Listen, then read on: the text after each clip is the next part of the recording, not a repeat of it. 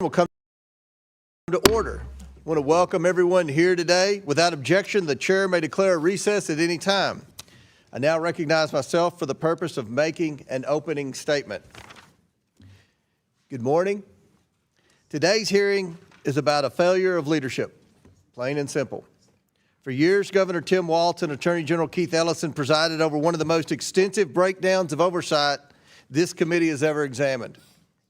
Billions of taxpayer dollars were stolen from social service programs while warnings piled up, whistleblowers spoke out, and state officials chose delay and denial over action. Federal prosecutors estimate that as much as $9 billion may have been stolen from just 14 Medicaid programs administered by the state of Minnesota. Those programs have cost taxpayers more than $18 billion since 2018, and investigators believe that half or more of that spending may have been lost to fraud. And that did not happen overnight. As our investigation has shown, it happened because state leadership failed repeatedly to intervene. Governor Walz has claimed his administration addressed fraud, and I quote, very early, unquote. But that claim does not hold up to the facts. His administration kept payments flowing. In January, the first hearing of this series, we heard from Minnesota state representatives who made clear this fraud was not hidden. It was known, documented, and repeatedly brought to the attention of state leadership.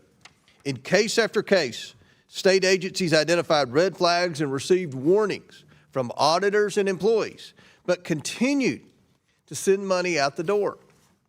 Not because they lacked authority to intervene, but because they feared lawsuits, bad press, and political backlash. While Governor Walz hesitated, taxpayers lost billions. Attorney General Ellison has likewise claimed his office was aggressively holding fraudsters accountable, but when his statements were tested against the record, they fell apart. In the Feeding Our Future case, Governor Walz and Attorney General Ellison publicly suggested that courts forced the state to continue payments. The judges in that case took the extraordinary step of publicly correcting them. The truth is the state made a choice once again to keep sending the money out the door. The Feeding Our Future scandal alone involved nearly $300 million stolen from programs meant to feed children during the pandemic. We're talking about fake invoices, meals that never existed, luxury cars, and overseas investments, all paid by the American taxpayer. Today, dozens have been convicted. The fraud was real, the warning signs were obvious, and state leadership failed to act. The same pattern repeats across Minnesota's social services system. In the Child Care Assistance Program, providers racked up dozens and in some cases more than 100 violations and still collected millions. Facilities shut down and reopened the same day under new names at the same address. This went on for years. Housing Stabilization Services, a program expected to cost $2.6 million annually, exploded to over $100 million a year. Federal prosecutors have described it as, and I quote, easy money. Providers billed services never delivered while the Walz administration failed to intervene until federal agents showed up.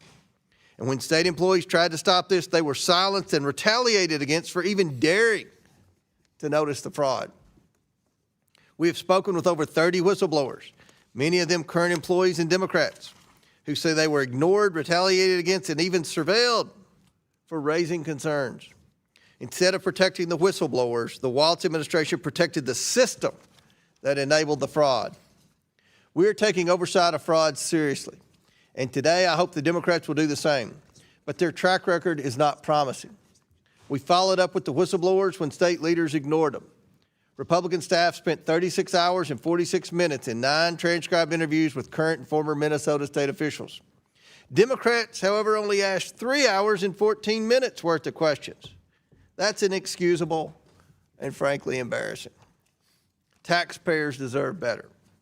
We are working with the Trump administration, which is taking a whole-of-government approach to stop fraud before money is stolen.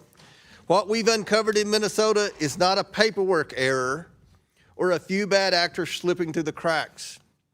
It is sustained failure of leadership.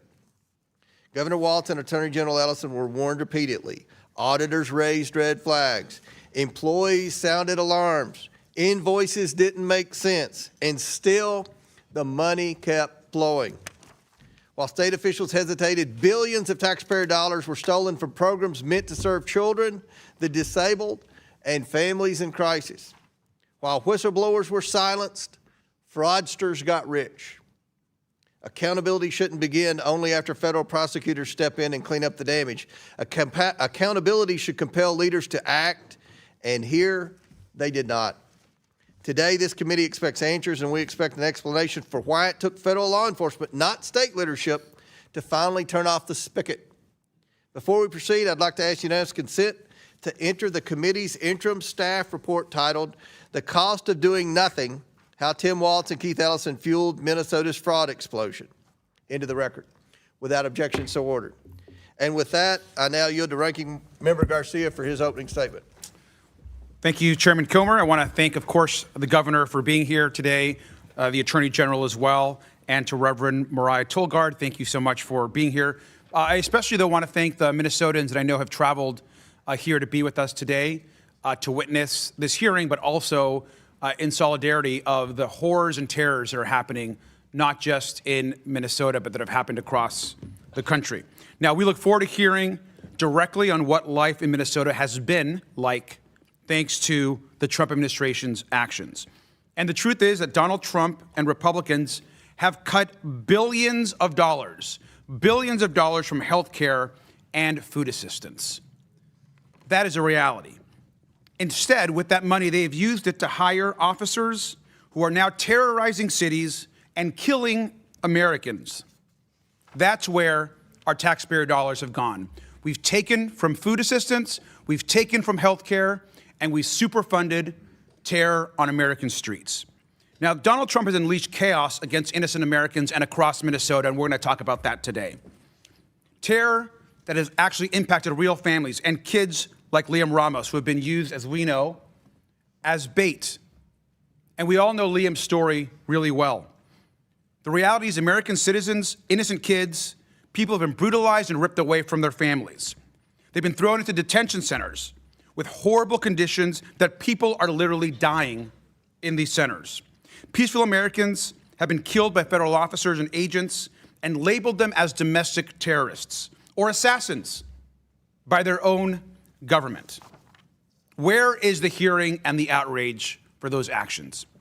Now, Alex Preddy, as we all know, a VA nurse, was peacefully exercising his First and Second Amendment rights when he was pepper sprayed, tackled, disarmed, and then shot repeatedly in the back.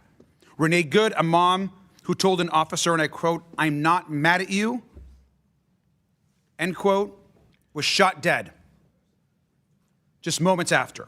And this pattern of violence and lawlessness we've seen, of course, all over the country. Now, our committee and Democrats have documented over 590 cases of suspected misconduct by President Trump and Kristi Noem's immigration and enforcement agents across the country, not just in Minnesota. There's been 240 incidents of violence or concerning use of force, and 181 have involved United States citizens. Now, we've heard testimony that ICE's training has actually completely changed and now actually teaches our agents to violate the rights of American citizens. That's what we're teaching now to federal agents. And this is just the tip of the iceberg. DHS and ICE are out of control and must be held accountable by the Congress. Now, Oversight Democrats have been partnering to hold hearings to investigate these abuses, to hold DHS Secretary accountable, Stephen Miller, Greg Bovino. And make no mistake, this is Donald Trump's personal police and military force he is unleashing on American streets. Now, the hearing that we have today is going to build on those investigations.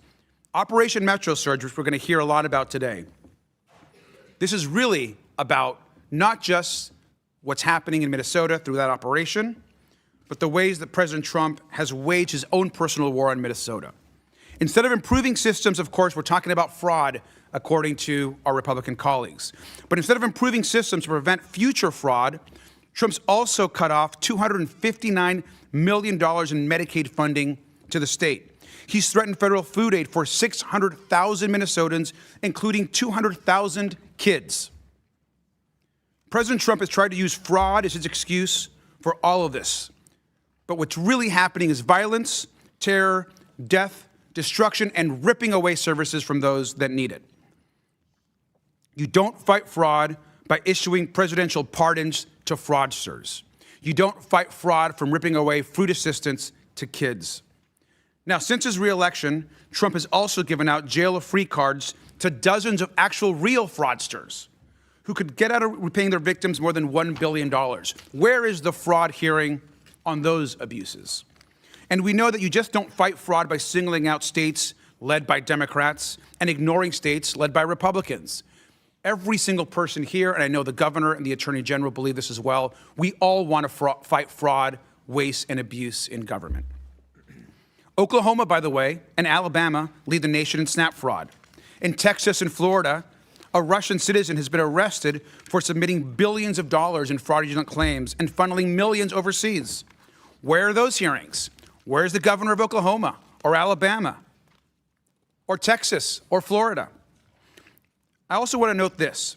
Because of the Trump administration's illegal and unconstitutional actions, we know there is now 31 of 64 lawyers at the Minnesota U.S. Attorney's Office that have left. That is stunning. The lead attorney responsible for pursuing these fraud cases has left because the Trump administration ordered them, if we know, to investigate Renee Good's widow, not her killer. They were ordered to investigate Renee Good's widow, not her killer. If the president cared at all about fraud, we would not have all of these officers with all this illegal behavior on Minnesota streets. And we should remember that the Trump administration tried to use Operation Metro Surge as leverage to seize Minnesota's voter rolls. The Trump administration was never serious about addressing fraud in Minnesota. Instead, they've been interested in election conspiracy theories, in terrorizing kids. And they've accused the governor and attorney general of covering up fraud only to investigate them and turn up actually no evidence. What they're trying to do is convince Americans that there's a good reason for violence, for killings, and for violations of the law. That's not acceptable, and we're not going to take that here today. I want to thank our witnesses again for being here, and I yield back. Ranking member yields back. I'd like to welcome our witnesses. First, we have Tim Walz, governor of the state of Minnesota. Governor Walz first took office in January 2019. Next, we have Keith Ellison, Attorney General of the state of Minnesota. Attorney General Ellison also first took office in January 2019. Finally, we have Reverend Mariah Furnace Tolgard, Senior Pastor, Hamlin Church United Methodist. Thank you all so much for joining us today, and we look forward to your testimony. Pursuant to Committee Rule 9G, the witnesses will please stand and raise their right hand. Do you solemnly swear or affirm that the testimony you're about to give is the truth, the whole truth, and nothing but the truth, so help you God? Let the record show that the witnesses answered the affirmative, and please take a seat. We appreciate you being here today and look forward to your testimony. Let me remind the witnesses that we have read your written statement and they will appear in full in the hearing record. Please limit your oral statements to 5 minutes. As a reminder, please press the button on the microphone in front of you so that it's on and the members can hear you. When you begin to speak, the light in front of you will turn green. After 4 minutes, the light will turn yellow. When the red light comes on, your 5 minutes have expired, and we would ask that you please wrap up. I now recognize Governor Walz for his opening statement. Governor. Thank you, Chairman Comer, Ranking Member Garcia, members of the committee. I'm proud to be here today as the governor of the great state of Minnesota. Under my leadership, Minnesota has dedicated its resources to ensuring that all Minnesotans can live dignified and full lives with access to top-notch public schools, quality health care, good jobs. Thanks to these initiatives, Minnesota has been ranked as one of the best states to raise a family in, one of the best states to find a job in, and one of the best states to live in. Although Minnesota's programs have overwhelmingly achieved their intended purposes, they're not immune from fraud. I'll be the first to acknowledge that. But let me be clear. In Minnesota, if you defraud public programs, if you steal taxpayer money, we'll find you, we'll prosecute you, we'll convict you, and we'll throw you in jail. In this anti-fraud mission, we keep good company. Across the country, our nation's governors work hard every single day to combat fraud in their programs. But even as we confront issues similar to our sister states, The people of Minnesota have been singled out and targeted for political retribution at an unparalleled scale, including blocking Medicaid reimbursements to our state just last week.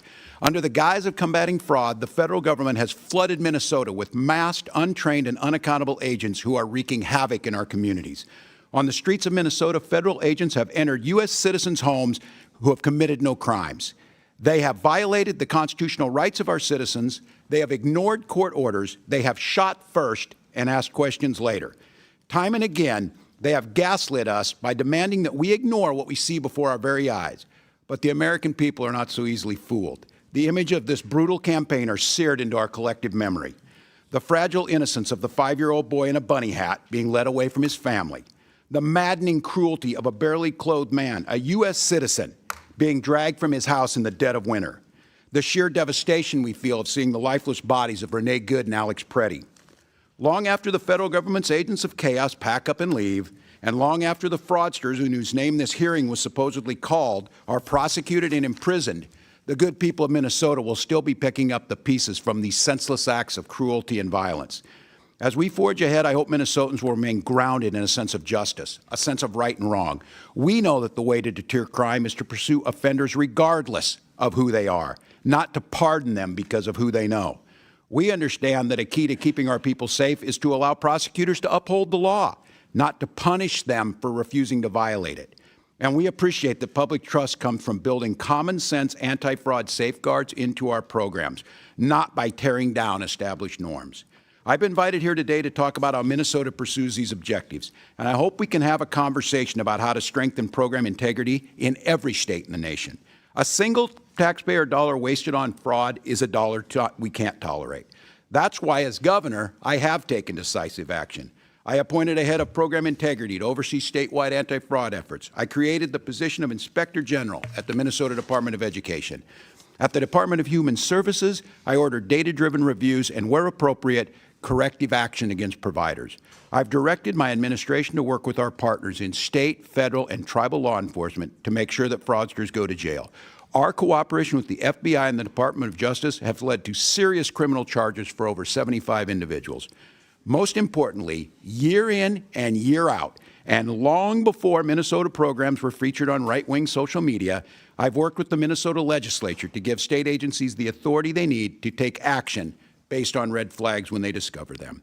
There's undoubtedly more to do. We'll continue to do the important work of combating fraud, but as we do so, we're going to remain true to Minnesota principles. We will feed our hungry children. We will help the poor afford health care. We will assist people with disabilities while also keeping fraud in check.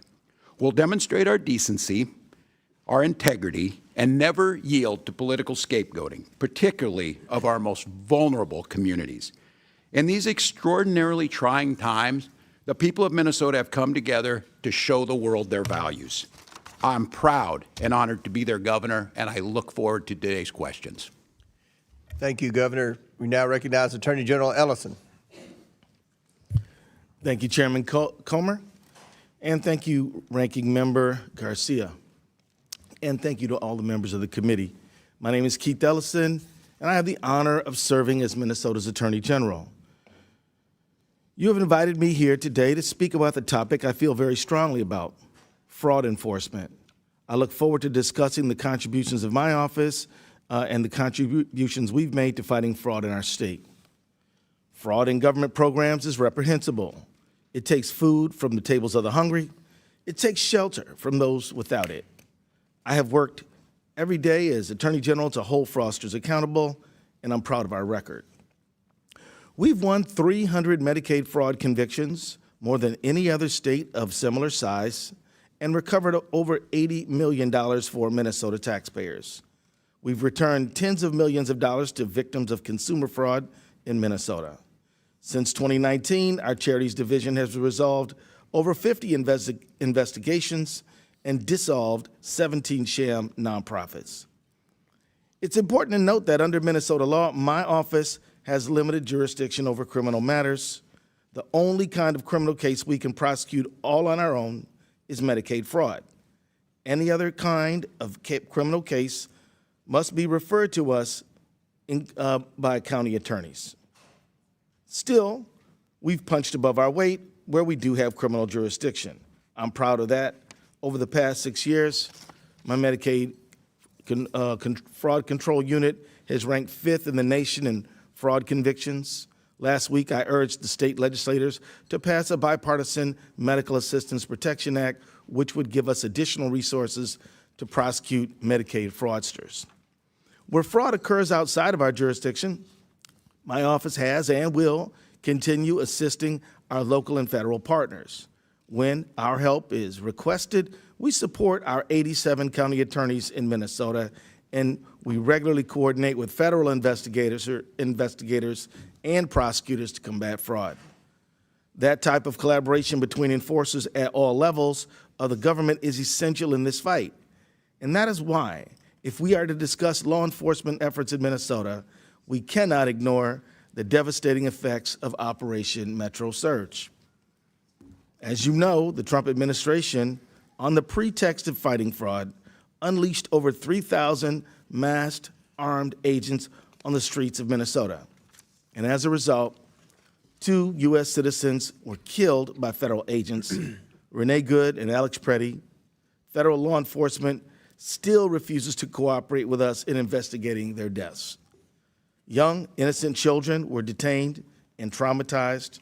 Schools and businesses were forced to close, costing countless families their jobs, their livelihoods, their education, and costing our state hundreds of millions of dollars in economic damage.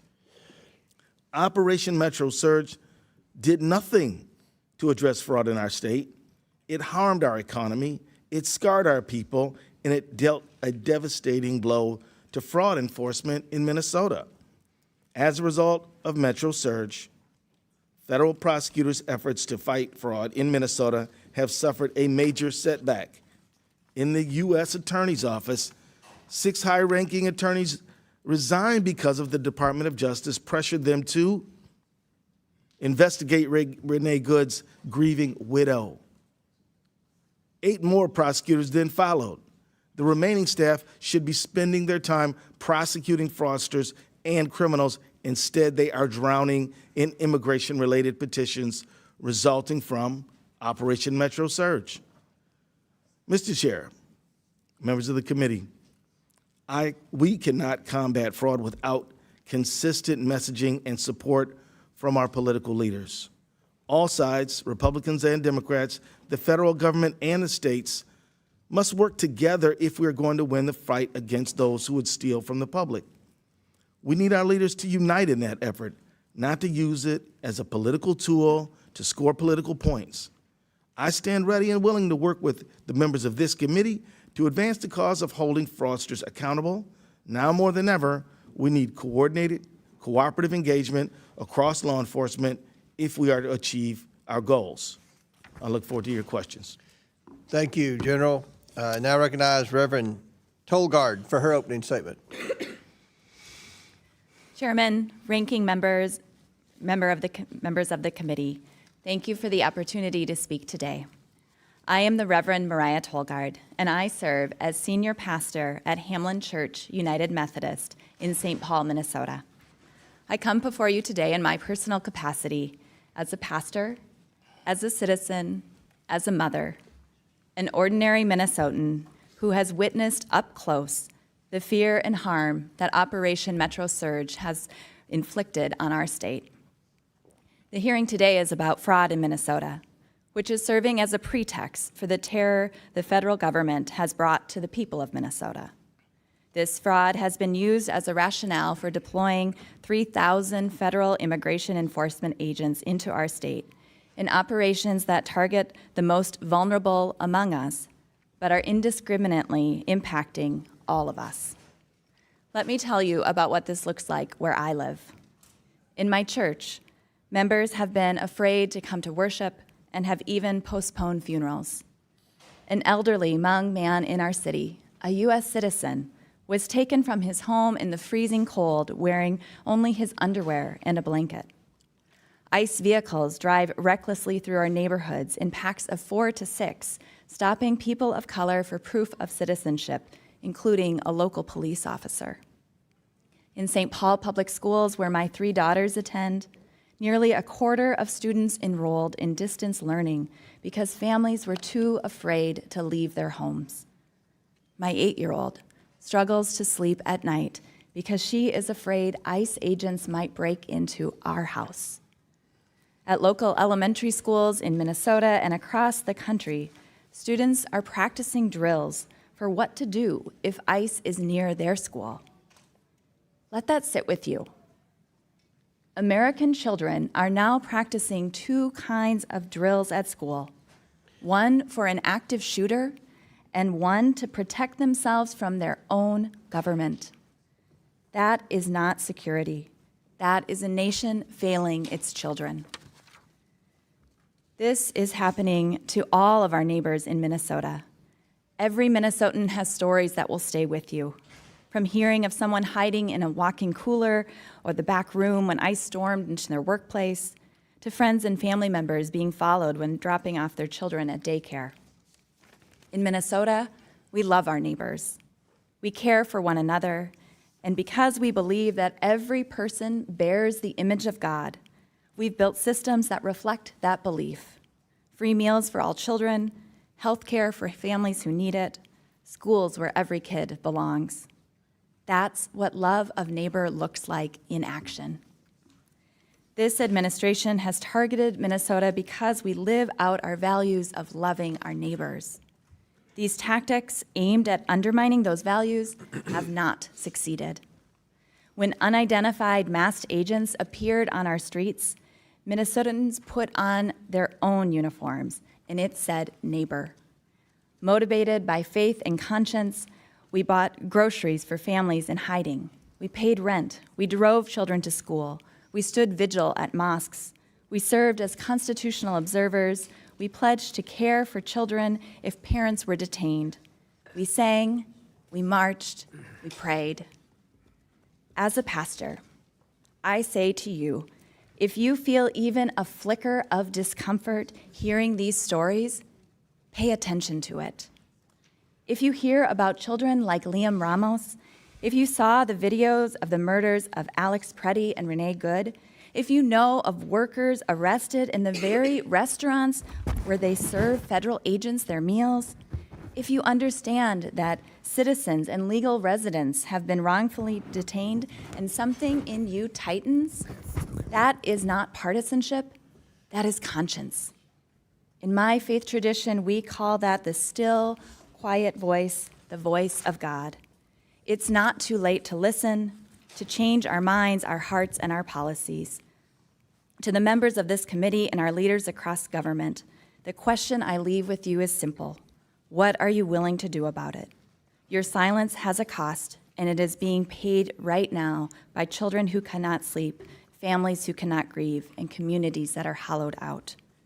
To Americans across the country and those watching from home, and particularly to the families still too afraid to leave their houses, there are more people fighting for you than you know. Jesus teaches us in Matthew 25, whatever you do for the least of these, you do unto me. History will tell its story about us, but long before then, our own souls will know whether we stood with them or turned away. No nation can build a true future on the terror of its own people. Security built on fear, security will shatter the first time it is tested. Only a community that chooses love of neighbor over fear will endure, and that is still within our power to become. Thank you for allowing me to share our story. I am deeply proud to be a Minnesotan. Thank you. Without objection, Majority Whip Tom Emmer from Minnesota and Representative McCollum, also of Minnesota, are waived on to the committee for the purpose of questioning witnesses at today's committee hearing. Without objection, so ordered. And now,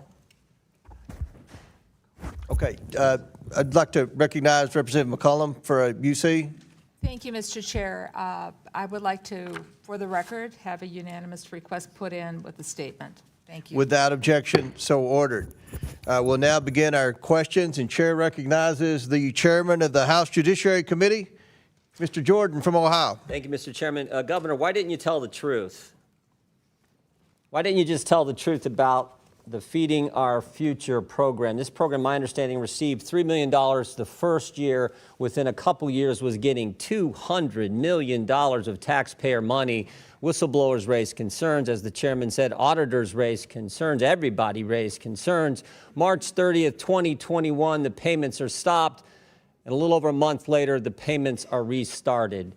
Why didn't you tell the truth about why you restarted the payments? Well, Chairman, we did tell you. And Feeding Our Future grew because of the pandemic. And I didn't ask that question. I said, why didn't you tell the truth about why you restarted the payments? The payments stopped because there were concerns, obviously. It wouldn't stop the payments. Then they're restarted a month later. What was the reason for restarting the payments? my understanding was the agency believed that the court had required them to make those payments. And that was false, wasn't it? You repeated think that. that You is- said that, didn't you? You I said that's don't why the think- reason you said the reason you restarted is because the court ordered you to do so. Is that right? I don't believe that is settled yet, to the best of my knowledge. Well, I think it is, because the court did something that I just don't. I don't know if I've ever seen it. They issued a statement saying you were wrong in what you were saying. This is from the court. It says, Feeding Our Future versus Minnesota Department of Education, correcting reports and statements by Governor Tim Walz concerning orders issued by the court. Here's what the judge says. Governor Tim Walz told the media that the Minnesota Department of Education attempted in payments to FOF because of possible fraud, but that Judge Guthman ordered payments to continue in April 2021. Next sentence. That is false. So you said something that wasn't true. He further states this, Judge Guthman, the court says this, Judge Guthman never ordered the Department of Education to resume payments to Feeding Our Future in April 2021 or at any other time. So I want to know, why didn't you tell the truth? Congressman, the attorneys at the Department of Education interpreted that differently. Both of those judges are no longer on the bench, and I think that Let me just read the very interpretation. first sentence. The first 7 words. This is not some unnamed source talking to the New York Times. This is not some anonymous source talking to whatever your Minnesota Star Tribune or whatever your paper is. This is the court speaking. First sentence, first 7 words. Due to inaccurate statements by the governor, Ramsey County District Court judge has issued and authorized this following news release. That's pretty straightforward. So the court's lying?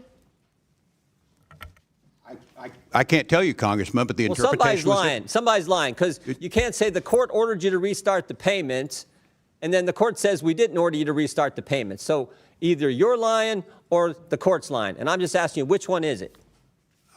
I just simply know what the attorneys at the agency believed, that it was a misinterpretation. Could And it I would be- note that those Could it payments. be you were trying to hide behind the court, Governor? Could that maybe be the reason why you issued the statements you did and why the court had to do something you never see done before? They issue a press statement saying you're wrong. The governor is wrong. His statement is, their words, not mine, false.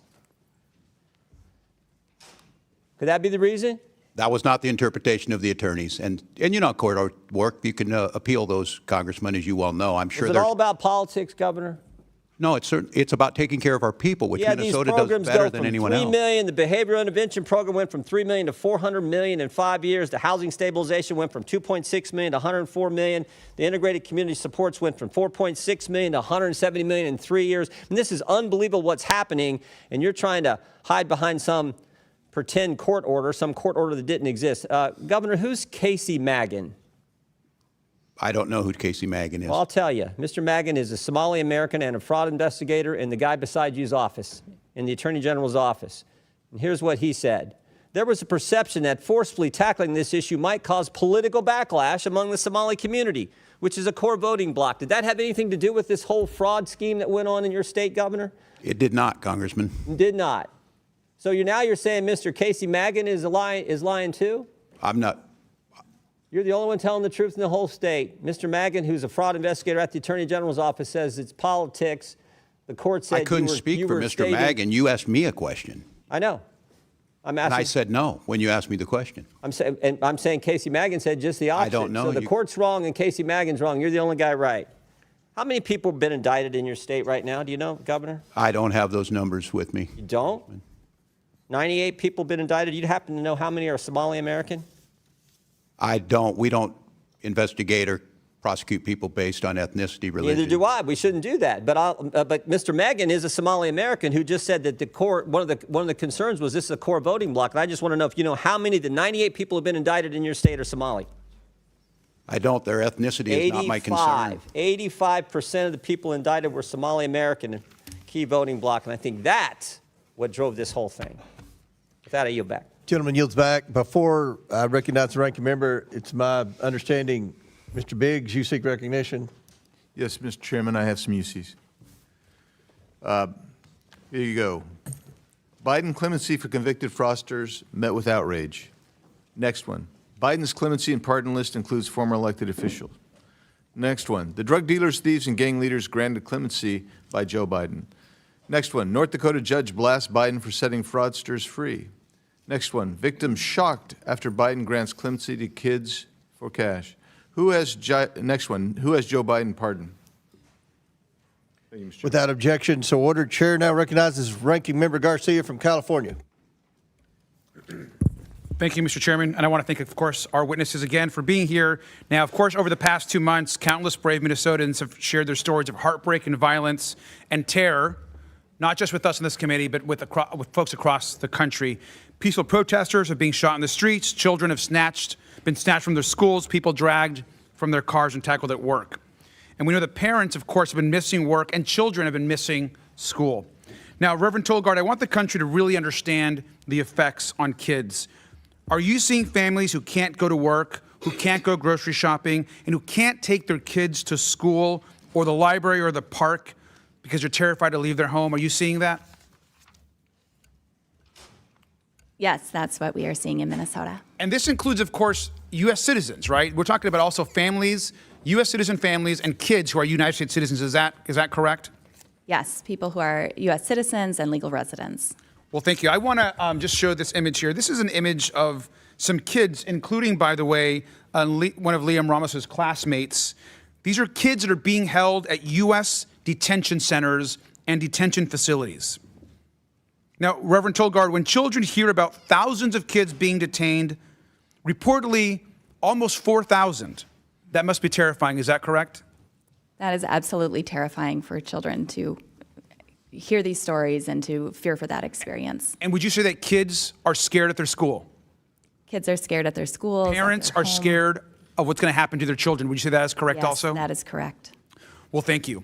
Now, we're discussing the violence and brutality that's happened, and I want to show another image that's kind of difficult, I think, to see, but I think it's important for the American public to continue to see it. Now, this is the driver's seat of Renee Good's car seat after an ICE agent shot her dead.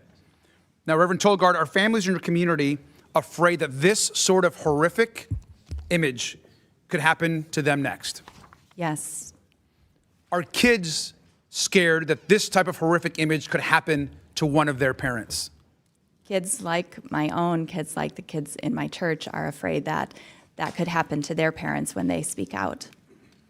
And let's remember that an ICE agent specifically told a protester, have y'all not learned from the past couple of days?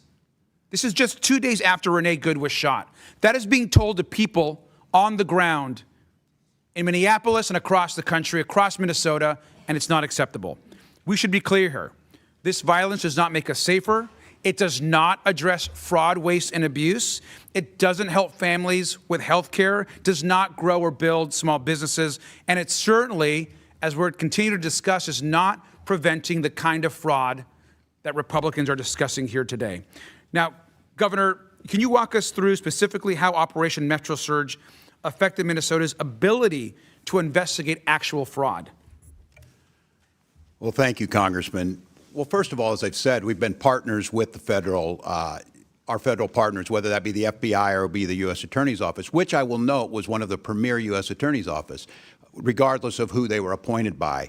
Right now, those lead investigators and basically that whole team has left that office. They've not been filled back in. The U.S. Attorney himself was in front of a federal judge yesterday on contempt issues of that office not working together. Now, look, we're going to prosecute, as we have, every single person that's involved in fraud, but we can't do it alone. The Attorney General's office is doing everything they can. He has consistently come and asks the legislature for more money, more of the investigators he needs. But right now is the backlog at the U.S. Attorney's Office is being challenged by the federal courts. It makes it more difficult for us to get those cases over to them. But the good news is the Minnesota Bureau of Criminal Apprehension is continuing to do those. We got a conviction this week. Those are things that'll continue on. And while we need to put in all the safeguards, we need to, as you heard the Attorney General's opening statement, if we partner together in this, our chance of defeating this fraud is that much higher. But right now, it's stymied. There's no investigators over there. There's no U.S. attorneys. The FBI has been decimated, and it's very difficult. And that right there, the American public needs to hear. I mean, it's completely outrageous what's happened to those that are actually trying to take on fraud in Minnesota and across the country. Those offices have been decimated, and there's no support, not acceptable. And Governor, finally, there appears to be actually no evidence that ICE and DHS reign of terror in Minnesota that continues has actually prevented any fraud. Is that your assessment, sir? That's correct. What you saw on the streets didn't do anything to it. And we've actively asked, if you have folks who can help us, if you have folks who are good at the forensics, if they can help us do this, we want you there, as we have for the last 7 years that I've been governor. We partnered together and convicted people. Thank you. And with that, I also, just for the record, want to introduce our report as well. Today, the Democratic staff released it as well as far as it relates to this hearing and Operation Metro Surge. So thank you, Mr. Chairman. Without objection to order, Chair now recognizes our Majority Whip, Representative Emmer from Minnesota. Thank you, Chairman Comer, and actually thank you, Governor Walz and Attorney General Ellison, for appearing before the committee today. Gentlemen, let's see if we can agree on at least one thing today. Today's hearing is titled Oversight of Fraud and Misuse of Federal Funds in Minnesota. Can we agree that this fraud is a serious thing, Governor Walz? Yes or no? Can we agree on that? Yes, any fraud is serious. Thank you. Because it's interesting that you and I agree that it's a serious thing, considering the man sitting next to you, your Attorney General Keith Ellison, just 2 months ago said, quote, "This is a political matter. This is not a serious thing," end quote. Attorney General Ellison, is there an organized crime ring operating in Minnesota?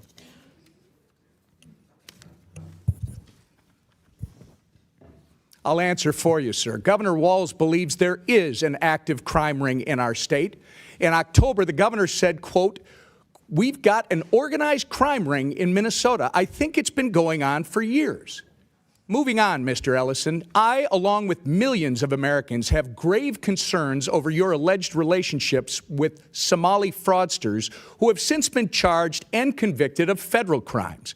I'm sure you are aware that over 90% of the defendants charged in the Feeding Our Future fraud case are of Somali descent. In fact, you have personal knowledge of these people. There's a 54-minute audio tape of your meeting with these criminals in December of 2021. And during your meeting, they complained to you about increased scrutiny of their nonprofits, and you told them, quote, "Of course I'm here to help," end quote. It's on the internet. Anyone can listen to you say that. Since then, you claim you were not aware of their crimes in the $250 million Feeding Our Future scheme, the largest pandemic fraud case in the nation. But just weeks after your December 2021 meeting, the FBI executed search warrants that you never would have requested in the Feeding Our Future fraud investigation. Now let's fast forward to September of 2022, 10 months after you met with the Somali fraudsters. Your office issued a press release stating, quote, "Minnesota Attorney General Keith Ellison and his office have been deeply involved for 2 years in holding Feeding Our Future accountable," end quote. So according to your office, sir, you have been deeply involved in the Feeding Our Future case since September of 2020. That actually sounds like you are saying that at the time of your infamous meeting with the Somali fraudsters, you were already aware of the allegations of fraud. When you had this meeting in December 2021, did you know, sir, about the long-running FBI investigation into Feeding Our Future? Yes or no? Mr. Chairman, Representative Emmer. Reclaiming my time. When did you personally become aware of the FBI investigation? That's all I'm asking. Representative Emmer, as you know, I have addressed this issue many times. All right. I have- Reclaiming my time. In that same meeting with the fraudsters, Mr. Attorney General, you took aim at the Minnesota Department of Education. You stated that the Minnesota Department of Education had fought the nonprofit in very disgusting ways, in a very racist, xenophobic, and Islamophobic manner. You actually asked for the names of all these folks who are just hung up and offered to call the Minnesota Department of Education to, quote, demand some explanations. We now know that when you made these comments, the Biden DOJ was working with the Minnesota Department of Education and that their work exposed the massive fraud ring. Pretty bad look for you, sir. Either you were oblivious to what was going on under your nose, or worse, you were trying to obstruct the work of the Minnesota Department of Education. So I can see the time is getting short. Mr. Chairman, we are left with two questions. One, what did Governor Walz and Keith Ellison know about the fraud? And two, when did they actually know it? I would suggest that if they do not give direct and truthful answers to both these questions at this hearing, then they both need to be put under oath in a deposition. This is a serious thing, Mr. Attorney General. You are the only one who thinks protecting taxpayer dollars is political. Mr. Ellison, my concern is that you actively obstructed this investigation in exchange for campaign donations, a quid pro quo. If these concerns are proven to be true, you should be disbarred and you should go to jail. I yield back. Gentleman yields back. Chair now recognizes Ms. Norton from Washington, D.C. Thank you, Mr. Chairman. It is critical that the federal government support people who need assistance with food, housing, and health care. Unfortunately, as long as the government provides these services, there will be bad actors trying to take advantage of them. We need to prevent and identify these fraudsters so that social services can reach those who need them.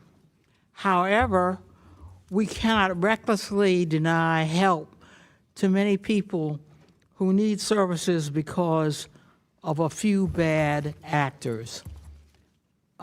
My Republican colleagues have now held 2 hearings to talk about fraud in one single state, but they have completely ignored the fact that the Trump administration is the most corrupt administration in history. If Republicans really cared about fraud, abuse, and holding criminals accountable, they would call them out. Donald Trump for firing 17 inspectors general. These internal watchdogs are the front line of rooting out waste, fraud, and abuse of federal agencies. The Trump administration has also retaliated against whistleblowers and allowed administration officials to engage in serious conflicts of interest that often cross the line into outright corruption. We need inspectors general, whistleblower protections, and rules prohibiting conflicts of interest to protect federal programs and make sure that people can get the services they need. Across the country, Americans are struggling to afford their health care, premiums, and groceries. The Trump administration should be strengthening the social safety net, not cutting the safeguards that catch the fraudsters taking advantage of it. And I yield back. Gentlelady yields back. I'll now recognize myself for 5 minutes. Governor Walz and Attorney General Ellison, my questions are going to be simple and direct. Governor Walz, you were inaugurated as governor on January 17, 2019, and have served in that role through 2 terms ever since, correct? That's correct, Mr. Chairman. During the time period 2019 and 2020, while you were serving as governor, isn't it true that state auditors and officials raised concerns about fraud and vulnerabilities in programs overseen by your administration? I can't confirm that, but I'm assuming we have always ongoing OLA. I'll take that as a yes. Those warnings were communicated to senior officials in your administration, including yourself, correct? I can't speak if it was directly. I think the correct answer to that would also be yes. Despite those warnings, you did not order a broad stop payment or suspension of payment in any program at that time, correct? We're not going to stop payments of Feed Children until we have the proof that things happen. In 2019, we did start taking action. I went to the legislature. That legislative Governor session. Walz, when fraud concerns were raised early in your tenure in the Child Care Assistance Program, did your administration stop payments at that time?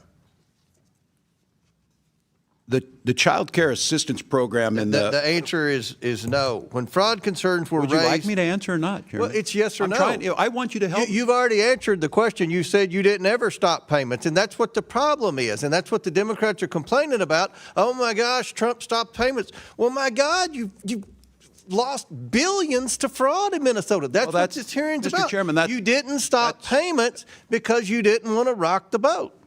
And when fraud concerns That's not were correct, raised... Chairman. When fraud concerns were raised in Medicaid, home and community-based services, did your administration stop payments? No, you did not. When fraud concerns were raised in non-emergency medical transportation, did your administration stop payments? Chairman, if I could mention what a stop payment meant by what the administration did last week is 400,000 children without health care. Are you stopping payment if one person? We believe that's your fault and the Attorney General's fault, because you do nothing about fraud, even though everyone in America sees our Medicare with their error rate own is eyes lower than your the state's. fraud. You have been defrauded. You have not been good stewards of the taxpayer dollars. And the Democrat position is, well, keep the money flowing. The American taxpayers have had enough. I think that's a They've fair had enough. uncharacterization. They want their taxpayer dollars spent wisely. We all support social That's programs not a fair to the vulnerable. characterization. But if you're going to waste the money to fraudsters, then we have to stop and recalculate. We're not. We're putting them in jail when we can, Chairman. And some of these programs are crafted in such a way that there's a procedure to follow. And I'm with you. $1 is too much. I don't think there's a lot of difference here if you want to help us get at this. The question is it a sledgehammer or is it a scalpel? I understand there's no political upside. Well, let's get into what we've talked. You eventually did pause payments in certain programs, but that wasn't until late 2025 after the federal government stepped in. Is that correct? I don't think that's a fair characterization of stepped in. We've been partners in this and working on them. But Let's move on. And that decision occurred only after large-scale fraud had already taken place for years. Now, Governor Walz, employees inside state agencies raised concerns about fraud and improper payments for years. Is that correct? inside agencies, we've been prosecuting them for years. Yes. But they have raised concern. Agencies have raised concern about fraud in Minnesota, correct? For Each years. of those, yes, when they do and they're prosecuted. Yes. Some of those employees faced retaliation after raising those concerns. Is that correct? That is not correct, Chairman. Okay. Minnesota has strong whistleblower protections. Attorney General Ellison, you are the chief legal officer of the state of Minnesota, correct? Yes. Your office advises agencies on compliance with federal and state law, correct? Yes. Retaliation against whistleblowers reporting fraud is unlawful, correct? That is right. At any point during your tenure, did you tell state agencies to stop payments due to credible fraud allegations, yes or no? Sir, we prosecuted over 300 people in the Medicaid fraud area. 300, I would predict is a drop in the bucket, but you've never said to stop payments. That's it's one of the highest rates in the country, sir. Well, you have one of the highest fraud rates in the country in Minnesota. That's not true. And my office doesn't have the authority to do a stop payment. We prosecute criminals when they're presented us by the agency. So the answer is no, unfortunately. No one's ever from your office said to stop payments until we can get the fraud under control. So to summarize, you both knew about fraud, risk, and payments continued. Our investigation has shown that whistleblowers who were alerted about the widespread fraud were ignored, sidelined, and even retaliated against. Only after federal authorities ultimately stepped in did you take any action. It's not this committee's responsibility to decide guilt or dole out punishment. But it's clear there was a massive failure of oversight and, quite frankly, a failure of leadership. One wonders whether either of you should bear some personal responsibility for the billions of dollars siphoned off by fraudsters under your noses in the state that you led. Again, this isn't for the committee to decide, but based on your answers today and apparent failure to take any responsibility, still the answer to that question has become abundantly clear.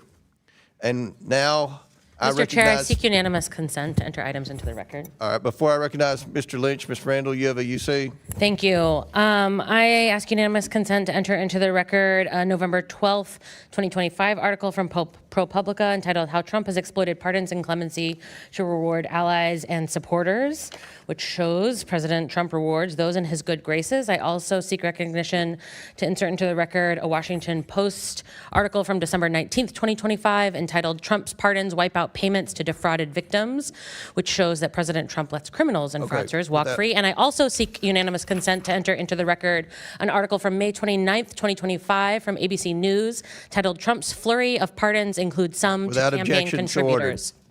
And Ms. Presley, we'll do one at a time. We'll go to Mr. Lynch, then I'll recognize you. Mr. Lynch from Massachusetts. Thank you, Mr. Chairman.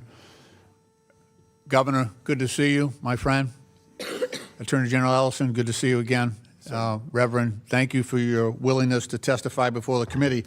I want to shift gears here a minute, and I want to focus on ICE.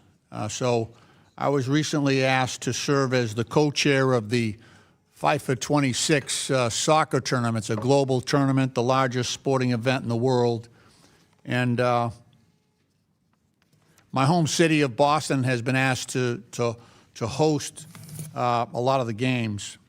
In Boston, we'll host teams from Morocco, Ghana, Bolivia, Iraq, Scotland, France, England, and Suriname. We'll also host over 3 million foreign national visitors who are coming into Boston for these tournaments. And we recently learned from the Trump administration that ICE will play a key role in the security operations during those games. So we've got all these people flying in, foreign nationals, a lot of different countries, South America and elsewhere. Governor, since you've had direct and relevant experience on dealing with the Metro surge and the security operations of ICE, I was interested in getting your thoughts and your observations and any recommendations you might have to help us with confronting our experience or what we expect to see during these games with ICE coming in as well as so many foreign visitors. Well, as I think the world saw, and don't take my word for it, take professional law enforcement across Minnesota and across the country, the most unprofessional, aggressive force that I think you could imagine. And I was here in front of this committee and answered all your questions on June 12th. And I warned this committee what a masked group of folks turned loose in an American city could do. And if I'm not mistaken, I said someone could get killed doing this. And I just want to be very clear about this. When Tom Homan had to come in to clean up the mess of Secretary Noem and Greg Bovino, Secretary Homan himself acknowledged Minnesota follows the law, exactly as I told you in this committee. So my advice to you, Mr. Lynch, is to get very public, upfront commitments from these folks. While I disagree with Mr. Holman's views on many things, he's at least professional enough that he pulled the leash back and pulled these folks out of Minnesota after, again, misrepresenting the number of people they were detaining, misrepresenting before he got there exactly what Minnesota did. And I'm just going to name it on accountability. The Secretary of DHS, being chastised by Republican senators, added insult to injury to Minnesota, pouring salt in the wounds of the parents of Alex Preddy and Renee Good's family by not even apologizing or acknowledging. And if you want accountability, for one of the times, as far as I know, the attorneys know better, we are not being included in the investigation. And the actions that were taken of a gentleman who was shot in the leg was the night that Kristi Noem called me a domestic terrorist and said that this gentleman was attacking federal agents. Well, now we know the story. They lied. They are now under investigation, they being the federal agents. So look, I'm with you. I want your help on fraud. Why would I not want money to go to the programs I care deeply about, feeding people, clothing people, housing people? But what ICE did disrupted everything that we were doing. It disrupted our federal partners, and it forced our law enforcement agencies, who have worked hard to gain the public trust, to have the public believe in them. So my advice to you is, and especially when the world's coming to see this, let Boston's finest lead. Let the people of Massachusetts lead. Let the 10th Amendment stand for something and allow us to be able to do this. The people of Minnesota will hold us accountable if they don't feel we're doing a good enough job. But to demonize and retribution against a state, in the words of the president, in the words of the vice president, have done nothing. So, Mr. Lynch, the world should be looking forward to coming, but I would get it up front, and I would make sure that Boston's police department are in the lead. Thank you. Attorney General Ellison, we need coordination between law enforcement agencies. This is a big job. What are your views on that likelihood of cooperation from ICE? Well, I hope you get the cooperation that you need. In Minnesota, we don't have a good record of cooperation, which is interesting because so many times in the past, we have had great cooperation between local federal enforcers and local state ones, and we've just worked seamlessly. Nowadays, that has all changed, and that's quite unfortunate. Thank you, Mr. Chairman. I yield back. Thank you for the courtesy. Gentleman yields back. Ms. Presley? Thank you. I ask unanimous consent to enter into the record a February 2026 letter from 200 state lawmakers urging Congress to exercise its oversight authority and demand the administration immediately restore full child care funding that it had frozen for 5 states. Without objection, it's ordered. Chair recognizes Dr. Fox from North Carolina. Thank you, Mr. Chairman, and I thank our witnesses for being here.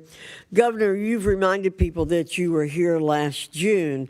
At that time, I reminded you that the Feeding Our Future scam made Minnesota ground zero for the largest COVID-19 fraud scheme in the nation. $250 million in federal taxpayer funds were taken out of the mouths of hungry children, and as the FBI noted, they were, quote, funneled into luxury homes, cars, and lavish lifestyles while families struggled. You assured me then that you wholeheartedly supported the federal government's effort to bring those responsible to justice. I appreciate your sentiment, but a person's actions matter more than their words. Governor Walz, when did you first become aware of the fraud in Feeding Our Future? A specific date, please. Well, Congressman, it's good to see you. And having served in your job for 12 years, I can tell you my job is a little different as governor for 7 years. I take a lot of meetings. I certainly wouldn't specifically state, but I think during that pandemic, I think by late 2020, we started to see the irregularities. They were flagged. And I will note that we cooperated. State officials were aware of the fraud in early 2020. So you're asking when I, in my office, the governor became good, and I don't have a specific date. Okay. But what I would say is we provided witnesses, documents, the U.S. Attorney and the FBI, and 79 of those people have been prosecuted going back to 2022. Okay. Well, when I was chair of the Committee on Education and Workforce, I issued you a subpoena in September 2024 because you and your administration were not forthcoming about how your administration, quote, failed to identify what has been described as the largest pandemic fraud in the nation, end quote. In September 2024, you were aware of the Feeding Our Future fraud and your administration's handling of it, correct? Yes or no? 2024? Yes, by that time we had already put people in jail and had extensively investigated. This committee has testimony that the Minnesota Department of Education briefed your office about the Feeding Our Future's draft lawsuit and litigation hold on April 28, 2020. Let me jog your memory. Is that correct? I can't speak specifically to that. And if it's it was April 2020. That means Feeding Our Future received a total of over $200 million in federal funds after you and your administration knew about the fraud concerns. Why didn't you stop sending money to Feeding Our Future as soon as the fraud concerns were raised? Congressman, as following the program, we notified USGA under the Trump administration's first term. We notified them, too, because it's a program administered out of USDA, and they were working to work through the process. Eventually, didn't you convicted. say you were fearful of political retaliation? No, from I the never said any FOF such founder? thing. I never said any such thing. Well, that's what we understood. You were afraid of political retaliation. So, given the size and scope of the Feeding Our Futures fraud, I think you and your administration would have been on high alert looking for additional fraud in the state. But after seeing the handling of Feeding Our Futures and its $250 million in fraud, it came as no surprise to learn that even more staggering amounts of fraud, estimated at up to $9 billion, were uncovered in the Child Care Assistance Program, the Minnesota Medicaid program, and other programs. How could you allow such massive fraud schemes in your state to get to this point? Congresswoman, we don't see anything by 9 million. Local press and everyone reports it about 300 million. But as I've said, if it's $1, it's too much.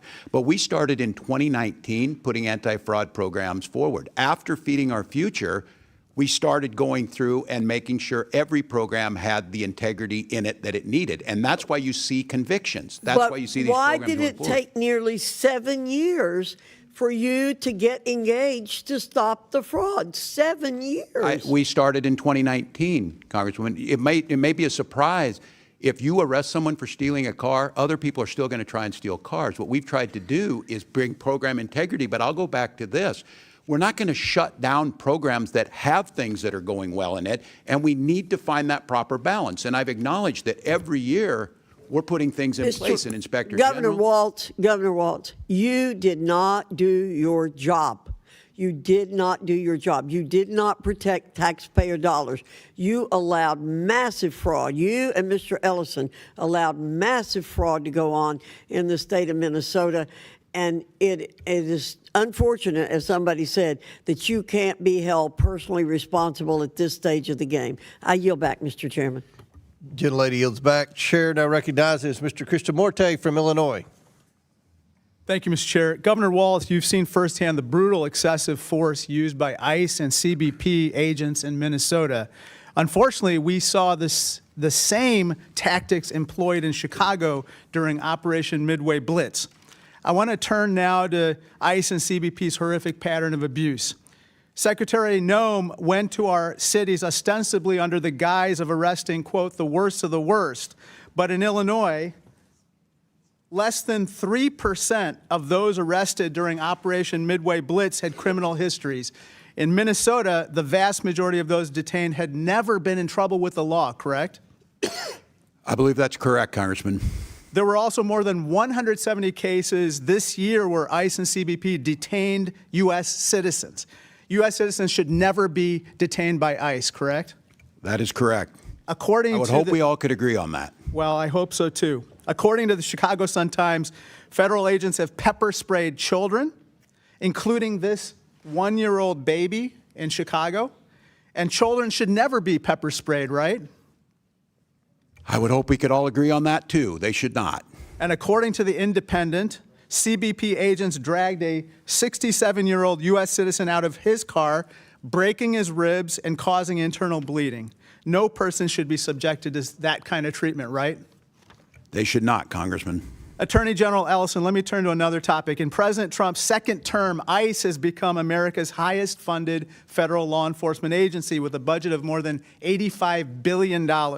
If ICE were an army, this budget would make it the 13th largest army in the world. Let's look at where that money has gone.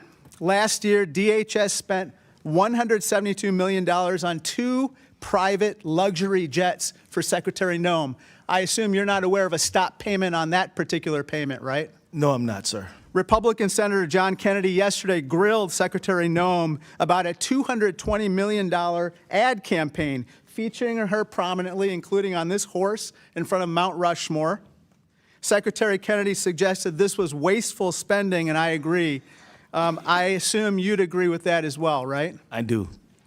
This gross misuse of funds must end now, and Secretary Noem must be held accountable. Not tomorrow, not next week, now. Chicago was ground zero for Secretary Noem's overreach when she launched Operation Midway Blitz. Chicago media reported that ICE and CBP agents had pepper sprayed a 1-year-old baby, shot at a pastor, harassed seniors, tased U.S. citizens, and even killed a person. It's clear that Midway Blitz was never intended to make Chicago safer. In December, ICE and CBP began Operation Metro Surge in Minnesota. Over 3,000 agents were sent to one state. There were military-style raids at child care centers, children kept home from school, adults postponing medical care. In Minneapolis, Renee Good and Alex Preddy, both U.S. citizens, were fatally shot by federal officers. It's clear that Operation Metro Surge was never intended to make Minnesota safer. But this is not isolated to just Illinois and Minnesota. Inside detention centers across the country, the suffering continues. Detainees report physical and sexual abuse, medical neglect, and pressure to self-deport. On top of that brutality, Kristi Noem is misusing funds to buy herself private jets and enrich her associates. Kristi Noem is testifying in the House Judiciary Committee today, but she must come before this committee to explain the rampant corruption and waste within her agency. DHS is out of control. There is no congressional oversight. I was denied entrance to ICE facilities twice in Illinois. There's no accountability. Secretary Noem has still not appeared before this committee, nor has she responded in a substantive manner to more than 12 letters I've sent her. There are no consequences. Noem is still the leader of DHS despite regularly breaking the law and abusing her authority. Secretary Noem must answer for her wrongdoing. For Jaime, my State of the Union guest, who raises his little sister after his father was coerced into self-deportation. For Chicagoan Marimar Martinez, who was shot 5 times. For my constituent Evelyn, an 18-year-old U.S. citizen who was wrongfully detained by ICE. For Renee Good, Alex Preddy, and Silverio Villegas Gonzalez, and all the other victims of ICE and CBP. For the American people. It's for all those reasons that, Mr. Chairman, pursuant to Clause 2K6 of House Rule 11, I move to subpoena Kristi Noem to testify before the House Committee on Oversight and Government Reform. This is for every family impacted by Kristi Noem's terror campaign. They demand answers, and so do I. A motion has been made. The committee will hold this motion in abeyance until the end of today's hearing. The committee will now proceed with today's hearing, and I want to remind everyone, I believe Kristi Noem's testifying in front of the Homeland Security Committee in the House today after testifying in the Senate yesterday. Chair, before I recognize Mr. Cloud, I believe Mr. Higgins has a UC. Yes, Mr. Chairman, I ask unanimous consent to enter into the record an interview from 2024, December 2024, the Minnesota Star-Tribune with Governor Walz, noting the federal investigation into the Early Intensive Developmental and Behavioral Intervention Program, the EIDBI program serving autism patients. Since its first year of inception in 2017, growing from 1.7 million per year to over 400 million per year. Unanimous consent. Yes, sir. Without objection, so ordered. Chair now recognizes Mr. Cloud from Texas. Thank you, Chairman. Thank you for holding this hearing. This hearing was designed to be a hearing looking into the massive expansion of some of the social programs and the fraud that was contained therein.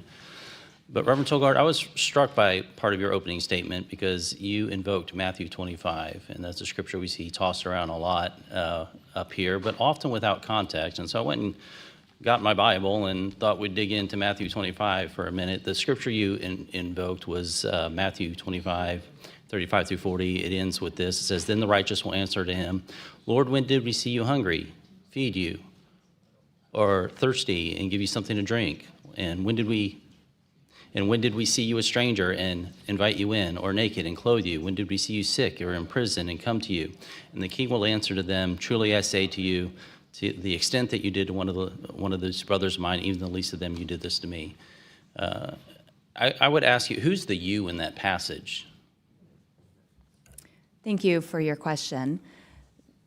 You, meaning all of us, the followers of Christ. Followers of Christ, right. In Matthew 24:3, it says, after Jesus was sitting on the Mountain of Olives and the disciples came to him privately, and then they asked him, that began this whole chapter. Now, what Christ didn't say was to lobby your government. He said, if you have, you give. That's the general biblical principle here.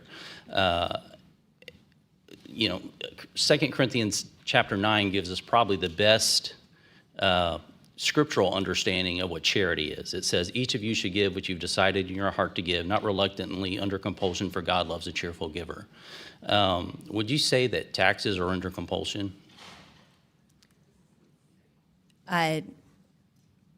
Taxes are not my area of expertise, but But are they given under compulsion? Do you pay your taxes? As a U.S. citizen, I pay my taxes. Yes, as we all because do. what happens if you don't? We don't have the services that we need to support our. What happens to you personally if you don't pay your taxes? You get in trouble. You get in trouble. I would say that's under compulsion. So if we're talking about what charity is, I'm always amazed in D.C. how much of we get to define our personal worth as a politician or statesman or whatever you want to call us by, how much of other people's money we give away. And so there's certainly a place for a social safety net potentially, but the idea that Matthew 25 is kind of used as a blanket statement. As a matter of fact, the parable that he gives right before that scripture that you go into is the parable of the talents, where you see someone, a business owner, go away and he leaves 3 employees in charge and gives them each a bit of investment. And 2 of them turn their investment into a profit, and one that turns it not into a profit, he does nothing with it, just sits on it. What does he call him?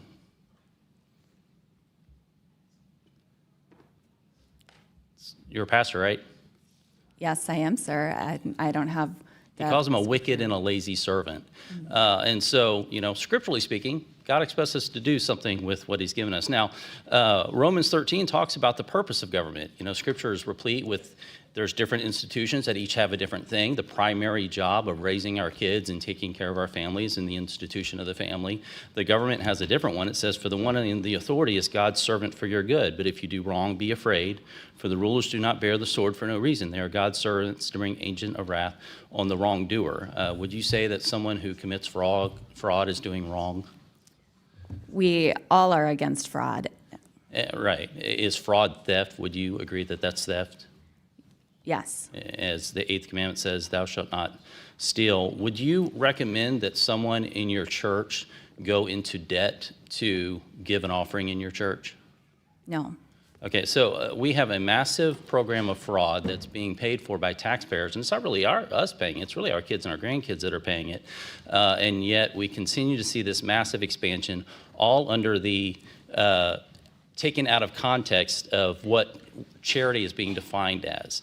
It's interesting, I find it odd that the left continues to bring up Matthew 25, because at the very beginning of that, right before he goes in that scripture that we talked with, it says, Matthew 25:32, all the nations will be gathered to him, and he will separate the people from one another as sheep and goats. He will put the sheep on his right and his goats on the left. And the king will say to those on his right, come in, you are blessed of the Father, take your inheritance to the kingdom. And those on his left, he will say, depart from me, you cursed, into the eternal fire prepared for the devil and his angels. So I would caution those who begin to use Matthew 25 to do so in the proper context, understanding that we have multiple biblical institutions and they each have a purpose. The context here is vast. Mr. Chairman, I'd like to submit the entirety of Matthew 25 into the record. Without objection? Mr. Chairman, I also have a unanimous consent item. Without object, does anyone object to? Thank you. It's a Huffington Post I hadn't article. recognized you yet, Mr. Does anybody object to Mr. Cloud? Without objection, so ordered. Now I'll recognize Ms. Randall. Thank you, Mr. Comer. I'd like to enter into the record an article from the Huffington Post yesterday. Troops being told Trump's been anointed by Jesus to cause Armageddon in Iran. Without objection, so ordered. Well, we do one. Let's recognize Mr. Connor, then I'll get Mr. Waukesha. Mr. Connor from California. Thank you, Mr. Chairman. Governor Walz, when I went to Minneapolis and was at Alex Preddy's memorial, I was struck that by the people there. I expected a lot of folks who were immigrants, and I expected or folks who were children of immigrants who looked brown like me. And there at the memorial were fourth and fifth generation Minnesotans, most of them white Americans, talking about how they faced tyranny, how when they go to church, they were being followed by ICE agents. When they'd go to give a meal to an immigrant, they were being followed by agents. And I just had so much hope for our country seeing them there. And I want to thank Minnesota, as a Californian, as someone who grew up in Pennsylvania, as an American, for their character, for their courage, for what they have modeled in a multiracial democracy. And my question for you, having served as a congressman, a governor, what is it about Minnesota that we can learn? What is it that leads to this kind of inclusive feeling about immigrants in our nation? Well, thank you, Congressman, and thanks for your work on many fronts. Look, I think Reverend Tolgard summed it up in getting at the heart of this. It's about the neighborliness and the care. And left to our own devices, I'm going to make the case, Minnesota, and by the way, I would remind folks, states have to balance their budgets. We're AAA bond rated, one of the states that's ranked the highest. We have a surplus, and we also have the highest rainy day funds, one of the strongest protections. So we understand fiscal responsibility, but we also understand this caring, this neighborliness. People saw their neighbor. I believe our politics can change with that idea of what the next door neighbor looks like. Now, I will have to tell you, Mr. Khanna, I was deeply concerned last year when the Vice President of the United States mentioned he can understand why people wouldn't want to live by somebody who's not like them, which seems to go against our entire ethos in Minnesota, whether it was the first wave of Norwegian and Swedish immigrants that came to Minnesota, German immigrants like my family, or whether it was Hmong coming after the Vietnam War, or Somali and other East African immigrants to our country. And I think it's this sense of working together. There's a reason that we rank at the top in healthcare. We rank at the top in personal incomes. We rank near the top in home ownership. We rank near the top in happiness. Because this idea that we're all in it together and that we believe everybody should have a chance. So I think it's an ethos, and it gets into our politics on the secular side. I believe as an elected official that I shouldn't give a sermon, but I should attempt to live one. And one of our politicians, Paul Wellstone, talked about we all do better when we all do better. And that's what we do. And I know that is true to a certain degree in other states, but I see folks making the claim that, well, you wouldn't have any fraud if you just cut all these programs, if you just zeroed them out. That is true. If we did not provide food for our children, no one would steal from that program. But there would also be a lot of hungry children. And what I'm asking for and acknowledging the accountability, we need to put program integrity in. So I think it's a neighborliness. I think it's a historical point about caring for your own. And I think it's a clear understanding that if your neighbor does better, you're going to do better. Well, thank you, Governor. And obviously, fraud matters and budgets matter, but what really matters right now in this country are values. And I really appreciate your sharing that. Attorney General Ellison, in the brief time I have, you know, I just want to be clear about Somali Americans, because when I was growing up as an Indian American, anytime someone who was of Indian origin did something wrong, every Indian American was concerned, you know, and I don't think people understand that. If you aren't a minority, how that makes you feel. I understand there were 80 or 90 people who were Somali Americans who were involved in this, but there are 100,000 Somali Americans at least in Minnesota. And statistically, from all the studies I've seen, it is just factually untrue that Somali Minnesotans or Somali Americans commit more fraud than white Americans or Indian Americans or other Americans. And could you just speak to this, because it is so dangerous? And I don't even think on the other side people are doing that on purpose. But if you aren't an immigrant, if you haven't lived that or a child of immigrants, you don't know what that makes you feel. And can you talk about the Somali experience in Minnesota? You know, the reality is the Somali community in Minnesota has brought great things to our state. They have opened businesses. They've gotten professional degrees. They are great neighbors who volunteer and help their neighbors. They have been a benefit to our state. If you pick out a few people who've done wrong, sure, you can do that, but I can guarantee you, you can do that in any ethnic group at all in the state of Minnesota or anywhere in America. Thank you. Thank you both. All right, before I recognize Mr. Higgins, I'll recognize Mr. Walkinshaw for unanimous consent. Thank you, Mr. Chairman. And first, I just wanted to make a quick correction. You said Secretary Noem is before the Homeland Security Committee today. That's not true. I'm a member of the committee. She was with us a couple months ago, but she's not scheduled.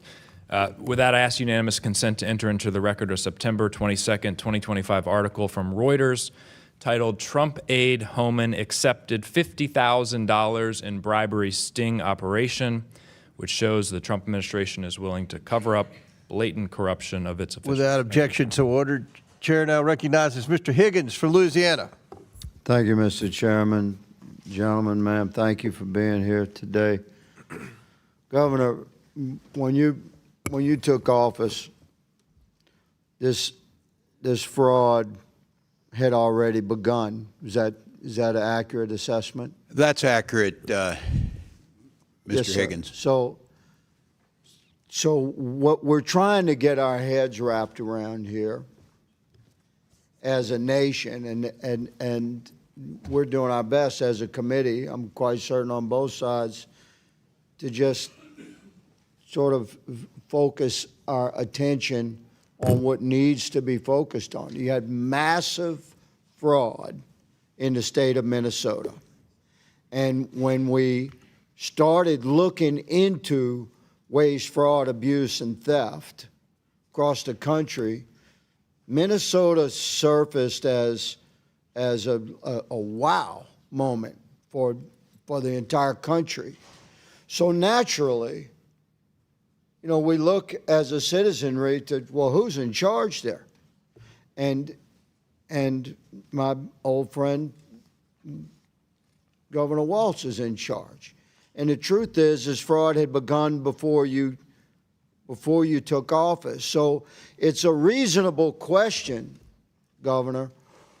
What you're noted in many interviews, I'm not going to go through them ad nauseum. You were aware of this level of fraud and investigations, and yet it seems like nothing was done until the Trump administration reestablished itself in a second term, and we began broad investigations into waste, fraud, abuse, and theft, and Minnesota popped.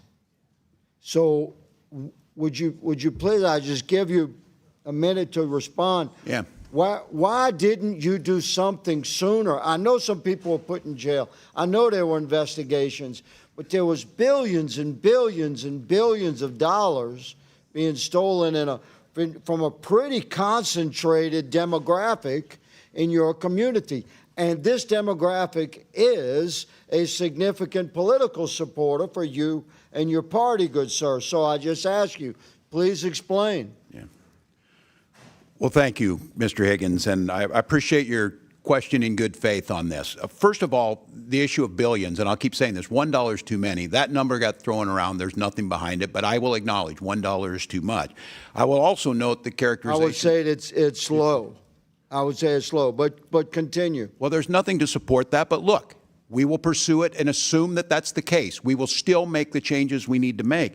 The characterization that nothing happened until the Trump administration came in is simply not true. We worked with them in the first administration where USDA didn't take action, and I think that's documented. The fact is, starting in 2019, I went to the legislature asking for— But you didn't pause payments, Governor. The pausing payments— And the criminal investigation, which I'm running out of time, I want to jump to. The way America sees this, Governor Walz, respectfully, sir, is that this money just continued to flow. There was a high awareness of this waste, fraud, abuse, and theft, like organized crime level theft, and it seemed to be slow rolled, and nobody stopped the money from rolling in. And the money's gone, been remitted overseas.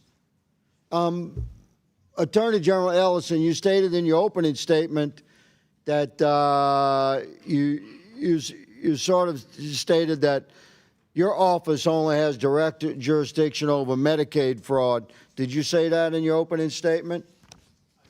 Okay, well, you seem to indicate that you don't have, like, criminal authority, but you do, don't you? Under your own law, you have authority if the county district attorney asks you to get involved, or if the governor asks you to get involved, then your office can take lead on any criminal investigation, specifically if you have particular staffing and capabilities within your office, because it's statewide, to look into organized crime. Is that not correct? Okay, so you have the authority to lead your state's effort to respond to this massive fraud at the state level from within the healthcare realm, where government money is being stolen at very, very high levels, unprecedented levels in your state. Are you leading that effort for the state of Minnesota? You're addressing it. Are you leading it? Are you leading the effort? We are leading the effort to prosecute Medicaid fraud in Minnesota. I'm not talking about Medicaid fraud. Don't hide behind that. You have the authority to prosecute anything criminally that the governor asks you to. And this thing is big. I'm giving you an opportunity, sir. Are you leading the criminal investigative effort into this massive fraud across the board in the healthcare spectrum in the state of Minnesota or not? We are following the law. And you are not leading. You're not leading. I'm going to say, Mr. Chairman, that the Attorney General of the state of Minnesota should resign. I yield. Thank you. Gentleman yields back. Before I recognize Mr. Frost, I want to, Mr. Waukesha, you were right. She's not testifying in Homeland Security. Kristi Noem's testifying in Judiciary. I knew she was here somewhere today, so you were right. I misstated the wrong committee. Chair now recognizes Mr. Frost from Florida. Thank you so much, Mr. Chair, and I have unanimous consent called Fraud Focus. Why is Trump granting clemency to convicted fraudsters? Without objection, so ordered. Thank you all for being here. The whole world has witnessed unprecedented and extreme immigration enforcement tactics this year in Minnesota. After the murder of Renee Nicole Good and before the murder of Alex Preddy, President Donald Trump posted on Truth Social that, quote, "The day of reckoning and retribution is coming." Governor Walz, the dictionary defines retribution as punishment inflicted on someone as vengeance for a wrong or criminal act. Based on what we've seen play out in Minneapolis, what is the problem with the President of the United States directing agents to carry out retribution? Well, yeah, thank you. And this is certainly troubling because under the guise of fraud, which we all want to tackle, we were subject to, as you saw, the largest invasion of a state by the federal government, I don't know, in certainly any of our lifetimes. And that infliction, to me, we're trying to figure it out. Look, we'll acknowledge, and we're fixing it in Minnesota, but I'm telling you, each of you are going to go back to your state, and if some of you think you want to be governor, you're going to deal with this, and these folks keep moving. The problem is, Congressman, this was about retribution. This was about singling out Minnesota, and I think, I'm going to just name it, I think it's singling out because our state works, and it provides things for people, and we care, and we mind our own business, and we respect our neighbors. And this retribution had nothing to do with getting the worst of the worst. We know that. It had nothing to do with stopping fraud. And we were subject, we being Minnesotans, for over 10 weeks. And I want to note, just before, and I'll yield back on this, Congressman, I think this is important to note. The gentleman from Illinois noted that Midway Blitz, the damage it did to Chicago. There were 500 agents on the ground in Chicago. Kristi Noem testified yesterday there's still 650 in Minnesota. It is not over. This is not ancient news. This is not looking like everybody moved on. Minnesotans are still experiencing this. It's bad for our communities and makes our people less safe. It's terrorizing our streets. Yes. Reverend, what has been happening in your community when individuals try to record federal agents? Thank you for your question. Individuals who have tried to record federal agents have been told they cannot.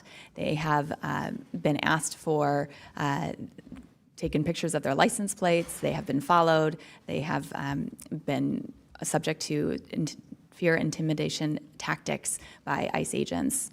And one of the only reasons that really the world knows about what's going on in Minnesota is because of our Constitution and the right to be able to record law enforcement and federal agents. Those videos and the videotapes have been in part the reason why we know what's going on. Trump administration officials have suggested that observing or identifying federal agents is, quote, doxing or, quote, assault. We know federal agents have followed observers to their homes. We know protesters have been pepper sprayed. We know people have been violently detained who were filming them without bystanders having cameras who know how the murders of Renee Nicole Good and Alex Preddy by ICE agents would have been handled by this administration.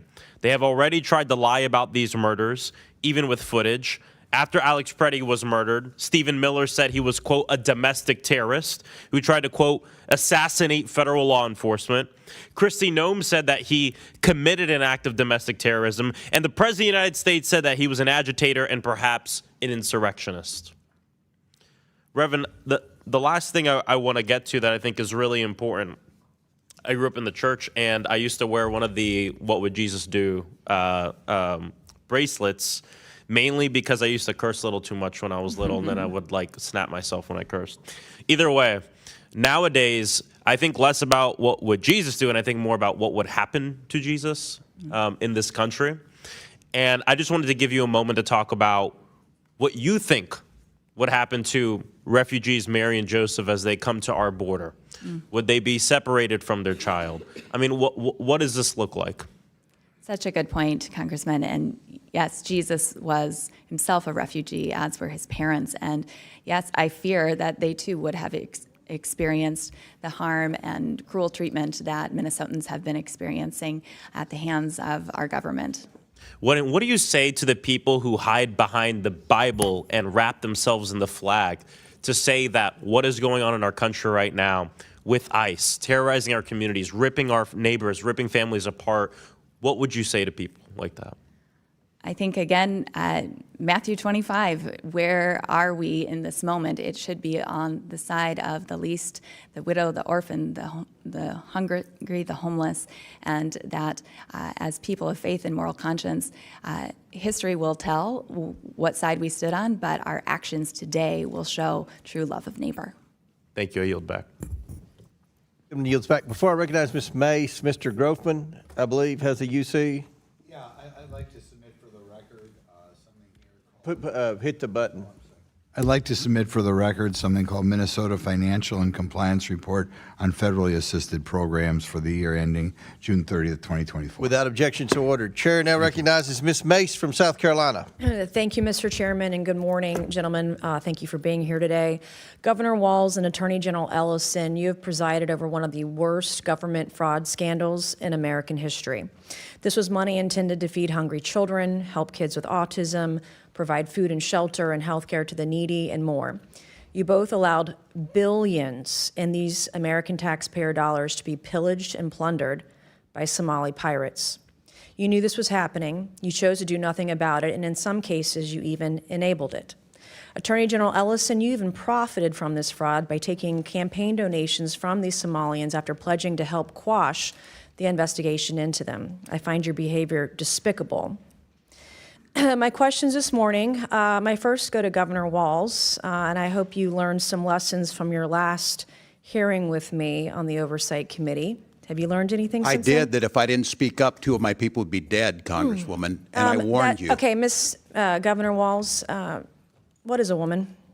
Have you learned that lesson? Do you know what a woman is?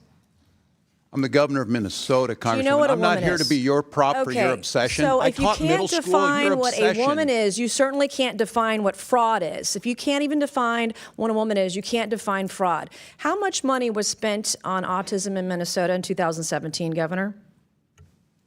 I don't have those numbers in front of me, Congresswoman. Did you prepare for this hearing today? Did you I do did. any preparation I take for this hearing Congress today? seriously. And you've seen the numbers about autism fraud in Minnesota. So we're going to do some Minnesota math with you today, okay? Are you ready?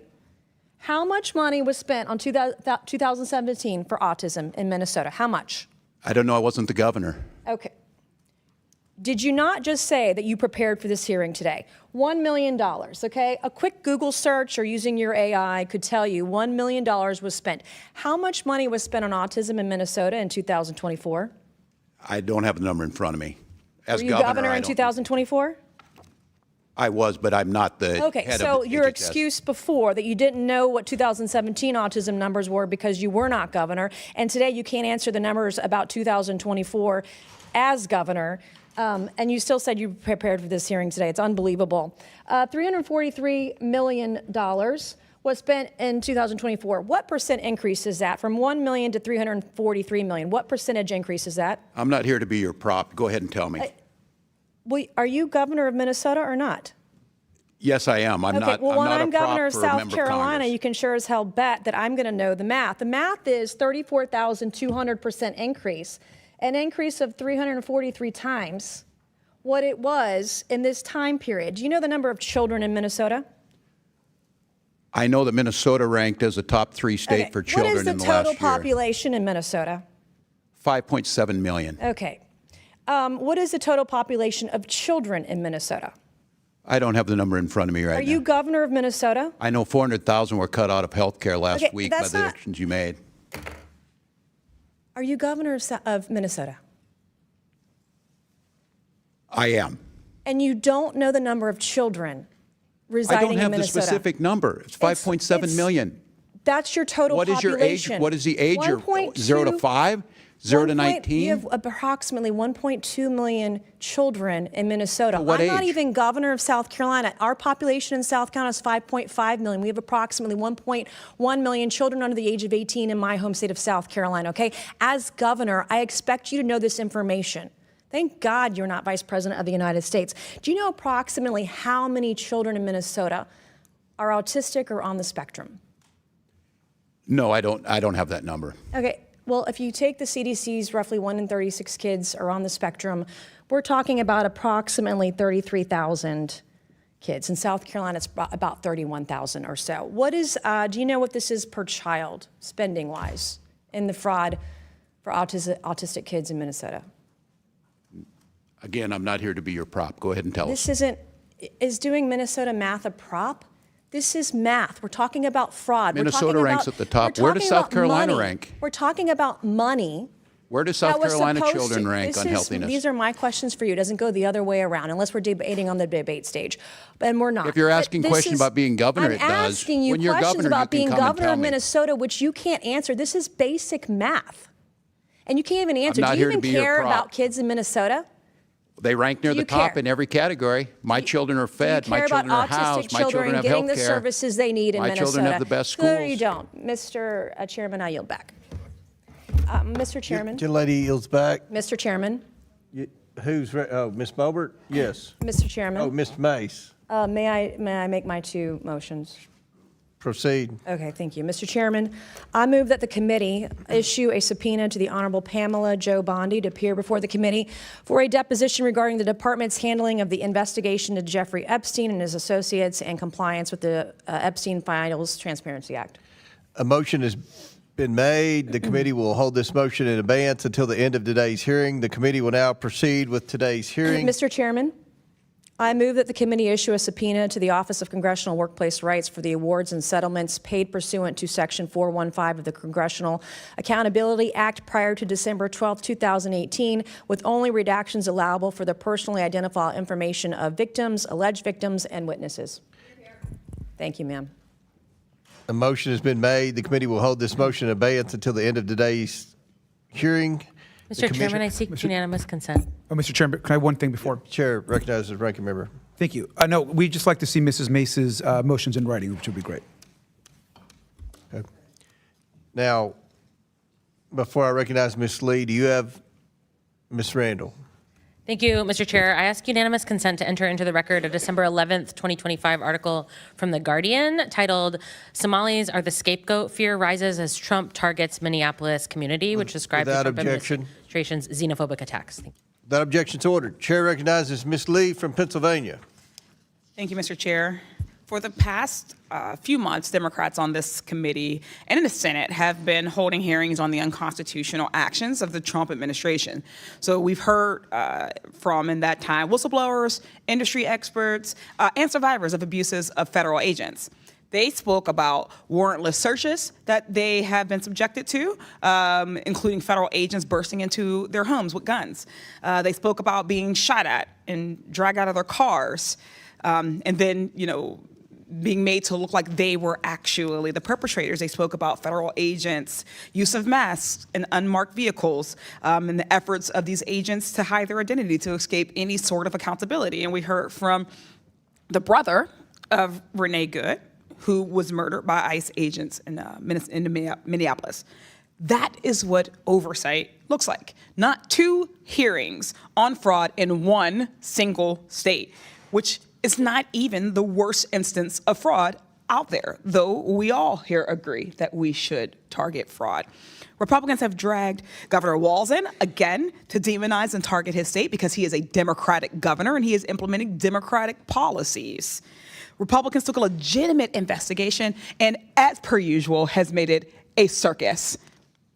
Now we have just like a random guy lurking around child care centers trying to get into buildings with children as the fraud vigilante. The Somali community has been vilified and made to feel unsafe. And federal benefits are being cut to Minnesota and other Democrat-led states. Trump and his administration also used this investigation as a justification for an immigration enforcement push that has created chaos and fueled violence and resulted in the death of American citizens. Reverend Tolgard, as a Minnesotan, do you feel that these oversight hearings and the Trump administration's fixation on fraud in Minnesota has made anyone safer in your state? No, they have not. Republicans have been touting alleged fraud in child care centers and the need to protect children. But since the immigration enforcement push, have kids been able to be kids? Have they felt comfortable going to school or playing out in public with each other or with their friends? They have not been safe. They've not been able to go to school, to be in playgrounds, to be in libraries and places you would normally expect to find them. Are you worried about the long-term impact of being surrounded by violence and uncertainty and what it could have on these children? I'm deeply concerned about that, and I know that their teachers and their parents are as well. You were arrested earlier this year while protesting ICE agents and deportations. Why was it important for you and other clergy members to speak out against Trump's administration's actions in Minnesota and elsewhere? Thank you for your question. I was arrested along with 99 other faith leaders in Minnesota, many of whom could be here today, and we were compelled to action to stand on the side of the most vulnerable in our communities and those who have been facing enormous cruelty and unfair actions on the hands of ICE, and we needed to stand alongside them, as have many others in our faith traditions in history. We stand along with that great cloud of witnesses. I want to thank you for coming in today and for, of course, having the courage to stand up to the attacks against your community.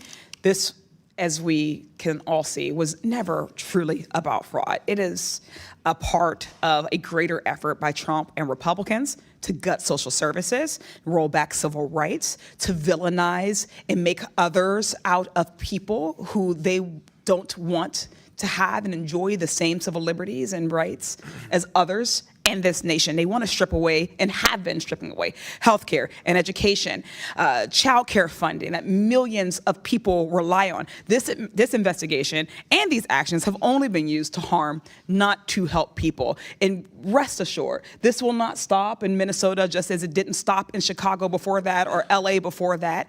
This is a blatant attempt, blatant authoritarian grab that the Trump administration has been persistent in. It will come to all shores if we do not all take a collective stance. But more than that, urging my colleagues in the Republican caucus or conference to take up their job and their task as a co-equal branch of government. We do not serve as the lapdogs, as the cult followers of Donald Trump, of a president. When there are abuses or overreach, it is supposed to be us that takes a stand. And I would hope that at some point in the 119th Congress, some Republican with a gavel will do so. I thank you all for your time, and I yield back. Gentlelady yields back. Chair now recognizes Mr. Donalds from Florida. Thank you, Chairman. Governor Walz, when did you first receive notice of potential fraud in Minnesota's social services programs? Social service programs in general. We knew that there was issues with the CCAP program as early as 2012, and my first days in office, we started taking action. But as governor, when were you first notified? Before I took office. All right, Governor Walz, former Department of Human Services Commissioner Tony Laurie testified that you were aware in early 2019 of fraud in 2 Department of Human Services administered programs. Is this statement accurate? Not that I recall. I'm not sure what he's speaking about. You don't remember this meeting or this notification?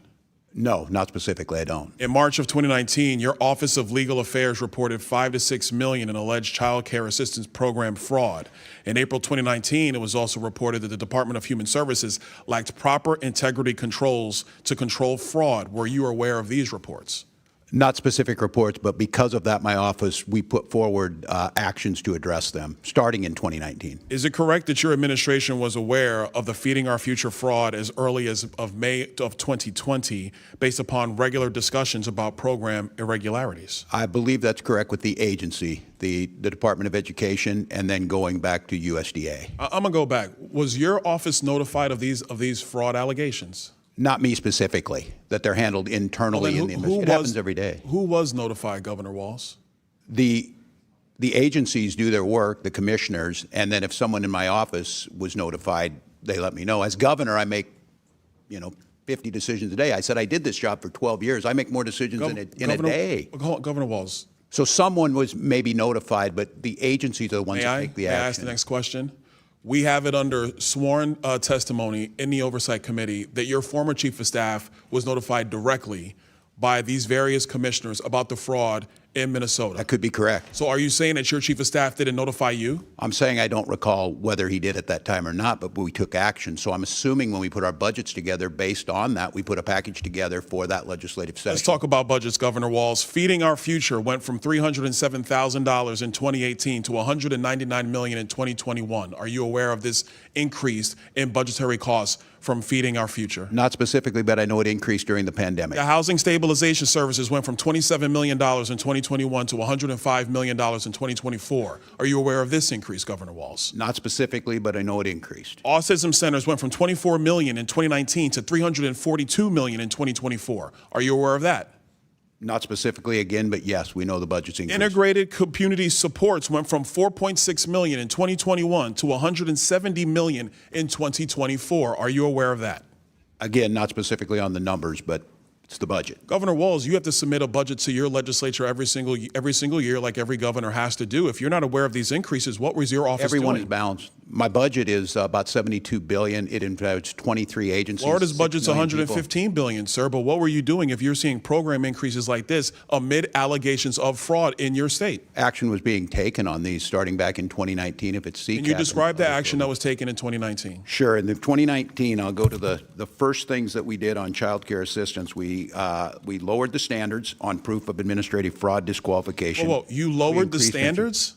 We lowered the standards for proof of administrative fraud. The standards where we had to prove it were so high it was impossible to try and do it. So we lowered what it took to show that fraud was happening. And what did you do with the results of lowering the standards to prove fraud? What did you do? We put 79 people in prison and. But Governor Walz, the fraud prosecute. continued to increase. It increased under your tenure. Do you acknowledge that? Did the numbers increase? Yes. And I tell you, when you catch people and prosecute them, it shows up at the fraud increase. I would tell you, Congressman, just because you're not hearing about fraud doesn't mean it's not I got 50 happening. seconds, Governor, and I don't want to get into a fight with you, but let me move quickly to the Lieutenant Governor. Peggy Flanagan's your Lieutenant Governor, is that correct? That is correct. Does the Lieutenant Governor go on the ticket with you, or are they elected by themselves on a ballot in the state of Minnesota? It's on a ticket. It's on a ticket. Peggy Flanagan essentially works for you. She has an independent office. She's a constitutional officer. She's on the ticket, but she is independent as a constitutional officer. You could ask for her resignation at any time. Is that correct? That's typically how it works with lieutenant governors. Yeah, but she's a constitutional officer. I don't believe that's happened in Minnesota. Peggy Flanagan is, there are accusations that she was intimidating whistleblowers. There was a meeting on April 12th of 2024, where she went on stage and publicly denounced whistleblowers in the state of Minnesota, calling them losers in their mother's basements. Is this the type of treatment that your administration allows for whistleblowers in Minnesota? I'm not familiar with that. Are you aware of any intimidation of whistleblowers in the state of Minnesota? None. There are 30 whistleblowers who have given letters to this committee on the record saying that they have been subject to intimidation by your administration because they were trying to stop the fraud in Minnesota. I encourage them to go to the OLA and the independent sources in Minnesota that are The open to do OLA, that. you're the governor. No, the OLA is the independent But sir, Office of you're the Legislative governor. Auditor. Why don't you take responsibility for what's going on in your state? We do take responsibility. None of those people, I'm telling you, I have no knowledge. But you of them lost coming billions of dollars of American taxpayer money in the process, Governor Walz. We prosecuted these people, Congressman. I think Florida has fraud. I would argue that the prosecutions have largely come from the federal offices That's as not how opposed to the this state works. offices. You know that we refer What them do you to mean them that's not how it works? That's They're exactly partners. how it works. They're partners. They partner together at BCA. Is the Attorney General allowed to investigate fraud and prosecute fraud in the state of Minnesota without the Department of Justice federally? Are you allowed to do that, Attorney General Ellison? Yes, and we do prosecute Medicaid. Yes, and we do prosecute Medicaid fraud all the time. We've prosecuted over 300 people. Apparently not enough, because Minnesota's rife with it. I yield back. Gentleman yields back. Chair recognizes Ms. Randall from Washington State.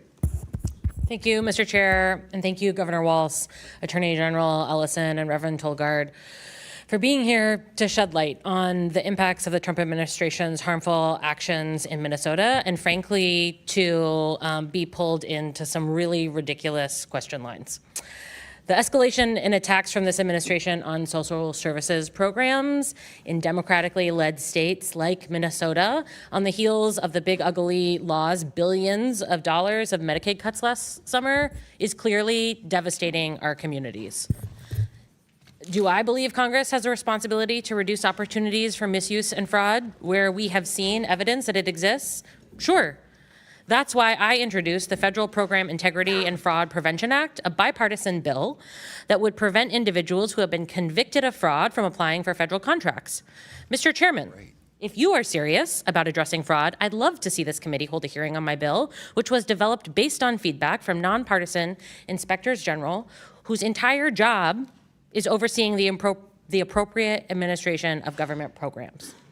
And let me remind my friends on the other side about Mississippi, a state with Republican leadership where over $77 million in temporary assistance for needy families funds were misused. One of the perpetrators of that fraud, former NFL quarterback Brett Favre, who received $1.1 million from the government for speeches he never made. Congressional Republicans' response was to invite Favre to come testify before the Ways and Means Committee about how we should strengthen oversight of federal welfare programs. Because I'm sure he had some good advice about that. Meanwhile, my Republican colleagues are villainizing entire minority populations because of the actions of a few. We have a word for that. I also have a lot of Republican colleagues here who talk about being fiscally responsible and reining in federal spending. Again, I also believe we should be fiscally responsible. But to me, responsible governing means that we invest in transformative universal health care that saves us money in the long term. Childcare policies that give the budget back $7 on the dollar spent in long-term costs for the children who benefit. Policies that will actually save our country money in the long run and contribute to strong society and strong economy. Not slashing social services, not defunding hospitals, not eliminating childcare programs. Governor Walz, why do you think the Trump administration is so obsessed with fraud in Minnesota when its own agencies have found other states with even worse problems? Well, it's a question we're all asking, Congresswoman, and I'd like to say, and thank you for this, I just want to make sure I go on record, Chairman Comer, in condemning the slurs towards my Somali community that the gentlewoman from South Carolina made. Thank you. Look, Congress, I don't know. I think it's been pretty clear the president does not like me personally.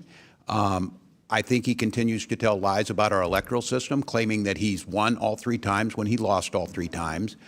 I think he has people around him who were trying to find quotas around immigration, and they saw a perfect storm, if you will, that included some Somali folks and a whole lot, if we're going to condemn folks, there's no Somali folks in the Epstein files, things like that, we know. But I don't know. It's an obsession, and I come back to it again.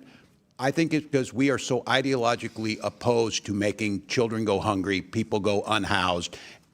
We invest in education, we invest in research, and we believe everybody has a place. And so I think it's just personal about how we do business. Thank you so much. I could not agree more. There are also reports that as many as 50 prosecutors in the U.S. Attorney's Office for Minnesota have quit in the last 12 months.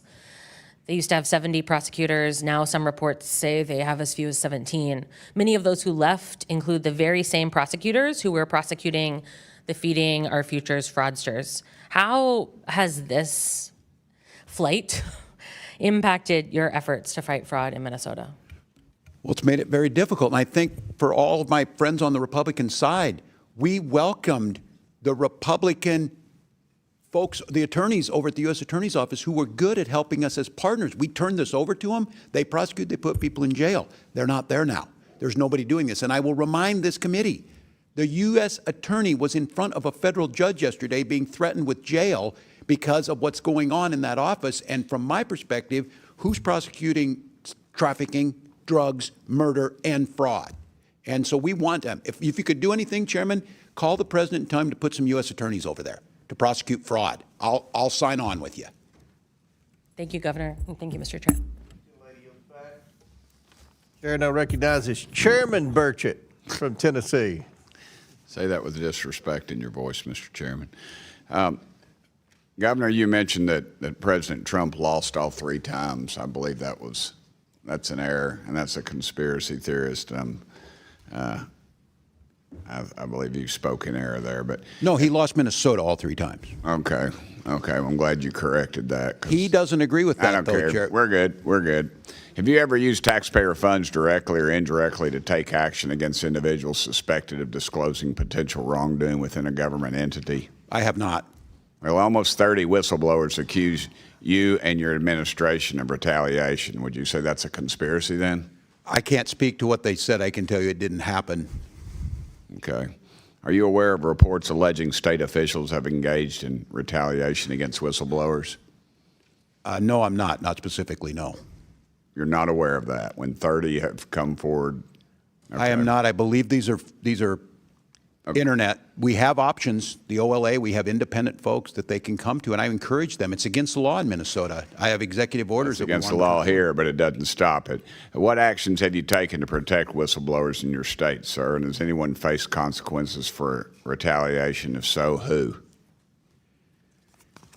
Well, in Minnesota, we have nonpartisan legislative auditor. We have zero tolerance. The Minnesota Whistleblower Protection Act prohibits retaliation. I signed executive order in 2025, added protections. The law explains and clarifies protections around what reports are protected and who can report issues.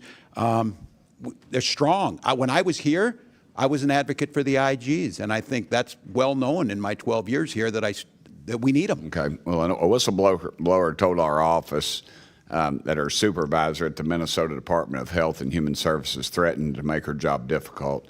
And the supervisor that did that later received a promotion. Would that surprise you? And can you confirm if this account is accurate?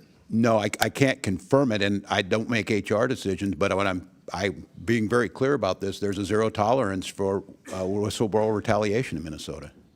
Can you, how can any agency combat fraud when retaliation goes unchecked?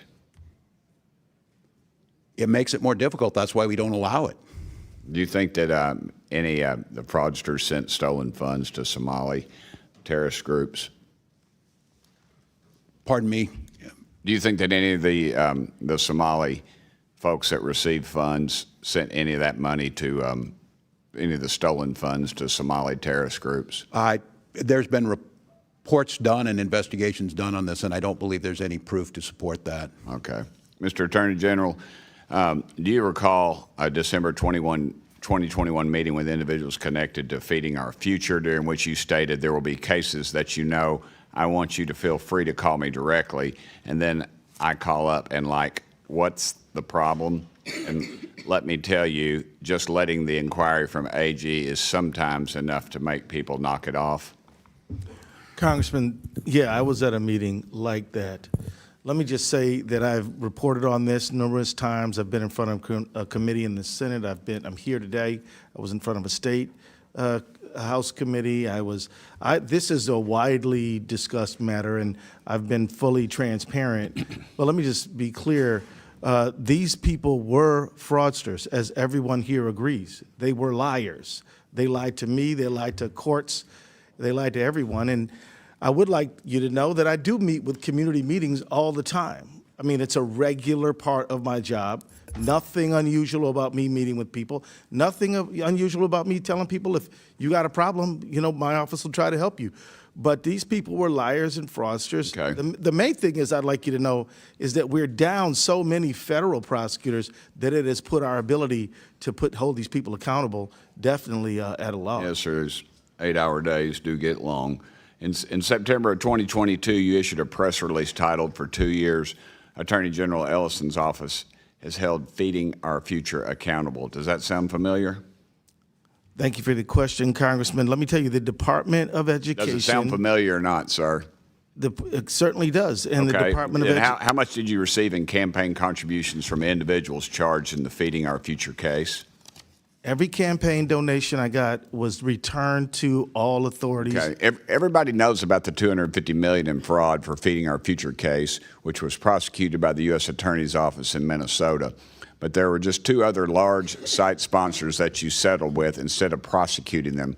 Why did you not prosecute Partners in Quality Care or the Gar Family Services?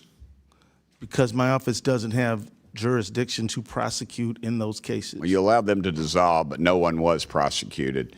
And PIQC They still may be, Sir, PIQC is accused of $300 million in fraud as significant assets, yet no charges and no attempts to recover taxpayer money. I'll remind y'all, $19 billion. I was a state legislator, and I can remember when our state budget was $19 billion. This is money that's been stolen, and it will not be recovered. And you all are to blame, and every dadgum one of you all ought to step down. Thank you, Mr. Chairman.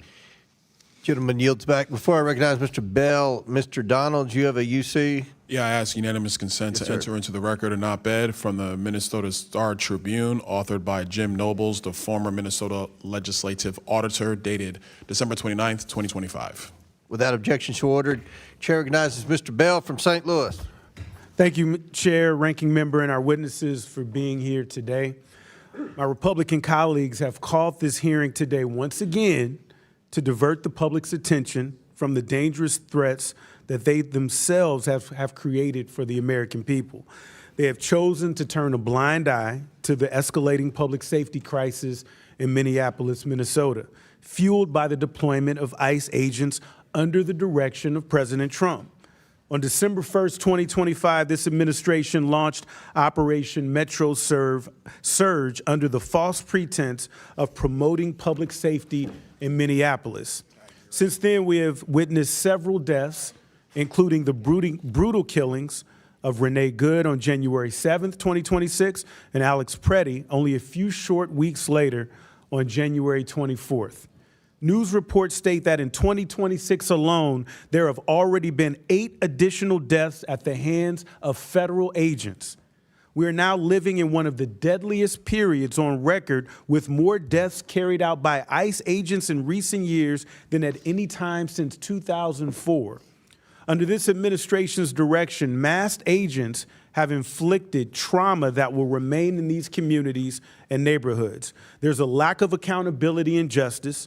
Survivor stories have been suppressed, false narratives have been told, and federal officials have refused to cooperate, even going so far as to block state investigators from AG Ellison as the chief legal officer for the state of Minnesota. What level of cooperation would you expect from the federal government during an investigation of this magnitude? Congressman, I would expect the kind of cooperation that we're used to experiencing. I mean, in all of the time that I've even been a lawyer, which is now 36 years, state-federal cooperation was exactly how we did business all the time. We are very proud and love working with our FBI agents, DEA agents, ATF agents. It's a regular thing.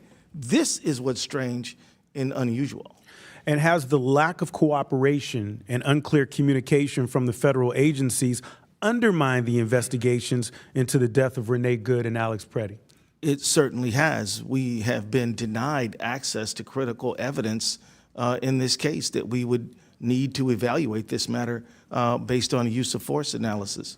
Which is befuddling to me because as a former prosecutor, I've led serious and thorough investigations in pursuit of justice. I can say that what we have seen by DHS, DOJ, and the FBI is the complete opposite of a detailed and thorough investigation into the wrongdoing of ICE officials. And let us be clear, despite what President Trump would have the public believe, those agents remain on the streets of Minnesota. These actions are not isolated incidents. We've seen similar events taking place across the nation in Illinois, North Carolina, California, to name a few. We have heard directly from survivors about the cruelty and mistreatment they endured by ICE agents, and we have seen the individuals appointed under President Trump to head these operations evade justice and not be held accountable for their actions. We can't stand by and allow this to continue. Those responsible for these actions must be held accountable, and survivors and their families deserve answers and justice. Which is why, Mr. Chair, I move that pursuant to Clause 2, subsection K6 of House Rule 11, the committee shall subpoena Greg Bovino to testify before the House Committee on Oversight and Government Reform. A motion has been made. The committee will hold this motion in abeyance until the end of today's hearing. The committee will now proceed with today's hearing. I yield the remainder of my time to the ranking member. I'd like just to provide just a few of that time to the Reverend, who wanted to make some additional comments about something that was said earlier in the hearing. You have 30 seconds. Thank you. Just following up on Matthew 25, I am so proud of the countless ways that Minnesotans, Christians, and people of other faiths and moral conscience have stepped forward to show love of neighbor and to come alongside those who are suffering most in this time. There is no greater example of living out the teachings of Christ and caring for the least among us than what we've seen in Minnesota these past few months. Thank you. I yield back. Gentleman yields back. Before I recognize Mr. Perry, I have a unanimous consent to enter into the record an article from Alpha News where U.S. Attorney Rosen stated, and I quote, "We have more than adequate staffing to carry out the fraud. We have been reinforced in dramatic numbers by the Department of Justice and by other departments of the federal government." He also said fraud investigations are increasing in pace. Fraud prosecutions, you will see, are going to be dramatically increasing in pace. According to Rosen, if you're committing fraud in the state of Minnesota, it's really not a good time to be doing so. Just wanted to enter that article in the record without objection, so ordered. Chair now recognizes Mr. Perry from Pennsylvania. Thanks, Mr. Chairman. Governor, good to see you again. You're an Army guy. I'm an Army guy. What's, as governor, one of your primary responsibilities? Keep your citizens safe, right? I think we could probably agree on that. We might not agree on much, but we could probably agree on that. And I heard you talk earlier about working with federal partners.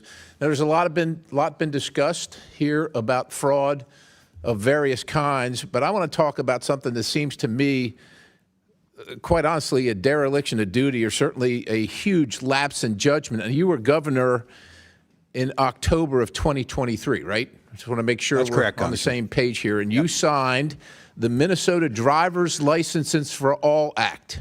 Is that correct? That's correct. That's correct, right?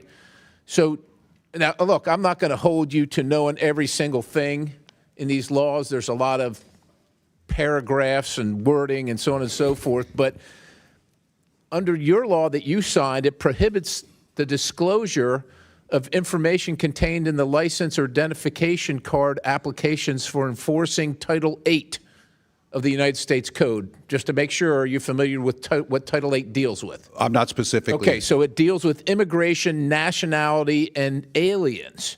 Particularly, the law that you signed eliminates the requirement for Social Security numbers or proof of lawful presence. And furthermore, it's a violation under Section 14.4 of your code for anybody to research that. As a matter of fact, immigration status is classified as private under Section 13.18. So literally, the federal government, your partner, as you said, we work with our federal partners, can't use that driver's license information regarding people that are here illegally. Now, I don't understand the connection between the driver's license and the immigration piece, I guess. well, they can't because, well, let me make the connection for you. According to the Secretary of Transportation, 1/3 of Minnesota's non-domiciled commercial driver's licenses were issued illegally. Do you have a video ready to play for me? Can you play it now? This is what happens, Mr. Governor. This is what happens when you issue driver's licenses to people illegally. He is on the northbound lanes of 61 going the wrong way. You can see I'm going southbound on 61. He's in the northbound lanes on Highway 61. He's crossing over there. And thank God, I don't know how much that thing weighs, 60, 80,000 pounds, 60 miles an hour. 18-wheeler. You can cut the video. He was licensed in your state under a law that you signed that precludes federal officials, your federal partners as you call them, from determining whether they're here illegally. That guy that was driving that truck couldn't pass the test. He didn't pass the test out on the road. There's another video, I'm not going to play it, but there's another video of a guy here illegally turning a truck like that around in the middle of a highway where people lost their lives because they were decapitated when they went underneath it. That's what happened. So my question for you is, this should be easy. Yep. What are you going to do to rectify the law that you signed that allows people here illegally to get a CDL? That tape was in Missouri, not in your state. Look, if you don't want to protect the people in your state, I guess that's your business and the business of your voters. But that driver was driving in Missouri. And if he'd have hit a bunch of people, quite honestly, to me, you could have been held liable. Yeah. Well, Congressman, first of all, Minnesota ranks in the top 3 safest states by highway data from your own department. Highway data? The data from the Department of Transportation for highway safety. We have the 3rd. We want everybody on our roads to be licensed. So are you saying based on that you're okay I'm not okay with that. I'm not okay with you or I speeding. I'm not okay with DUIs. But you signed this law that allows for that.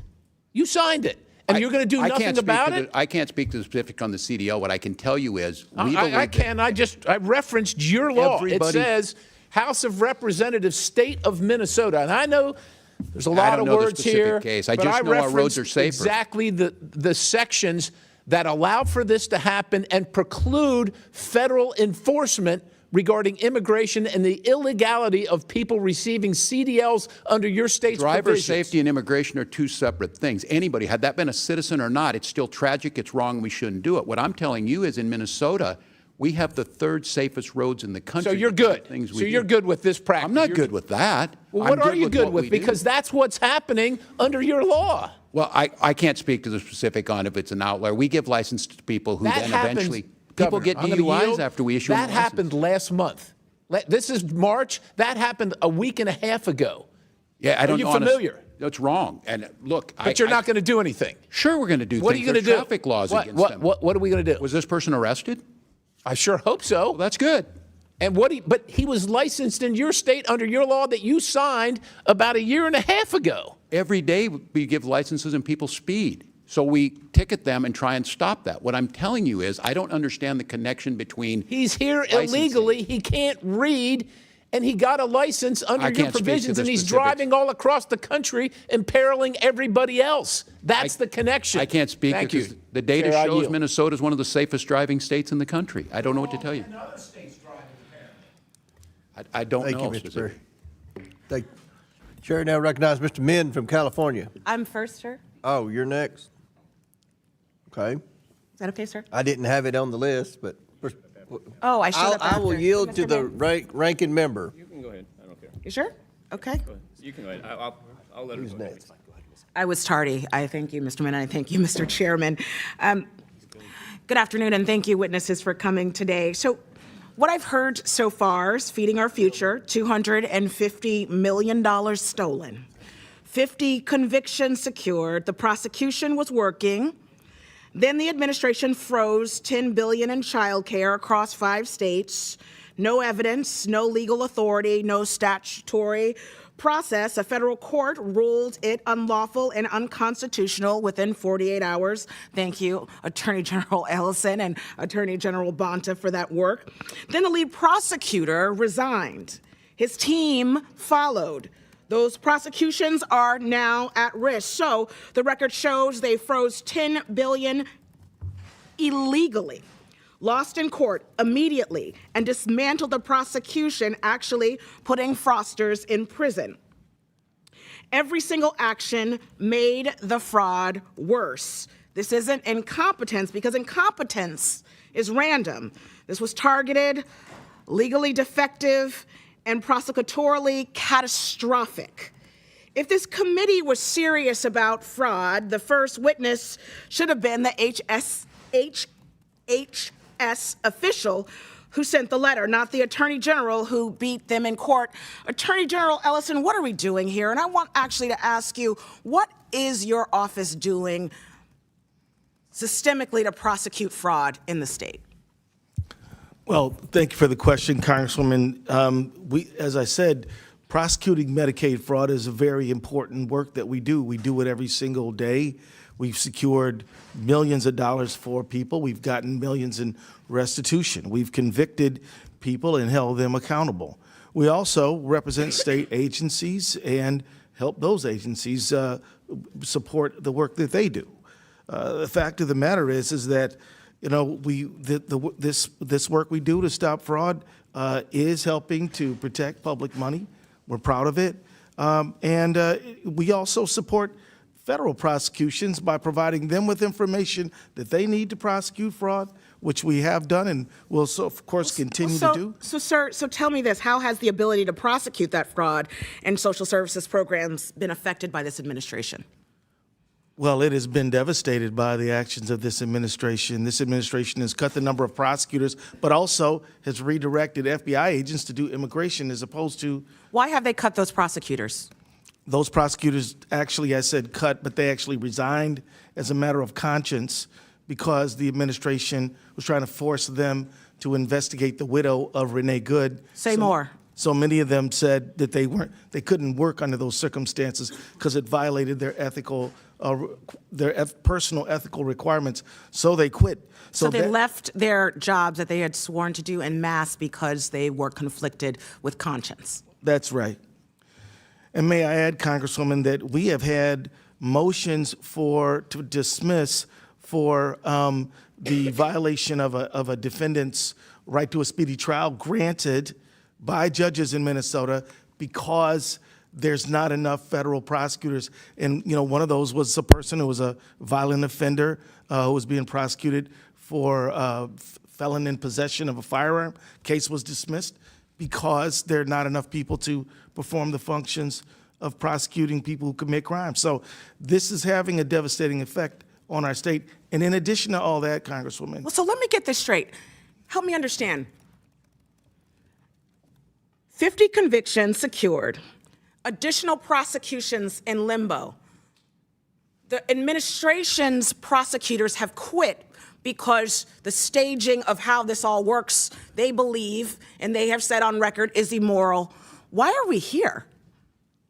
I've been wondering that, Madam. Because aren't you saying that you would love for the prosecutions that are dangling in the wind, you would love for those folks to face justice? Absolutely. Stealing public money is repugnant. So the ask would be then to the administration for what? With this committee here, I think your colleague, the governor of your great state, said you want more federal prosecutors on this case. Yes, but we should go back to the Hippocratic Oath of do no harm. I mean, it would be good to just stop doing things that shouldn't be done, such as demanding that prosecutors investigate Renee Good's widow. Right.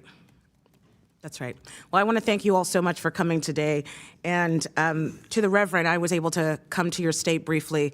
And like one of my colleagues said, I did go by the site of Miss Good's death, and it was heartening to see the solidarity in your community. There were about 150 Christians reciting the Lord's Prayer over and over and over. You all are showing us what good really means. Thank you so much for being here today.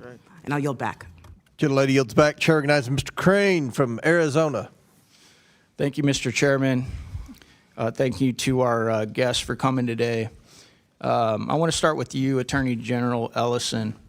In an interview with CNN host Laura Coates, she asked you about whether or not you did enough to stop the fraud. Do you remember that interview, Attorney General? Congressman, I got to admit that I don't remember the details. Can we of play that the interview. video, please?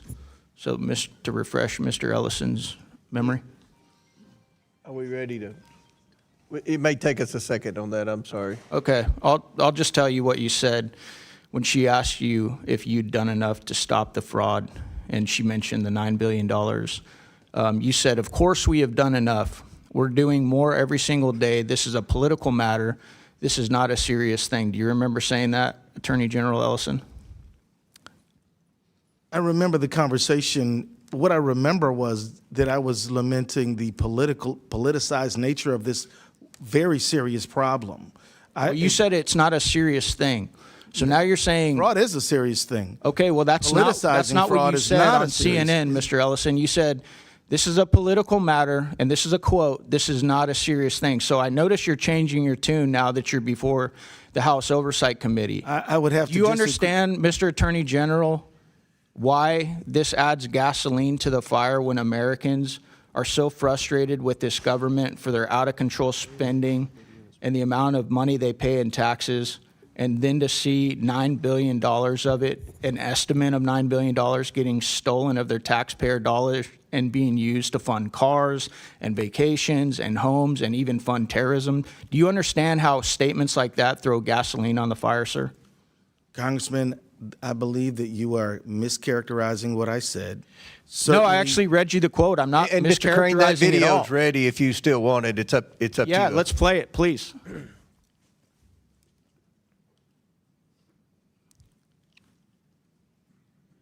Is that there has been hundreds of millions of dollars, but now there are some estimates that there could be $9 billion or more. And Noam was just suggesting they took hundreds of people off the street who were involved in fraud. Are you confident your office has done enough? Of course, we've done enough, and we're doing more every single day. This is a political matter. This is not a serious thing. So how are you going to sit here, Attorney General, saying I'm mischaracterizing? I read word for word your quote. I then showed it to the entire dais, the entire audience here today. How are you going to sit here and say that I mischaracterized you? Congressman, I believe you mischaracterized me because clearly what I was referring to by not serious is that the serious issue of fraud is being politicized and converted into a political weapon. That is not a serious matter in my view. That is something that I believe all of us should take seriously, but we're not taking seriously enough. So, sir, I would say very clearly, fraud is a odious, horrible, malignant thing, and that's why it should not be turned into a political weapon. But we should come together on a bipartisan basis. The reason it's becoming political, sir, is because of statements like that when confronted with the $9 billion of fraud in your state as the top cop in your state that you're clearly not doing enough to address. I want to move on. Reverend Tolagard, you said in your opening statement that today's hearing is about fraud in Minnesota, quote, unquote, which is serving as a pretext for the terror the federal government has brought to the people of Minnesota. This fraud has been used as a rationale for deploying 3,000 federal immigrant enforcement agents into our state. Did you say that, Reverend? Yes. This is absolutely false. These federal agents were actually brought in to the state of Minnesota for a very specific operation to remove illegal alien criminals. It wasn't because of the fraud. That's being handled under a completely different agency and ICE and everything else. That's the U.S. District Attorney, okay? Did you know that? The administration has linked all of these things together. Well, they've linked the fact that you guys supported an open border that let in $15 to $20 million, and some of the fallout from that is fraud, like the $9 billion we're talking about today. Some of it are the rapists, the gangsters, the people that are committing fraud They're burglarizing people. They're carjacking people. It's all kind of linked together. It's also linked to the SAVE Act, which many of you guys and my Democrat colleagues don't want to vote for, even though 83% of Americans support it. It's all linked together, but that's not what this operation was about. So you're bearing false witness in this hearing today, because that's not what that operation was about at all. What I'm here to talk about is the suffering of Minnesotans at the hands of federal agents, including children and their parents, and the great devastation and harm that it has caused across our state and across our wonderful communities. Have you spoken out about Mr. Laken Chairman, Riley he's or any over of the his time. American victims that have been raped, murdered, or killed by these illegal aliens, Reverend? I didn't think so. I yield back. Gentleman yields back. Now, Chair recognizes Mr. Min from California. Thank you, Mr. Chair, for convening in this hearing. Let's start at the outset by just stating the obvious. Waste, fraud, and abuse are horrible. They're stealing from taxpayers. They're taking money and food out of the mouths of hungry kids. I have spent my career fighting against fraud. I started my career at the SEC, prosecuting corporate fraud, continued on as a law professor, teaching the next generation. And as someone on the Oversight Committee, this is a very, very important issue to me. Again, every dollar that is stolen from these programs is a dollar that's not just taken from us hardworking taxpayers. It is something that is meant for a better use. And so I appreciate the gist of this hearing, but as I pointed out in prior hearings on allegations of fraud in Minnesota, the singular and exclusive focus on the Somalian community in Minnesota seems very partisan and wrong, because we know there's massive fraud across this country, particularly in southern states, including states like Florida and Mississippi. Mississippi is still at trial right now, over $77 million in welfare fraud. Federal prosecutors have recently arrested a Russian national accused of submitting billions of dollars in fraudulent schemes in Texas and Florida. And of course, Oklahoma and Alabama consistently rank as the highest states when it comes to SNAP fraud. And yet we've only focused on Minnesota. Why? As a freshman member, I've been here 14 months, but I've learned that their House Republicans are all single-issue voters with just a handful of exceptions. And that single issue, the only thing that you all care about, is whether you're on Team Trump or not. And so when Donald Trump goes after Minnesota and falsely claims that he won the election there 3 times and that it was rigged against him, I pay close attention. When he says that he would no longer admit Somalians to this country because they contribute, quote, nothing to this country, I listen. That's a wildly racist statement, but it's going to reflect what Republicans are going to do, and that is why we're holding this hearing. I care about welfare fraud, and I care about the scumbags who rip off taxpayer money. But if this was about welfare fraud, we'd be also hauling in people like Mississippi Governor Tate Reeves and former NFL quarterback Brett Favre, who clearly knew about a scheme to send money to build a volleyball facility at the college his daughter was playing at, receive funds for $600,000 or more for work that he never did from the government, again, taking money from the mouths of children that are hungry. No, this hearing is not about welfare fraud. It's about placating Donald Trump. This committee is holding this hearing for the same reasons that it's ignoring the massive corruption we know that Donald Trump is engaged in his family, soliciting bribes from foreign governments and private companies in exchange for regulatory favor, for the same reason that Republicans are protecting pedophiles right now and that the DOJ is right now actively deleting Epstein files while we're at war with Iran. It's why they ignore their oath to support and defend the Constitution of the United States. It's why we're holding hearings on this rather than on ICE abuses or the fact that Donald Trump just took us into war without even consulting with Congress, let alone getting our authorization for military use or force or actual declaration of war in direct contravention of the Constitution of the United States. But for those of us who care about taxpayer dollars, let's focus on that. This is horrible, but of course we have seen instead a different type of abuse of our taxpayer dollars. They've taken our taxpayer dollars and used them to fund abuses against our American people, as a number of our witnesses have aptly described. And I want to just point out that until the murder of Alex Preddy, not a single DHS or ICE agent accused of wrongdoing, witnessed or videotaped assaulting Americans was suspended, faced any disciplinary action. That doesn't happen with police. When my local law enforcement are accused of misconduct, certainly if they're videotaped shooting someone, they are subject to an investigation. Maybe they're justified or not, but they're suspended, removed from duty, investigated. None of that has happened until the murder of Alex Preddy and the outrage around that. Now, Governor Walz, I want to just briefly ask you, what's the economic impact that the deployment of ICE in Minnesota has had over the past few months? Well, thank you, Congressman. I thank you for your characterization. I associate myself with you on fraud is horrific. It is corrosive. It hurts those people that are there, and taxpayers should demand accountability. And I think that's what we're trying to take. The issue can, again... What's the economic impact? I know business... Look, for us, we just had our economic numbers, and I would tell people that we have to balance the budget every year. Minnesota is strongly, we're AAA bond rated. That shows up good. It doesn't account for what happened over the last 3 months. And by estimates, the city of Minneapolis estimates they lost $200 million alone. And I remind people, you saw pictures of Minneapolis. This happened across the state. Near my hometown of Mankato, Minnesota, in St. Peter, we saw a woman that was pulled over at gunpoint, a citizen.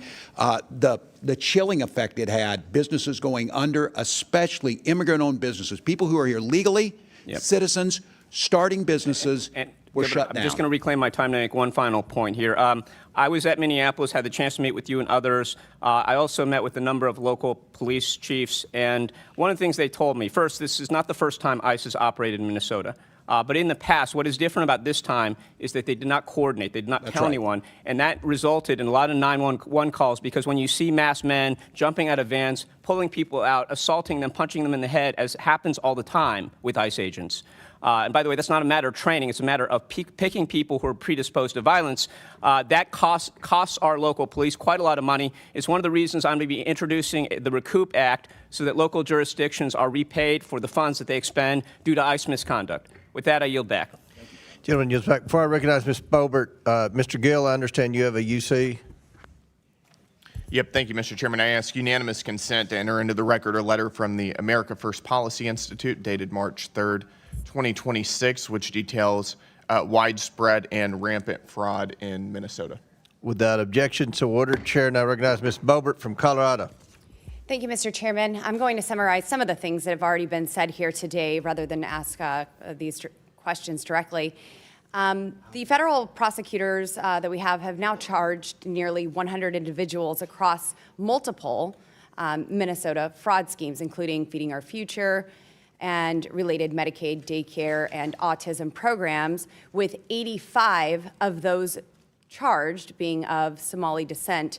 Governor Walz, your administration's Department of Education and Department of Human Services failed to act on multiple early fraud warnings about Feeding Our Future, allowing the theft of at least $250 million in federal child nutrition funds that were supposed to feed hungry kids during the COVID-19 pandemic.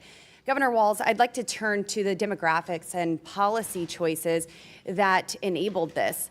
Since you took office, the Somali population in Minnesota has grown substantially. Recently, Fox 9 reported, the reporting puts the total over 107,000. Did your administration's soft on immigration policies, including expanded refugee programs and temporary protected status, contribute to that rapid growth? I couldn't speak to why people moved to Minnesota, other than it's a great place to live. It could be a sanctuary policy and refugee programs and temporary protected statuses. According to the Center for Immigration Studies analysis of census data, 81% of Minnesota households headed by Somali immigrants receive one or more forms of public assistance, compared to just 21% of native-born Minnesotan households.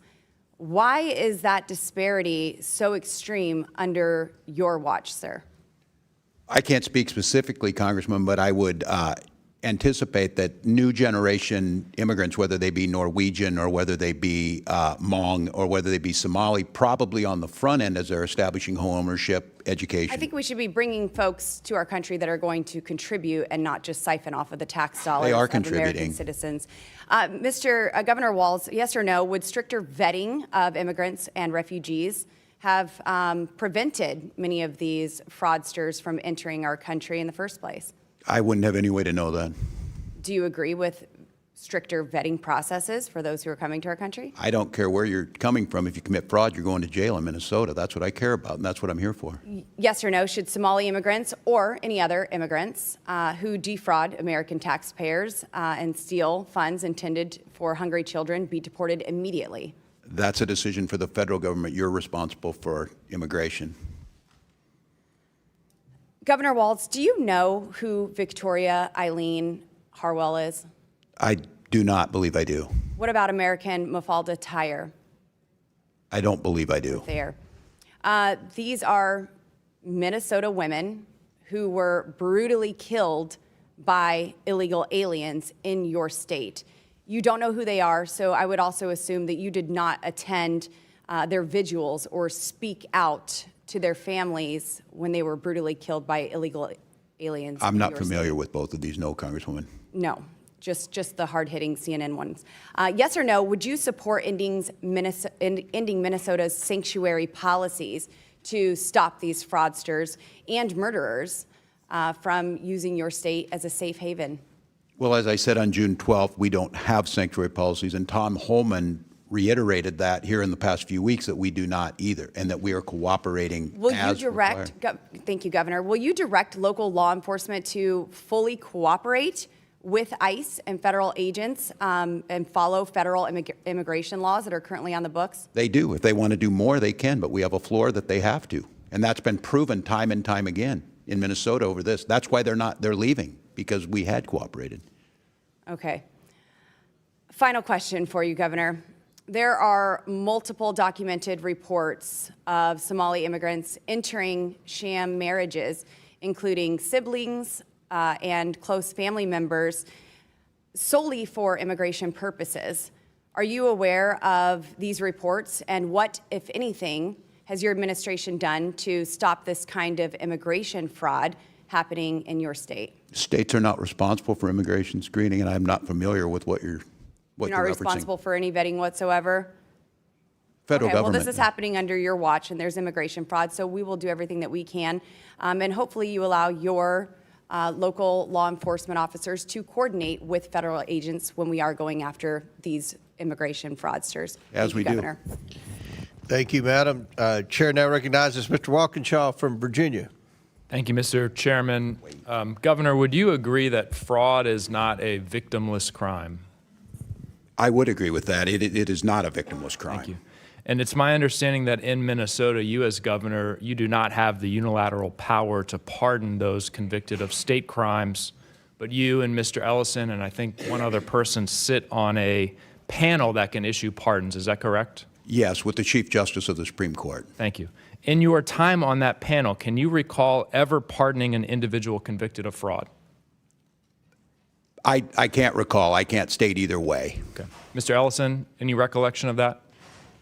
It's possible. I don't recall it, though. Okay. I'm not sure if it's true in Minnesota, but at the federal level, if a convicted fraudster is pardoned, that pardon can wipe out their obligation to pay restitution to the victims. Are any of our witnesses familiar with this individual? I know you're far away. His name is Jason Galanis. Sound familiar? I am not, Congressman. Jason Galanis, according to the federal judge who sentenced him to 15 years in prison, is a serial fraudster and a con man who defrauded a pension fund in a Native American tribe of $80 million. I'll put it in simpler terms. He stole money from retirees. Do any of our witnesses know what federal prison Mr. Galanis is being held in? I do not, Congressman. He's not, because President Trump, our fraudster in chief, the namesake of the fraudulent Trump University, the fraudulent Trump Foundation, the fraudulent Trump Organization, pardoned him and relieved him of the requirement to pay restitution to his victims. A member of this committee, Mr. Jordan, recommended to President Trump that he be pardoned. Any of our witnesses familiar with this individual? His name is Jeremy Hutchinson. I am not, Congressman. Mr. Hutchinson is a former Arkansas state senator, Republican, convicted of a multi-million-dollar public corruption scheme, embezzlement, bribes, illegal campaign contributions, conspiracy to commit bribery. Mr. Homan might know something about that, for passing legislation that benefited an orthodontist who was paying him off. President Trump's Department of Justice in his first term prosecuted him. A judge sentenced him to 8 years in prison and ordered him to pay $355,000 in restitution to his victims. Any of our witnesses know where Mr. Hutchinson is serving that sentence today? I have a guess. I have a guess, too.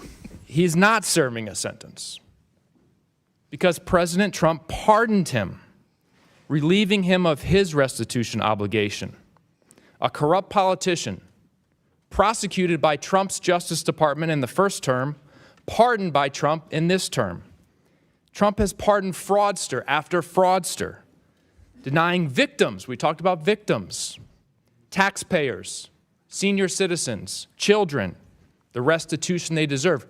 $1.3 billion. That's the total that Trump's pardoned fraudsters have been relieved of paying their victims.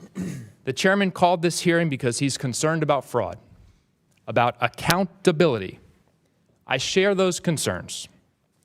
But where is the hearing on the $1.3 billion Trump has relieved his pardoned fraudsters from paying their victims? Did those victims get a voice in this Congress? There's a lot of outrage today. Raised voices on both sides. Will we raise our voices on behalf of those who have been victimized by President Trump's pardoned fraudsters? Governor Walz, what signal would it send if you and Attorney General Ellison and the judge who sit on this panel were to pardon some of the fraudsters who have committed this fraud in Minnesota? What signal would that send? What impact could that have? Congressman, I believe it would send a signal that we don't take it seriously, because you have to put these people in jail, and they have to serve their lengthy sentences, and they have to do restitution. And just hypothetically here, if you were to pardon one of those individuals, how would you explain it to the victims of that fraud, the taxpayers across the country, those individuals who didn't get access to the social services they need because the money was stolen? How would you explain it to them? I don't believe I could. I don't think you could either. May I share, Please. Congressman, that generally when people get any kind of a pardon in Minnesota, they've done all their sentence. And Governor Walz is very careful to say, have you paid every penny you owe people? Yeah. So that's kind of how we do pardons in Minnesota. Well, these folks have not paid their pennies, $1.3 billion worth of pennies. Would the gentleman yield the question? My time's expired, Mr. Chairman, so I'll it's your give you time. more time if you want. Sure. I mean, you mentioned Jason Galanis, and that piqued my interest, and I'm sure it did Mr. Biggs as well. And I think, and you are correct, he did defraud an Indian or a Native American pension fund. Do you know who his partner was? I know all the background of it. The point is, he stole money from Would you people. state who his partner was? It was Hunter Biden. And Jason Galanis served in prison for how long, Mr. Biggs? 2 years. No, that's incorrect. No, that's he false. served in prison for years. Many years. And they were equal partners, and Galanis blew the whistle during our Biden investigation, and he was raped. He was raped in prison right after that. So that's correct. Will the victims of his fraud get their money back? Why I don't did know. President Maybe Trump ask Hunter Biden. Why You all did defend why but ask you weren't President here. Trump? You weren't Ask here in President your defense. Trump. You weren't here Ask during the Biden President investigation. Trump to get the You've been victims here their about money 3 back. months, but you know more than anybody about everything. So, Chairman, Mr. Chairman. the chair recognizes Mr. Biggs from Arizona. Thank you, Mr. Chairman. And I'm glad you brought it up, because of the 10 partners in that fraud that you mentioned, 9 of them went to prison. Do you know who the one partner was that didn't go? Your buddy, Hunter Biden. That's right. Hunter Biden didn't go. And by the way, you must not have been here. I don't think you were here when I introduced all these documents earlier before I had to leave to go to judiciary, talking about, of the 1,500 criminals pardoned by Joe Biden in 1 week, 24 of them were fraudsters that had hundreds of millions of dollars of restitution forgiven by Joe Biden. But now I'm going to go now to Mr. Ellison. Will the gentleman yield? No, no, I've had enough of you. Let's talk to Mr. Ellison. Mr. Ellison, isn't it true that when you were a member of Congress, you sponsored the Money Remittances Improvement Act of 2014? It was H.R. 4386. Do you remember that? Congressman, I think that's accurate. Yeah, I mean, I get you. We all introduced lots of bills. But that bill's purpose was to give more authority to states to investigate remittance payments. Do you remember that? Congressman, I believe that the purpose of that bill was to facilitate financial transactions for Minnesotans who needed them. Well, in reality, you shifted remittance payment investigations to the states, and that was supported by the Somali American Remittances Association. You may not remember that, but that was. Congressman, could you remind me, did that bill ever pass? H.R. 4386. So it was supported by the Somali American Resistance Association, and it was so important to you. You said, quote, "This is a great day for diaspora communities around the country, including the Somali and Hmong communities." And that's something you said, and we know that the Somali population in Minnesota supported that bill. That bill was passed, I believe, in 2014. Minnesota started identifying large numbers of remittances payments going overseas. And isn't it true that within 4 years of the bill passing, more than $100 million had been flown out of the Minneapolis airport by Somalians? Do you know that? I don't have the information on that. And then over the last 2 years, the TSA has identified over $700 million being flown out and linked to Somali travel. Are you familiar with that? No, sir, I don't have the data on that. Under your tenure as the AG, the amount of remittance payments going to Somalia, which, by the way, some estimates as high as 40% of all Somalia's GDP comes from those remittance payments, and roughly 40% of families in Somalia receive some benefit, economic benefit directly from some remittance payments. So, moving from that, do you know Salim Saeed? That name is not familiar to me, sir. Ikram Mohammed? No. Abshir Omar? No. Okay, so in 2021, you met with a group of Somalis, business people. Those 3 people were there. Safari Restaurant, Partners in Quality Care, also known as Parties in Nutrition, some of their named partners, and Feeding Our Future representatives, including Abshir Omar, who said they were having difficulties because they were being investigated, and that conduct is very racist, xenophobic, and Islamophobic. Do you remember that meeting? Yes, I do. And I'll tell you that these are people who were fraudsters. They lied to me. They lied to the judge. Yep. They lied to state agencies. And that's why we contributed to them being convicted. Well, let's go on from that, because you may not remember some of the things you said to them, specifically. And maybe we should play this video. I don't know if do we have the video queued up? If we have the video queued up, well, that's fine. Let's do it. You call them and say, this is not in the right format. Not you're out. You're done. Your contracts are over. And so this has my attention. I'm extremely frustrated by it. But we are in the middle of a battle with the agencies now. And I can tell you this. Walz agrees with me that this piddly, stupid stuff running small people out of business is terrible. Yeah, because what you thought was terrible there was that these people were being investigated for fraud, and you later took $10,000 in campaign donations from these same individuals. Do you remember that?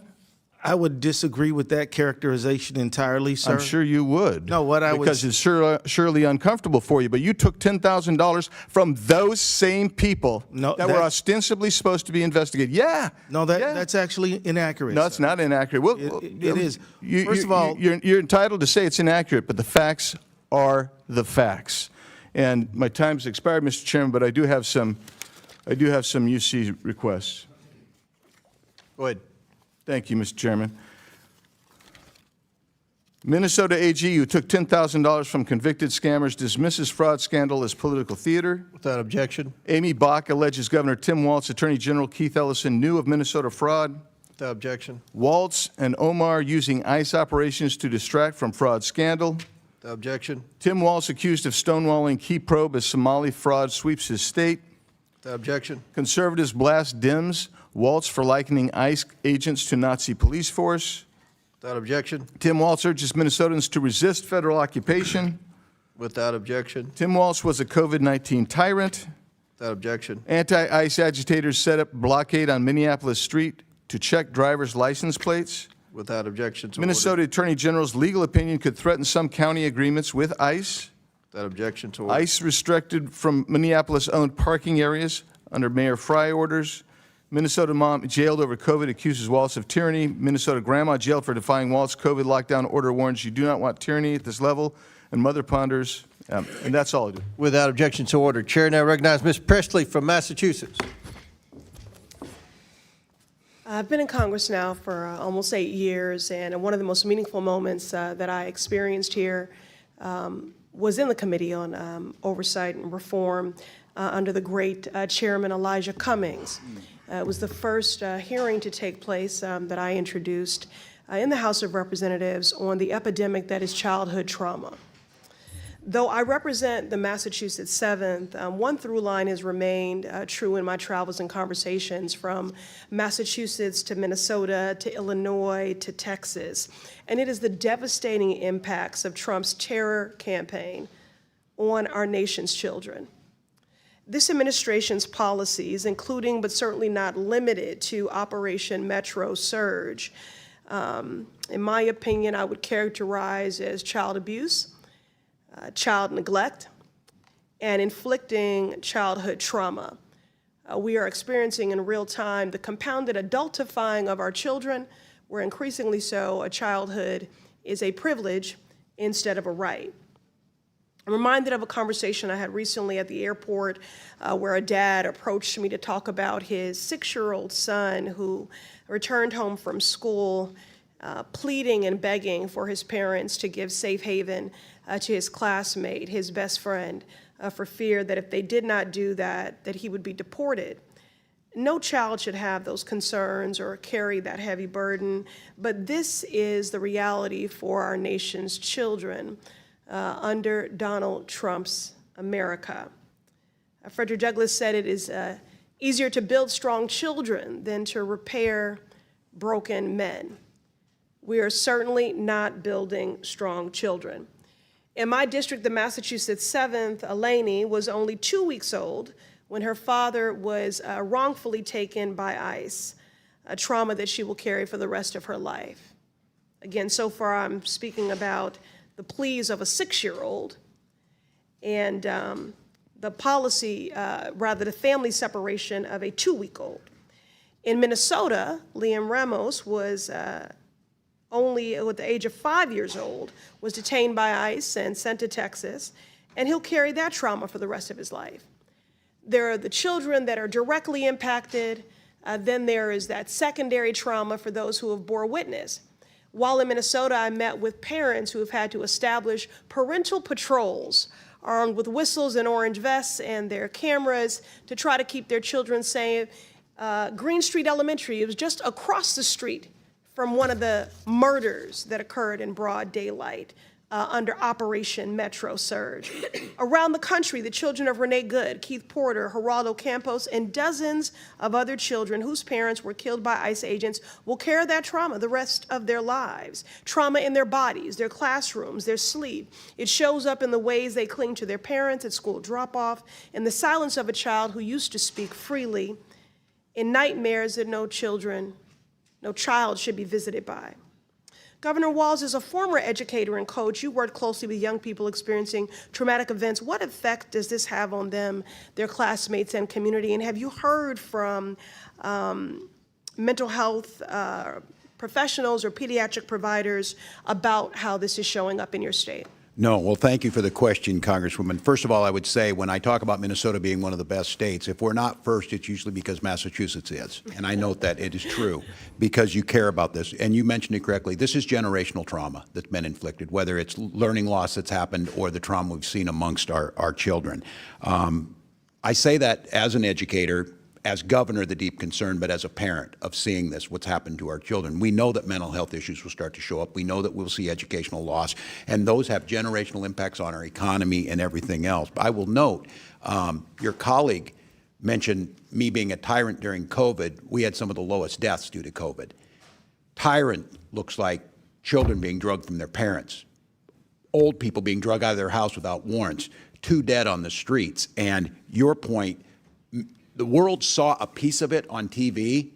I can tell you none of us are going to be the same, Congresswoman. We are going to deal with this, and we are going to put money into social service programs to address it while we tighten up fraud protections, because the idea is you have all these generous programs, yes, and our people are healthier.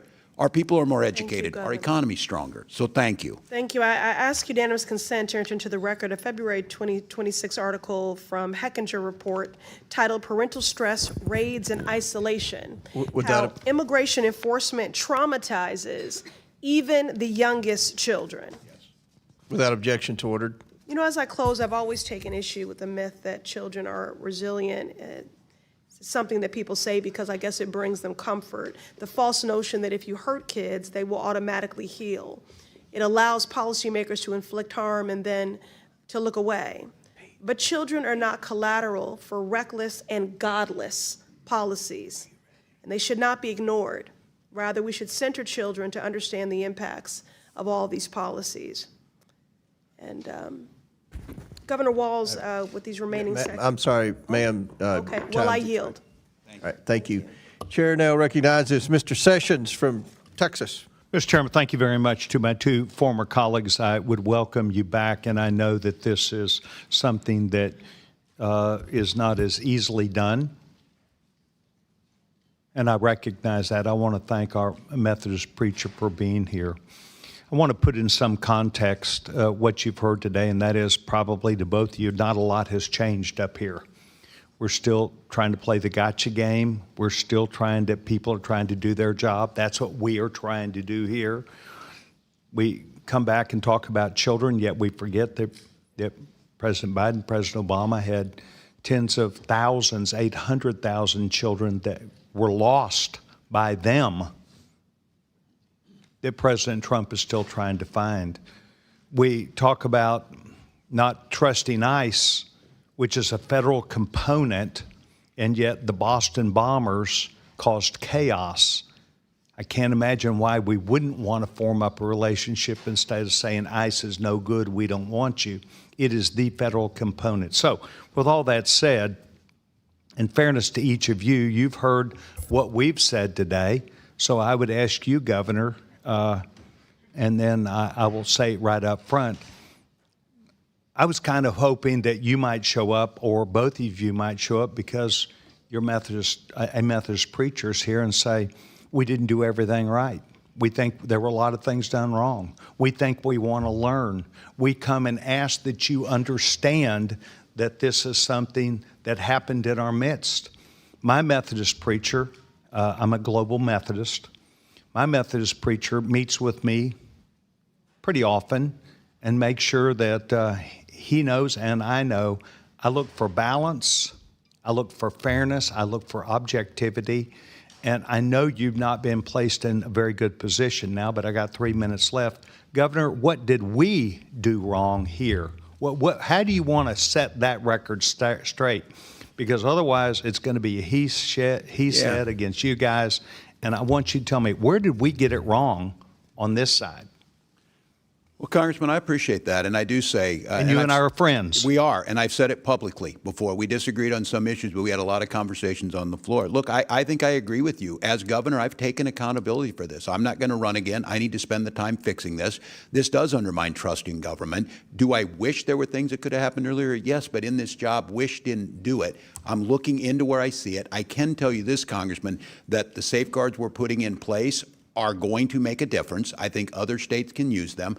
I think one of the things is, I asked if helping in the partnership piece of this, understanding that this happens in all states. I'm certainly not proud this happened. I certainly understand it happened on my watch. Whether it predated me or not, I'm here. I think some of the things is there's some legal changes we need around Medicaid eligibility issues that you're talking about that actually might get at this, because I would hope, Congressman, you and I agree, these programs are valuable and they need to go to the people who need them. And we need to stop the fraud that's in there. And I'm trying to explain to you what we did from the beginning. These people continue to be a moving target, and they are very sophisticated. Is there still a problem? Is there still fraud happening? Is there still a problem we'll say in Minnesota? I know we're not. I think there's more work to be done. Yes, I will tell you that. And we're working on it. I have a package that I introduced last week. One of the things that I think is going to be helpful, and I know you're working on it up here, is the ability to use AI. It's the pre-screening. What you don't want to hear from us is, and I don't want to hear, that we're arresting people after they did it.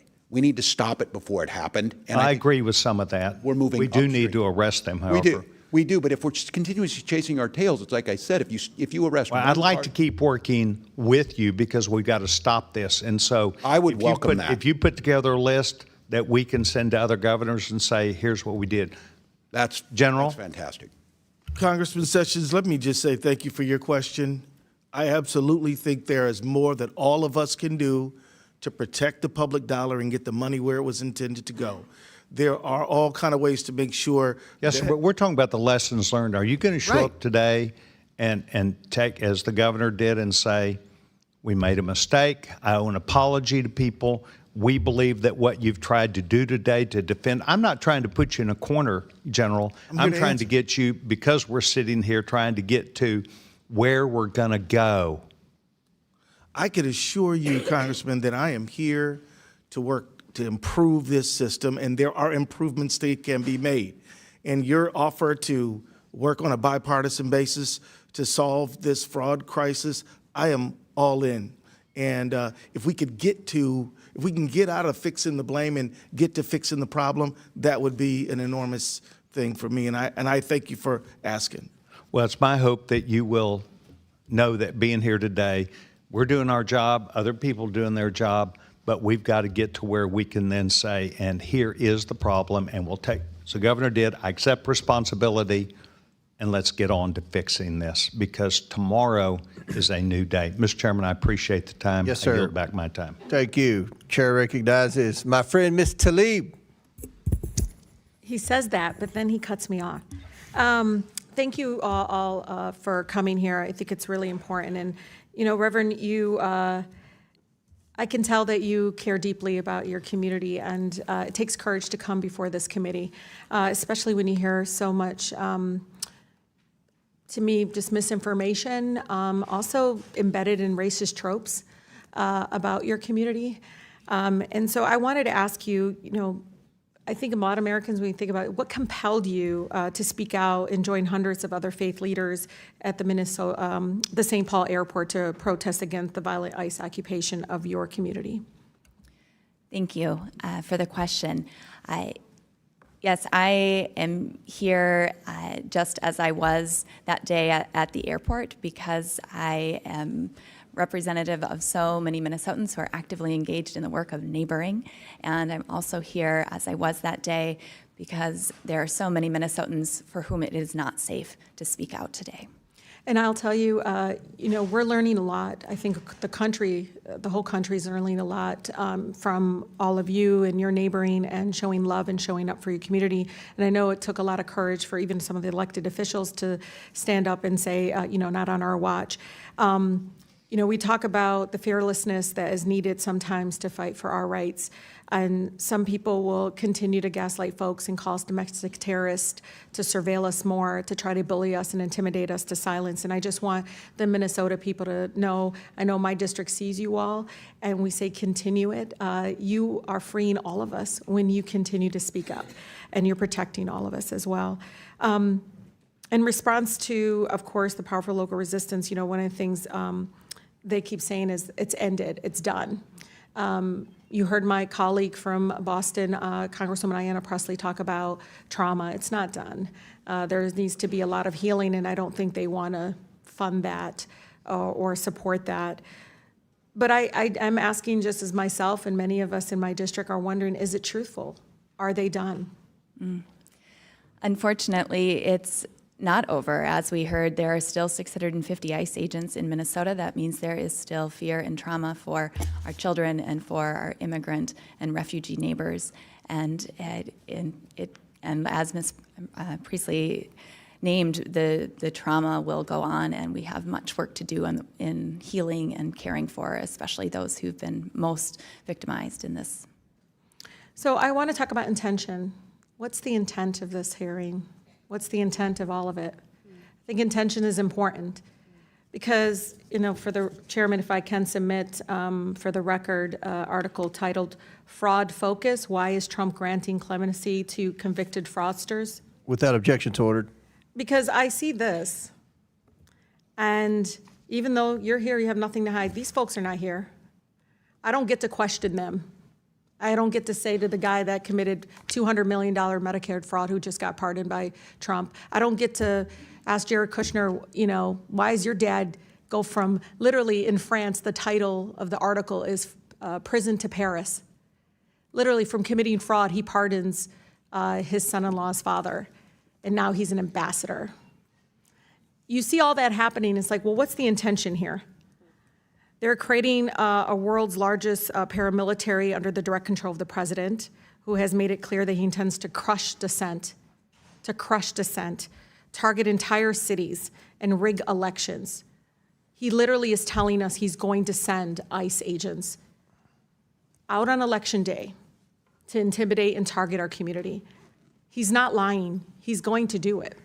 And I think we need to be very, very much prepared. At the same time, intention. Governor, I seen him in this administration funding freeze, and blaming all of these people. Like, I hope people don't blame my community for everything Trump's doing. Do you know what I mean? Can you imagine right now the impact that is happening? What impact is it going to really have right now? I mean, you're talking about today, this is cut off, and he's refusing to let go of the money that, again, Minnesota actually is supposed to rightfully get appropriated. 400,000 children lose health care, pregnant women, and elderly and rural hospitals will be severely impacted and potentially close.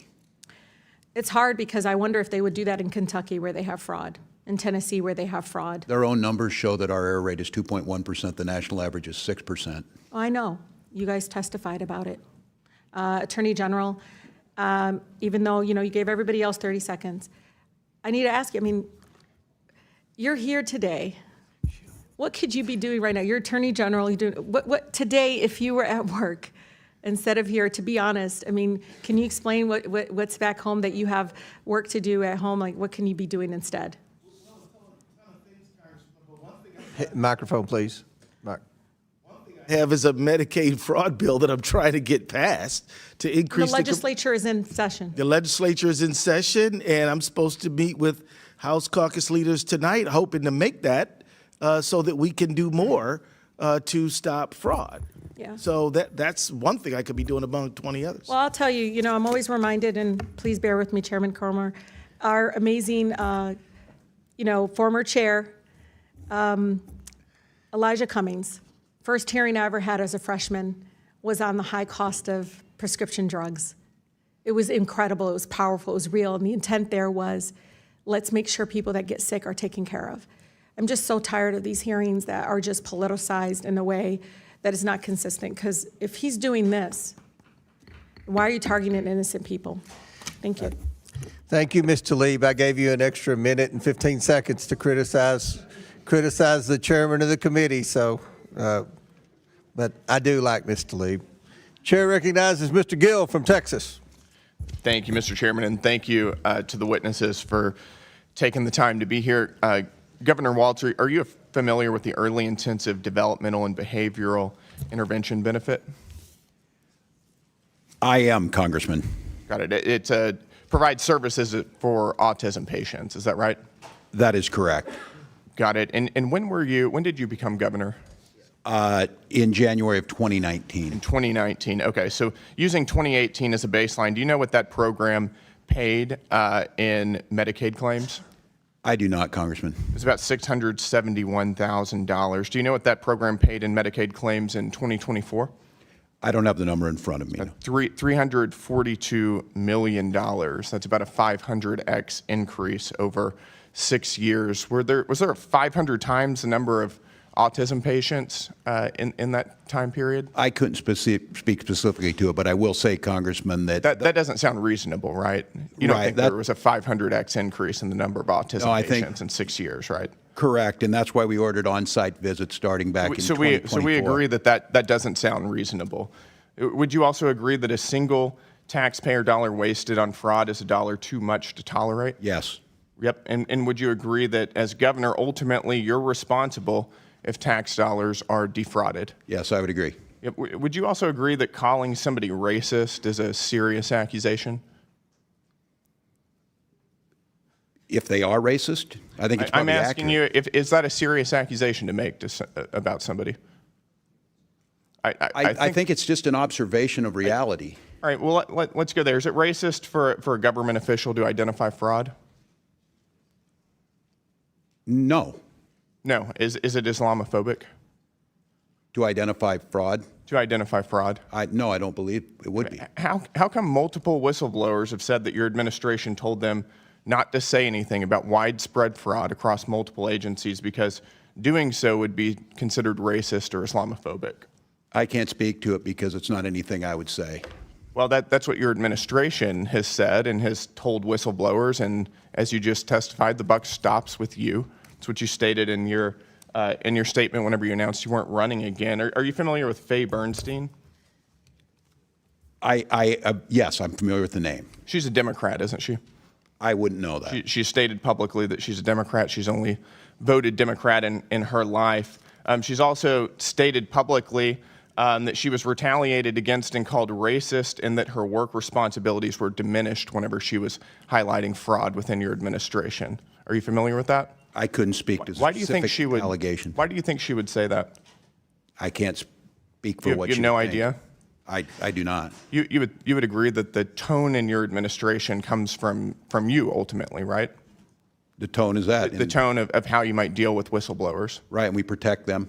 Wait, it doesn't sound like you're protecting them. We heard from Representative Kristen Robbins, quote, "We have dozens of credible whistleblower reports saying the exact same thing, that people were told not to say anything because they'd be called racist or Islamophobic or it would hurt the state." Do you think it's racist or Islamophobic to highlight and try to stop fraud?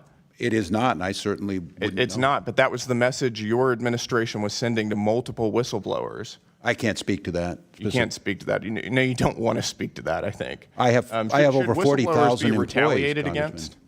Pardon me? Do you think whistleblowers should be retaliated against? Absolutely not. They have strong protections in Minnesota and lots of paths. And the paths go for the That's not what OLA. we're hearing from whistleblowers. Faye Bernstein, who, again, has stated that she is a Democrat, she's only ever voted Democrat, says That that she doesn't was matter whether subjected she's to, quote, Democrat or a smear Republican. campaign for trying to make leadership aware of illegal contracting practices. Why do you think that happened? I can't speak to that, Congressman, because we don't do it. You just don't know anything? I do know that we have strong whistleblower protections, and I can't speak. That's not what the whistleblowers are saying. According to another report, quote, "There's just a continuous effort to stifle you, to shut you up, and it's impossible to overcome." Your administration's response to whistleblowers has also been described as, quote, "nearly unbearable retaliation." We've heard claims that, quote, they've been denied vacations, promotions, and that it's hurt people's careers to speak out against fraud. Do you think that had something to do with the prevalence of fraud in your administration? I can't speak to it, but it Are you doesn't going to take happen. responsibility for this? I supervise 40,000 employees. State agencies You have their own supervise a HR. lot of employees, and as you have said, the buck stops with you. And your administration has treated whistleblowers like absolute dirt, and that's a big reason why we've seen so much of our hard-earned tax dollars defrauded. Look, Congressman, I told you we have strong protections. We have an Office of This committee has Legislative spoken Auditor. to nearly 30 whistleblowers, And they most of came which to are the- current employees in your administration who have intimate knowledge of what's been going on, who have all stated that they've faced retaliation for calling out fraud. I can't speak to them what they felt. My time is up. I yield back. Recognizes Ms. Ansari. Mr. Chairman, it's outrageous that this is what we're choosing to spend our time on the Oversight Committee. At the first Fraud? Fraud? At the first one, yes, fraud, because Okay. let's talk about fraud. At the first one of these ridiculous series of hearings on Minnesota, I brought up the dozens of horrific ongoing corruption scandals in the Trump administration, but I know we're very scared of Donald Trump, so we won't be talking about those. But those are the things that we should be investigating on the Oversight Committee. Now we have another one. The Department of Justice was caught red-handed withholding explosive and credible FBI witness interviews of a woman who accused Donald Trump of sexually assaulting her when she was a minor. Shouldn't we hold a hearing on that? Shouldn't Pam Bondi be here, forced to testify why she is violating the law that Congress passed, the Epstein Files Transparency Act, nearly unanimously, along with this committee's subpoena? But since the Republican majority instead wants to have a conversation about Minnesota, then let's do that. The Trump-Epstein regime's deployment of thousands of ICE agents, Donald Trump's personal secret police force, is a fascist disgrace. These untrained agents terrorized the people of Minnesota, violated their rights, and even shot them dead in the streets. I want to remind us all about what happened to Alex Preddy, an intensive care nurse murdered by CBP agents while trying to protect a woman that the officers were assaulting. After his murder, Stephen Miller said Alex was, quote, a domestic terrorist who tried to assassinate federal law enforcement, a would-be assassin, and an assassin. Kristi Noem said Alex was, quote, committing an act of domestic terrorism. She said, I don't know any peaceful protester that shows up with a gun and ammunition rather than a sign. She accused Alex Preddy of brandishing a weapon, despite video evidence showing the gun never left its holster. Greg Bovino said, quote, this looks like a situation where an individual wanted to do maximum damage and massacre law enforcement. And Donald Trump said Alex was, quote, a gunman whose weapon was loaded with 2 additional full magazines and ready to go. He said Alex was an agitator and perhaps an insurrectionist, obviously projecting about himself. Dictators in other countries would literally be impressed at how brazen these lies and propaganda spread by the Trump regime and Kristi Noem are. So Governor Walz, I want to thank you and Attorney General Ellison for putting up with all of the lying and hypocrisy from the Republican majority. Governor, is the Trump administration attempting to block Minnesota state and local police from investigating the murders of Alex Preddy and Renee Nicole Good? I believe we're not getting any cooperation, and we were told we would not be part of that. Attorney General may know more. Yes, Congresswoman, we have been told that we would not have access to investigative file, which would include evidence that would be relevant to the investigation in both cases. And even there's one case, shooting incident that that was non-fatal, and that one has also been, we've been frozen out on that as well. So 2 follow-up We've had to go to questions. court to get the evidence preserved. Okay, Yeah. and 2 follow-up questions, and whichever one of you wants to answer. Why do you think that might be the case, and is this out of the ordinary? It is wildly out of the ordinary. I can tell you that our local FBI, ATF, even before Operation Metro Surge, you heard about ICE matters, but you didn't hear about it nearly as much as we do now. This is an extraordinary departure from what we know. And we routinely work with federal partners, and we never had problems until now like this. I would just speculate that they need to take accountability for it, and I think they understood what the world saw, that this was improper and it needs to have justice for these families, and it doesn't appear. I hope those questions are being asked of Secretary Noem today. And Governor Walz and Attorney General Ellison, are you committed to getting to the truth about the murders of Alex Preddy and Renee Good? Absolutely, yes. Yes, I pledge to their families we do that. Thank you. We need to hold this administration accountable for these murders, starting by impeaching Kristi Noem for gross misconduct, lying to Congress, and failure to uphold the laws and the Constitution. I yield back. Chair recognizes Mr. Grothman from Wisconsin. Thank you. We'll go for Governor Walz again. A major focus of today's hearing has been the misuse of federal funds distributed through the Child Care and Development Block Grant. This program is supposed to be helping working families afford child care, and I think the taxpayers expect these programs to be protected from waste and fraud. Most states operate these programs responsibly. The national improper payment average is about 4%. As you know, I kind of watch what's going on in Minnesota because it's a state adjacent to Wisconsin. It's amazing, if you're a congressman, the number of people who get Minnesota and Wisconsin confused. But when that number climbs above the national average of 4%, it should be a warning sign that oversight has failed. Minnesota's improper payment rate got up to 11%. It's not a small administrative mistake, over almost 3 times the national average. That is a system that's clearly not being monitored the way it should be. When Wisconsin had a similar program several years ago, when I was in the state legislature, in 2010, we uncovered fraud in our child care assistance program. Wisconsin did not look away.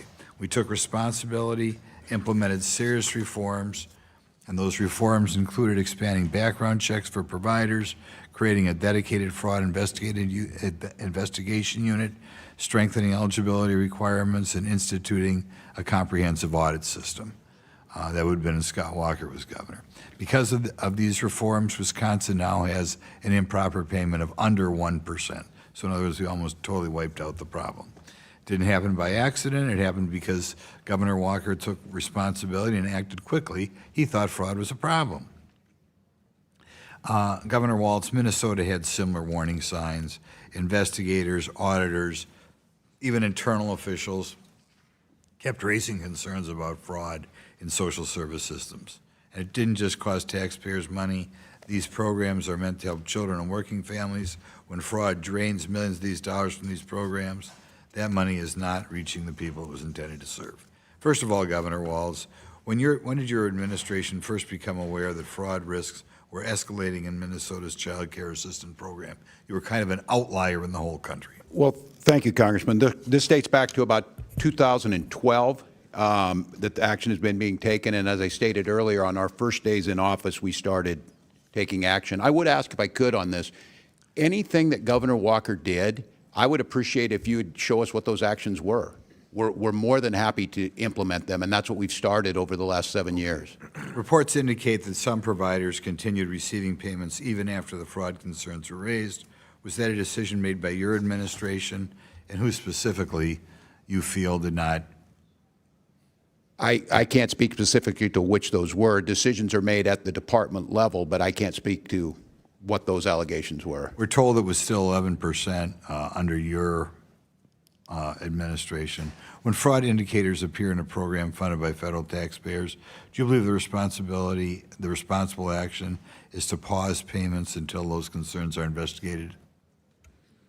I don't think it's that simple. As I said, these programs provide a really important service, and child care is a critical one. The issue is trying to make sure the legitimate payments are made and that you're stopping fraud. So I don't think in all cases that pausing those payments is the right action. Okay, just in general, I'll say when the fraud percentage reaches 11% in Minnesota, and we got it down under 1% in Wisconsin, I think it's a cause for concern. I'll give you another question, because a little bit of this hearing wandered a little bit to what happened in your streets out there. When any agency comes to Wisconsin, any federal agency, I've talked to several of our sheriffs, could be ICE, could be Bureau of Alcohol, Tobacco, and Firearms, could be FBI, could be Secret Service. Our sheriffs always try to coordinate with the federal agencies, ask them what they need. You need us to set up a perimeter. Can we help you by transporting people to the local jail? Do you just want some squad cars parked around to presumably keep troublemakers at bay? That was not done in Minnesota like it's routinely done in certainly all the. I don't think that's a correct characterization. I think Tom Homan indicated that those things do happen and have been happening. During the time in which you had the serious riots, or whatever you want to call them, in Minnesota, I believe that you did not reach out for your state law enforcement to help out federal law enforcement, in part because you're a sanctuary state. And that is incorrect. Tom Homan indicated we are not. I don't know what to tell you, Congressman. We did. We want to cooperate. That's not what you saw on the streets. Right. We did not see cooperation. You saw ICE agents shooting people in the head. You saw little children being drug out. You saw ICE agents indiscriminately throwing smoke grenades. And I think what the world saw was peaceful resistance and a defense of their neighbors. So this is not about immigration reform. This was about an untrained force that came in, not with the intention of immigration. I would say that you did not have the interaction between local law enforcement and federal agencies that is routinely seen around the country. Thank you. Gentleman yields back. Chair recognizes Ms. Brown. Thank you, Mr. Chairman. 13 months into the Trump administration, and this committee has failed to hold one hearing or one open investigation to hold this president accountable. It makes you wonder, are we the Oversight Committee or the Overlook Committee? Because there is no shortage of matters that demand our attention. I can share a few that come to mind. This is a president who has turned the White House into an ATM. And in Trump's Washington, the fastest path to a pardon or a position is to donate to Trump's ballroom or inauguration. Last year, the Trump family added billions to its net worth through pay-for-play schemes and corrupt deals. Last month, the president surged ICE into Minneapolis in an abusive operation that led to American deaths and repeated violations of constitutional rights under the First, Fourth, and Fifth Amendments. Also last month, the administration struck shady oil deals after the administration invaded Venezuela. 2 weeks ago, the president blocked a Michigan bridge from opening after he was reportedly lobbied by a wealthy businessman who owns a competing bridge. Last week, the president launched a war on Iran without the consent of Congress, without an imminent threat to our safety, and without any plan presented to the American people. And right now, hour by hour, this administration is engaging in an active and egregious cover-up of the Epstein files. Yet today, my colleagues on the other side of the aisle are once again showing they are more interested in partisan politics than good governance. If you are serious about fraud, you investigate it, you prosecute it, you strengthen safeguards to prevent it. What you don't do is weaponize it. You don't denigrate entire communities with racist smears. You don't unleash abusive enforcement actions that undermine trust and due process. You don't illegally cut off all Medicaid funding, which will lead to innocent and sick Americans dying. And you don't fire inspector generals and push out career prosecutors actively working to defeat that fraud. So, AG Ellison, the U.S. Attorney's Office in Minnesota has at least 6 prosecutors resigned due to the chaos ICE has caused. Can you briefly describe how these resignations have affected our ability to prosecute fraud? Thank you, Congresswoman. And in fact, it's a great deal more than 6 prosecutors. It's many more than that. In fact, one of the prosecutors who resigned in protest was one of the ones who helped to lead the prosecution of the Feeding Our Future defendants. 57 have been convicted. So the loss of those people is dramatically harming our effort to prosecute fraud, because in Minnesota, we have 87 county attorneys. The AG does Medicaid fraud, and the federal government prosecutes fraud that is germane in its jurisdiction. It operates as a web together. So it's not like the feds are doing it and nobody else is. They're doing the ones they're supposed to do. We're doing the ones we're supposed to do, and the counties are doing the ones they're supposed to do. If you take the feds out, that leaves an enormous gap, and it means, and criminals are shrewd. I mean, the reality is that fraudsters are pretty smart, and some of them are clever and know that if there's no federal, the prosecutors' numbers are depleted, you're going to see worse behavior. And I do fear that, which is one of the reasons why we need to pass stronger legislation in Minnesota to help my office prosecute Medicaid fraud. Thank you. And there's deeper hypocrisy here. Donald Trump was found guilty by a jury of his peers on 34 felony counts of fraud. He has pardoned a businessman convicted of defrauding a Native American tribe to the tune of $60 million. He has pardoned a Florida CEO convicted of running $1.3 billion Medicare and Medicaid fraud scheme. He has pardoned a nursing home executive who pleaded guilty to a $38 million tax scheme. I could go on and on. In fact, over half of the president's pardons have been for wire fraud, securities fraud, tax fraud, bank fraud, and healthcare fraud. And several of these pardons have come after massive political contributions to the president. In many cases, these pardons meant victims will never see a dime of restitution. House Judiciary Committee Democrats estimate the pardons for fraud-related crimes could deprive victims of more than $1 billion owed to them and American taxpayers. So this president is pardoning his wealthy donors and taking money out of the pockets of hardworking Americans. He is handing out get-out-of-jail-free cards to fraudsters while shamelessly using fraud as a pretext to go after perceived political enemies. What I believe is simple. Whether you are a president, a billionaire, or a regular American who has committed fraud, you should be held accountable. And with that, I yield back. Gentlelady yields back. Chair recognizes Mr. Palmer from Alabama. Thank you, Mr. Chairman, for holding this hearing. I appreciate the witnesses being here. I do want to respond to something that was said earlier by one of my colleagues across the aisle about fraud in Alabama, and he actually raised the question, why isn't the governor of Alabama here? It's very simple. Alabama actually did something about the fraud and SNAP benefits. We acted on that immediately. I would argue that if the state of Minnesota had done that, this hearing wouldn't be necessary. So I'm going to ask you, Governor Walz, is it true that your Department of Education was sued by Feeding Our Future for racial discrimination and approving food sites? I don't know exactly what they were sued for, but I know there was a suit. Didn't the Department of Education have serious concerns about fraud, though, in Feeding Our Future and their sites as far back as 2020? That's correct, Congressman. They brought it to the attention of the USDA.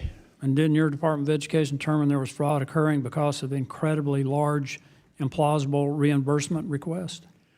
Well, I think at the time during the COVID pandemic, there was how these meals were being delivered and what safeguards, because as you know, the USDA changed the rules on these to make it easier for food to get out. Yeah, but one of the fraudster sites, Safari Restaurant, claimed that they served the same number of meals in 1 month as the entire St. Paul school district.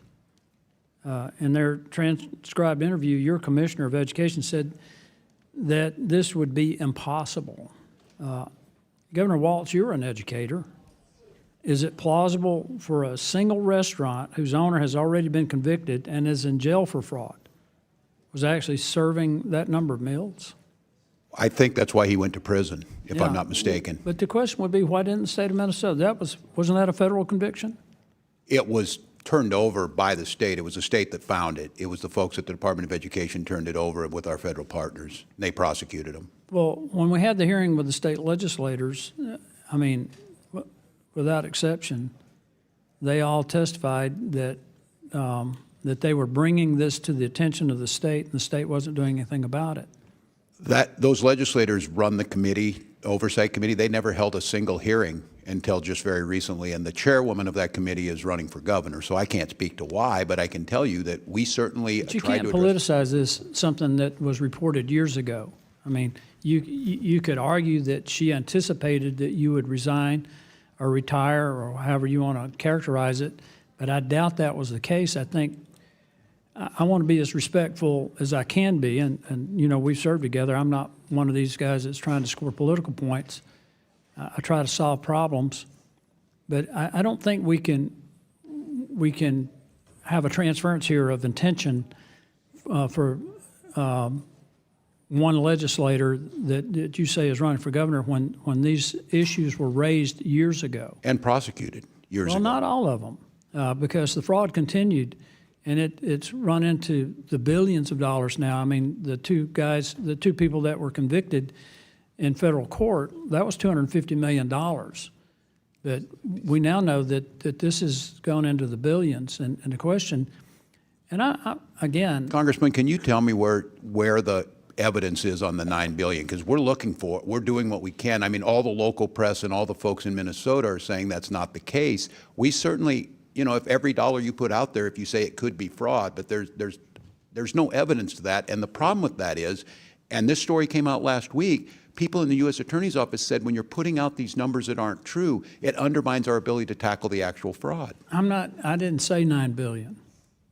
I said that I think it's run into the billions. And that's not just in Minnesota.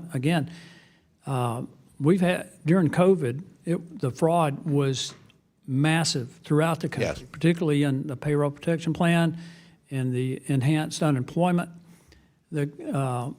I think it begs the question, Mr. Chairman, of why we haven't been more aggressive in going after this all over the country. The fraud that was mentioned by my colleague was SNAP benefits, and that's in California, his own state. It's $180 million, but to California's credit, they're doing something about it. So that's the issue here.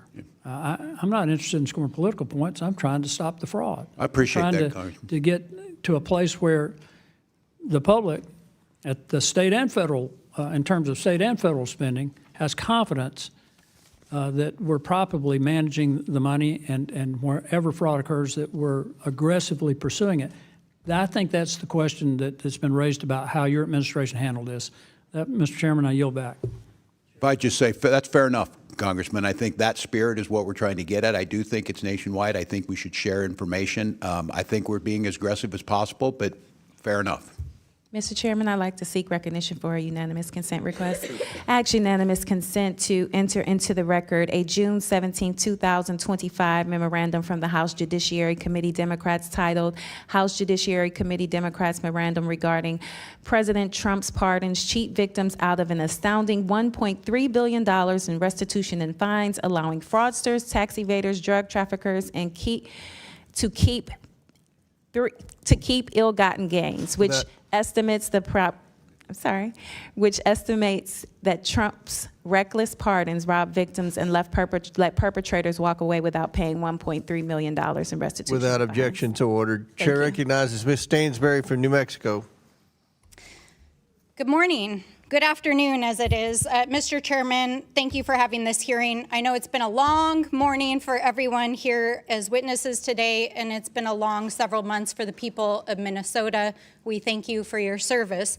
Now, let me just start by saying at the beginning of my comments here what I said at the beginning of the last hearing that we had on this exact same subject, which is that we must unequivocally root out waste, fraud, and abuse and prosecute any crimes, wherever they happen, whether those crimes are happening in social service programs at the state level, or whether we have an out-of-control president and administration that is committing crimes, waste, fraud, and abuse inside the White House and within our federal agencies, including deploying thousands of armed agents into our communities, using per diems that are costing millions of taxpayer dollars every day to terrorize our communities, to violate their civil rights, to violate due process rights, and that have resulted in the murder of 2 U.S. citizens. And so my question is, why are we not conducting oversight over that? 2 U.S. citizens that have been murdered by the federal government. Renee Good, a Minneapolis mom, murdered. Alex Preddy, a Minneapolis VA nurse, murdered. Nurul Amin Shah Alam, a partially blind refugee in Buffalo, New York, dead after being left in a parking lot by DHS without even a pair of shoes on. The kidnapping of children like Liam Ramos, and an administration that has launched an unauthorized war in the Middle East with 6 service members dead and over 160 school children and their teachers dead and buried yesterday.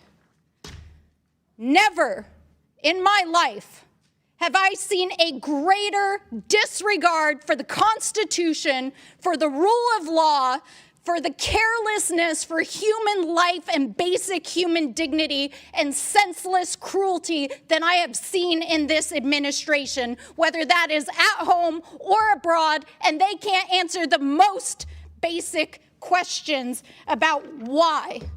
And meanwhile, people who should be investigating these crimes are partying and drinking on taxpayer dollars. We've got the U.S. DOJ AG refusing to release the Epstein files or even acknowledge their basic human dignity.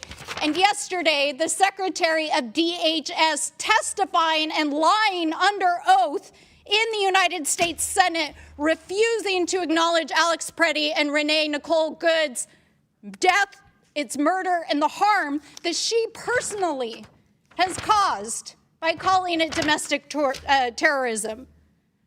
That is what we should be investigating. And the billions of taxpayer dollars that are being used to support this cruelty and out of control administration.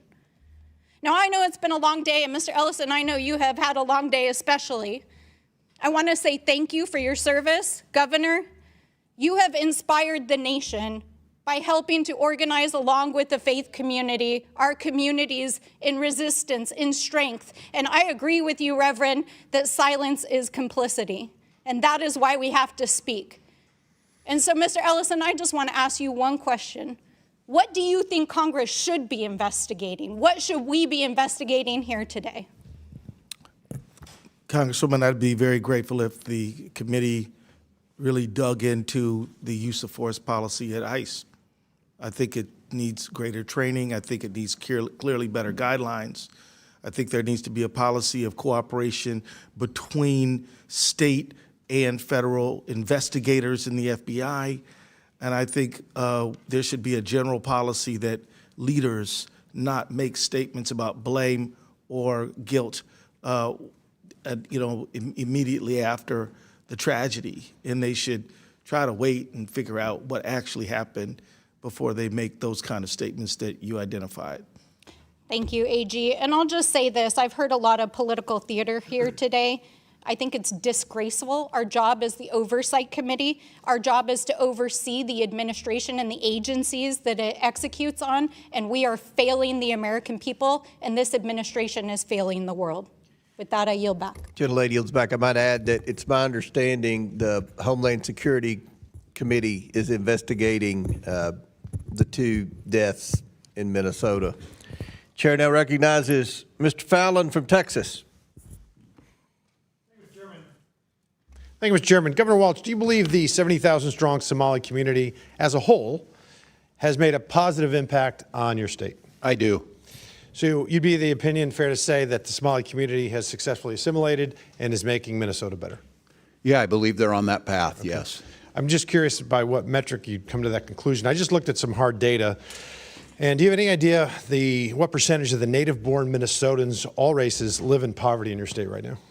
I don't have specifically. I'll share it with you. It's 8%. For the Somali community, it's 52%. How about receiving food stamps? I don't know. All right, I'll run it down with you. It's 7%, and then compared to 54% in the Somali community, and then don't have at least a high school diploma for all Minnesotans. It's 5%. Somali community, it's 39%. One family member at least on Medicaid, it's 18% for Minnesota, 73% for the Somali community, and receiving welfare of some form, it's 21%. And that's 81% for the Somali community. Governor, do you happen to know what the percentages of all those who have currently been charged in this staggering social services fraud scheme were native-born Minnesotans? What percentage? I do not have that. I think it was 85 out of 98, which comes out to 13% Minnesotan and 87% Somali Minnesotan. So I think this is an instance, perhaps, of where woke gets slapped by data.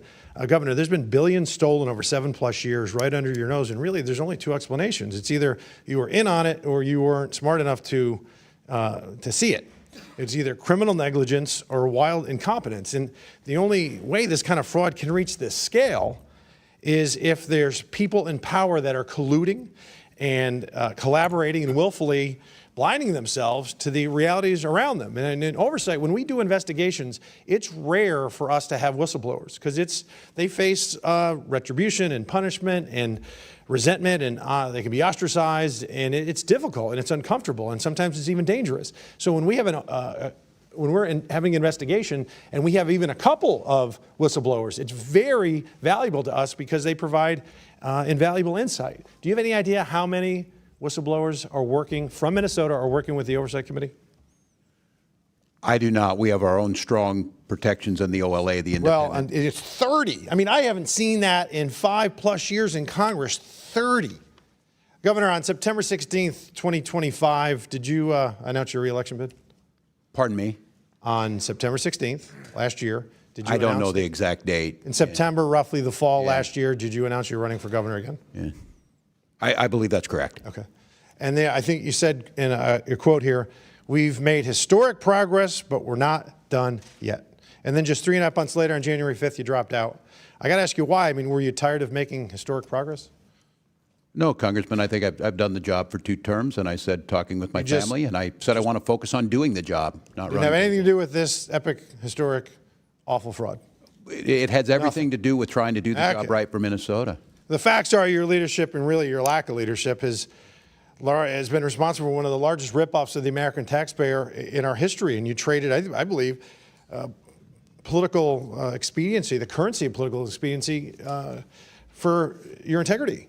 And, you know, Mr. Chairman, I don't know if you know this, but it's been widely reported that in 2008, when Barack Obama was choosing his vice presidential candidate, he had 3 criteria. He wanted to make sure he picked somebody that wasn't as smart as him and had less talent and charisma and couldn't possibly outshine him, so he picked Joe Biden. And then Joe Biden in 2020 used the exact same criteria. He wanted to make sure he picked somebody who wasn't as smart as him, had less talent and charisma, and wouldn't outshine him, and he picked Kamala Harris. And then in 2024, Governor, I think it's very evident why Kamala Harris picked you. The talent pool, I wouldn't Mr. know, Chairman, Congressman. hey, Mr. Chairman, the talent pool isn't just shallow, brother. We have hit the shore, and I yield back. Gentleman yields back. Chair recognizes Mr. Superman. Thank you, Mr. Chair. So I have some concerns about not just the tactics of ICE in Minnesota and everywhere. I have concerns about the fact that Renee Good and Alex Preddy were killed, and there has been no real investigation by federal law enforcement and federal authorities. And so I would ask Attorney General Ellison, do you know if the FBI is actually investigating what happened? Thank you for the question, Congressman. To the information we have is that there was an affirmative statement by Deputy AG Todd Blanche that they were not investigating the Renee Good matter. On the Alex Preddy, we received information that was similar and that there might be an investigation, but that the state would be excluded. So in the first one, they're not doing an investigation and we can't have the information. And the second one, they might be doing an investigation and the state cannot be part of it. And I know this is asking for your opinion, but why do you think they would want to exclude the state in the Alex Preddy investigation? Well, I don't want to speculate as to what somebody's motives might be, but I can just tell you this. It is a sharp departure from the norm. Normally, we investigate these things jointly, and when somebody doesn't want another investigator there, sometimes you might wonder if there's something that they don't want to come out. And it's my understanding that the federal government is better positioned to do such an investigation and to be able to prosecute such crimes because there might be federal immunity. My understanding, federal agents are typically immune from state prosecution if their actions were directly tied to official duties. What is your understanding of that? So my understanding starts with the Supremacy Clause in the U.S. Constitution, and then there's a line of cases. The first one is something called In re Nagel, and then there's a number of cases after that. What it says is that if a federal agent arguably commits a crime and is indicted or charged, that that agent, the federal agent, would have a affirmative defense of saying that I was doing my job and I was doing it in a necessary and proper way. What I was doing was necessary and proper. If they can meet both of those criteria, a court might grant their motion to dismiss. If they cannot, the matter is going to face a jury. And matter of fact, there was a case involving, you may remember the case involving Randy Weaver in Idaho.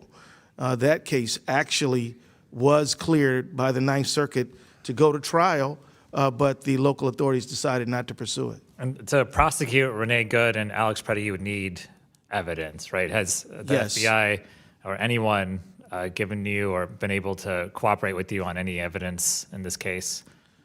No, at this point they have precluded the state from access to the evidence, but there's a lot of other evidence out there, and we're also pursuing all options to get access to the evidence. Do you think with what you have now, you could prosecute Renee Good and Alex Preddy at the state level? I think theoretically it's possible, but I would think it would be imprudent until you see the federal file, because, you know, when you're a prosecutor, you should know the whole file. You should have evaluated all the evidence before you make a charging decision or bring a matter to the grand jury. Because my concern here is that not only are these terrible things happening to U.S. citizens, but there's no accountability, right? There's no mechanism. There's a cover-up for the people who are at ICE and other law enforcement who do the wrong thing, and it's making everyone at those agencies look bad. It's making our country look bad in the international stage. And so, you know, we have legislation at the federal level. I'm a co-sponsor of the Stop Excessive Force and Immigration Act. We're trying to do things tangibly to make things better. We need some support on the other side of the aisle, but certainly we're going to push forward anyway. I guess I would end by saying, well, what would you ask Congress to do to help get the accountability that we're looking for? And I'll ask either one. I think that for anyone, Republican or Democrat, hoping to get public trust restored to immigration agents, there must be clear protocols regarding recruitment, training, and protocols on the use of force. There must be an investigation. States must be involved, and there's more to be discussed. Governor Walz, you have 5 seconds. I would agree with the Attorney General that it's about restoring faith, that people don't trust what they're doing, and we need them to be able to do their job. Thank you. I yield back. Gentleman yields back. I'll now recognize Mr. Ellison from Missouri and then Mr. Timmons from South Carolina. Thank you, Mr. Chairman. Governor Walz, we already know that the Minnesota Medical Assistance gives taxpayer dollars to people that are not here legally, illegal aliens, and we know that in large part your sanctuary city policies or sanctuary state policies have exacerbated the fraud that we are seeing in Minnesota. We know that just from conservative estimates alone, that during the Biden administration, we had an estimated 15 million people come here illegally. Within your state alone, the estimates from the Migration Institute and Pew Research is that it's at least 130,000 people that are here illegally. And we know that $250 million was stolen for the Feeding Our Futures program.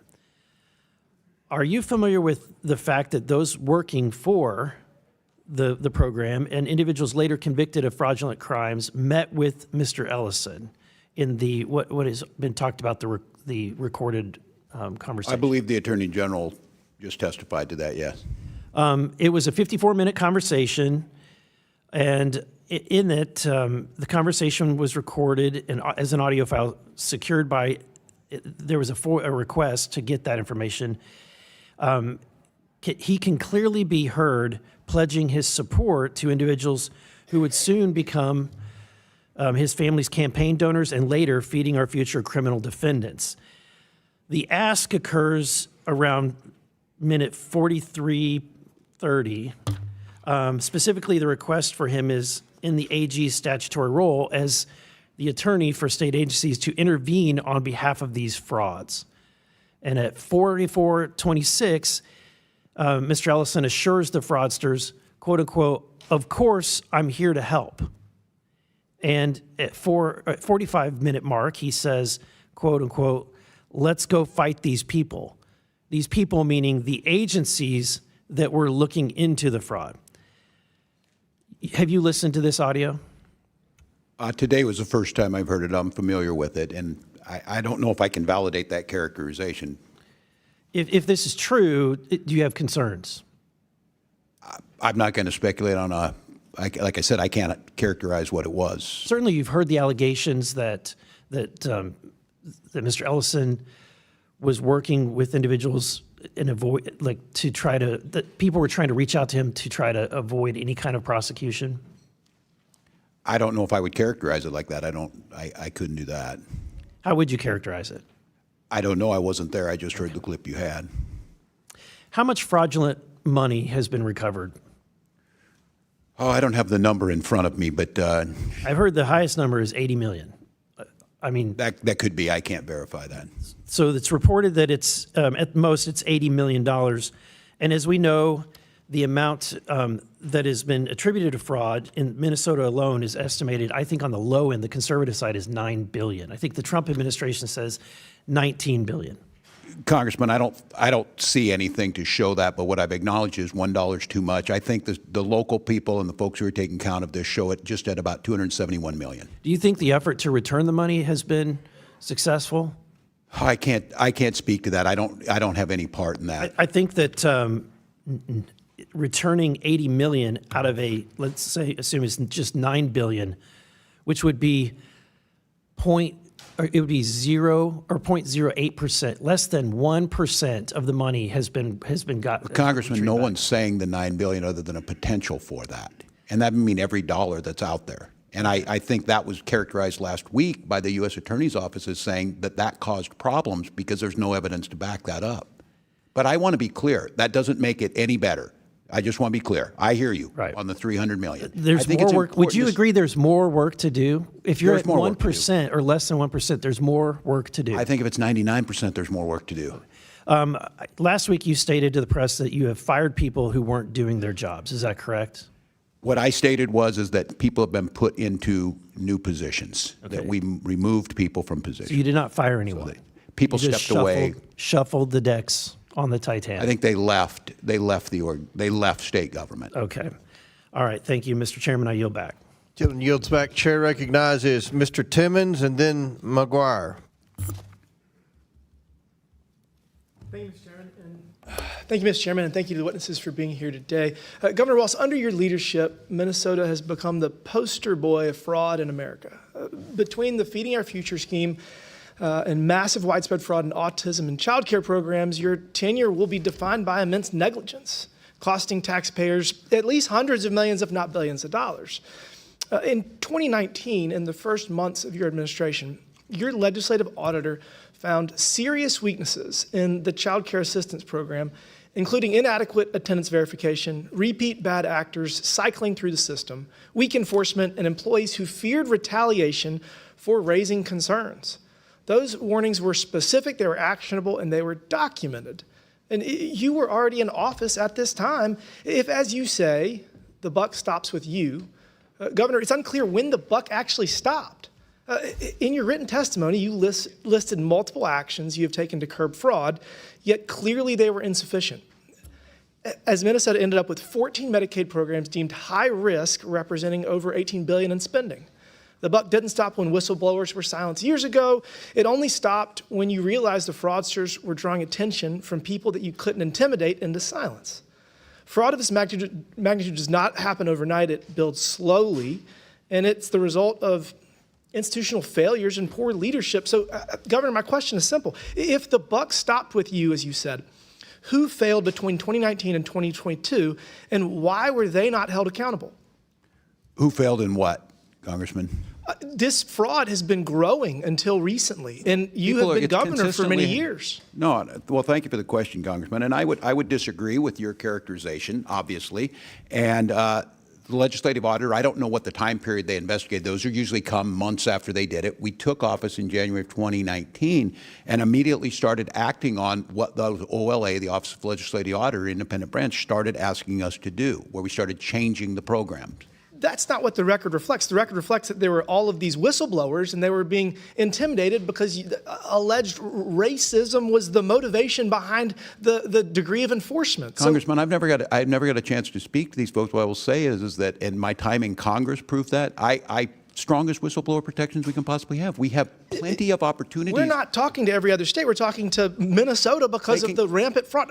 So look, is there no fraud in any other states? 3 members of the Minnesota State House of Representatives who all served on the Fraud Prevention and State Oversight Policy Committee gave transcribed interviews that confirmed that your administration was aware of the fraud happening in the state, yet chose not to act due to fear of political repercussions and intentionally silenced whistleblowers who have tried to come forward. Well, that's incorrect. Mr. Chairman, I'm going to insert this in the record. Roadmap to Program Integrity and Fraud Prevention. It's a report, Mr. Chairman.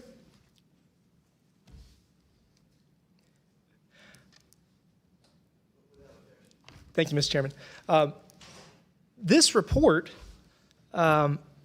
relays that several current and former Department of Human Services employees have described messaging from DHS leadership that emphasize compassion over compliance. So the former leaders have said that DHS should be guided by 70% compassion and 30% compliance. And then in 2023 DHS public presentation, leadership encouraged employees to embrace a 60-40 mindset. Again, that's 60% compassion and 40% compliance. I want to have as much compassion for people that need social safety nets. Like, I want to have 100% compassion, but we also have to have 100% compliance or work as hard as we can to get there. And as you sit here today, and after acknowledging how widespread and pervasive fraud is in Minnesota, how should your state employees prioritize program compliance? What is your message to people now relative to this compassion compliance ratio? Well, I think I agree with you on this, Congressman. I don't think it's an either or choice. We need to make sure we're not going to stop these programs. We're not going to stop being the top state for children in the country, but we need to make sure if we're going to continue those programs that we need to have fraud prevention and program integrity in. So I agree with you. It's not an either or, and it's not a percentage. In order to give the benefits to the people that need them most, we have to be good stewards of tax dollars. That's right. And for every dollar that is stolen through waste, fraud, and abuse, that is a dollar that cannot go to people that need it most. So we need to prioritize compliance, make sure that we have the least amount of fraud possible. And with that, Mr. Chairman, I yield back. Thank you. I agree, Congressman. Gentleman yields back. Next is Mr. McGuire from Virginia, then Ms. Luna. Thank you, Mr. Chairman. Good afternoon to our witnesses. Governor Walz and Attorney General Ellison, what year were you made aware of rampant fraud in your state? Well, Congressman, I think The committee has spoken to nearly 30 whistleblowers, most of which are current employees in your administration. Based on these transcribed interviews, you were both made aware of the rampant fraud in your state around 2019-2020. Did they make Governor Walz, do you know who Janelle Sky Hansen is? I do not. I was going to ask you, Mr. Chairman, I seek unanimous consent to enter into the record article from CARE 11 titled CARE 11 Investigates Evicted Homeless Paying the Price for Minnesota's Fraud Crisis. Without objection, so ordered. Thank you, Mr. Chairman. Governor Walz, Janelle Hansen, who goes by the name Sky, has autism. In June 2025, Sky, who was living in an apartment paid for by Integrated Community Supports, was evicted by police because her caregivers, American Home Health Care, LLC, who were subletting her apartment, stopped paying their rent. This provider claimed to provide this woman with 12 hours of daily individual services and billed ICS on an average of nearly $12,000 a month when she only interacted with them 2 hours per day. Because of this fraud, the woman has been homeless for 8 months. In fact, while Sky is homeless, the owner of American Home Health Care, LLC, lives in a high-end Maple Grove home, which has an indoor basketball court. State Medicaid billing data shows since 2022, American Home Health Care has been paid more than $2.2 million in public funds. That is $2.2 million that was taken fraudulently from the taxpayers to pay for a man to live in a lavish home while people like Sky are left to live on the street. Governor Walz, this is despicable. You have a duty to serve the Minnesotans. You failed to protect these individuals like Sky who needed it the most. I've had constituents tell me that after seeing all the fraud that has come to light in your state, that they aren't sure if they're paying taxes or if they are paying criminals. Governor Walz, Attorney General Ellison, yes or no, does your administration take whistleblower reports seriously? Yes or no? Yes. Governor Walz and Attorney General Ellison, yes or no, do you believe that when faced with a whistleblower, the correct course of action is to retaliate against them and suppress their concerns? No, of course not. It's illegal to do so. Governor Walz, yes or no, are you aware of any instances of employees in Minnesota's Department of Human Services being threatened and intimidated with military surveillance to ensure they stay quiet about fraud? I am not. This is a picture of an email from Emmanuel Nwala at the DHS manager who has since been promoted to the leadership role. This email shows clear proof that the threatened employees with military surveillance, including, quote, I did intelligence research with the Army and give them IP addresses and email addresses to track specific locations. Governor Walz, yes or no, are you aware of this email? I am not. Governor Walz, Mr. Nwala, stated in the email that he was asked by upper leadership to hold off as they are doing their own thing on it. What did that mean? What did they mean by that? I couldn't say. I'm unfamiliar with Was it. upper leadership doing their own military surveillance on whistleblowers to intimidate employees into staying quiet about rampant fraud? I do not believe they would. Moving on, Governor Walz, yes or no, do you agree that it would be intimidation to confront a whistleblower with photographs of their car, their house, and monitor their phone and computer and ask which schools their children go to? Yes.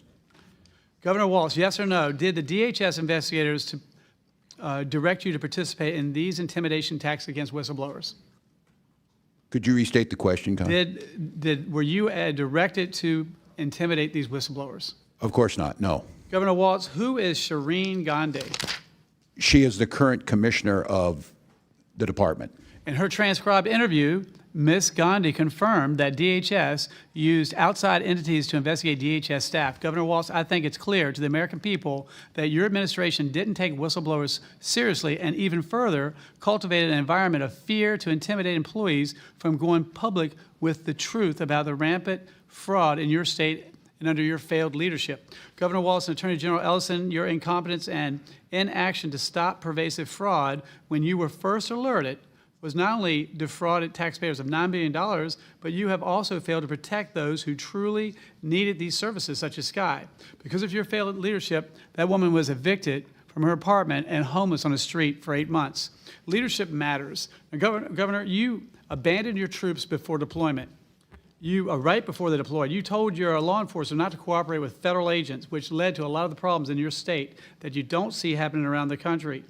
And you abandoned Minnesota by allowing this fraud to continue. And so I understand I'm so glad that you have decided not to Congressman, run that's untrue. for re-election as governor. With that, I yield back. Congressman, did you do 24 years in the military? Because I did. Was that not long enough for you?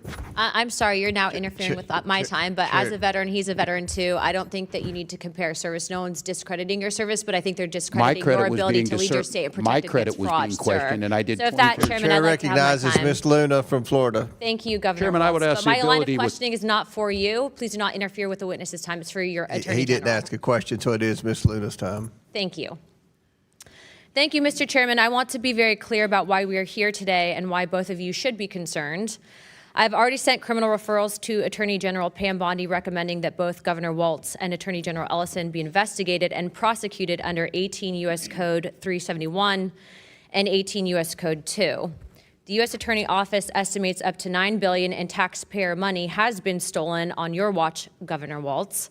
Not a rounding error, not a typo, $9 billion, and both of you knew. Mr. Ellison, there's a widely reported recording of a meeting between you and Feeding Our Future on December 11th, 2021. At that meeting, those individuals that you were speaking to told you that the state investigators looking into fraud were acting in a, quote, racist manner. And your response was, and I'm quoting directly from the recording, "Let's just go fight these people." I want to ask you, what do you mean by fight these people? Congresswoman, first of all, this matter I've responded in writing to this committee. I've written an op-ed about this matter. I have gone through several committees, one in the state, one in the Fed, one in the Senate, now here today, and it's very clear that these people were clearly liars. They were lying to me. They lied to judges. They lied to the state agencies. They were fraudsters. Everyone agrees that they are fraudsters.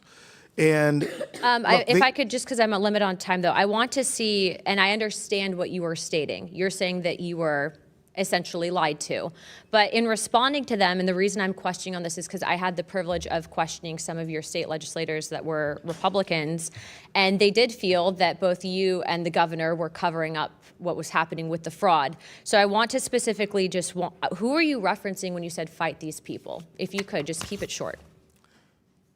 Was that your own state?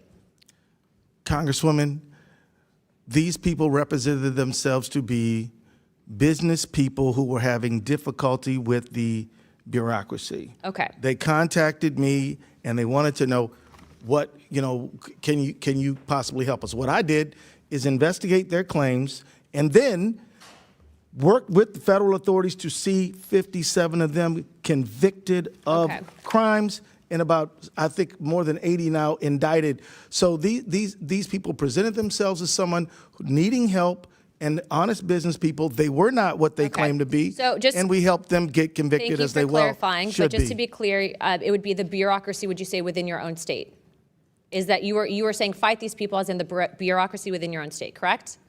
Congresswoman, I was in Congress for 12 years. Thank you for and I serving did in I did Congress. constituent services all the time. Okay, so I'm not going to working get with anywhere on people. this question. That brings me to my next thing. Do you believe that it is racist to investigate someone of fraud because they are of Somalian descent? Yes or no?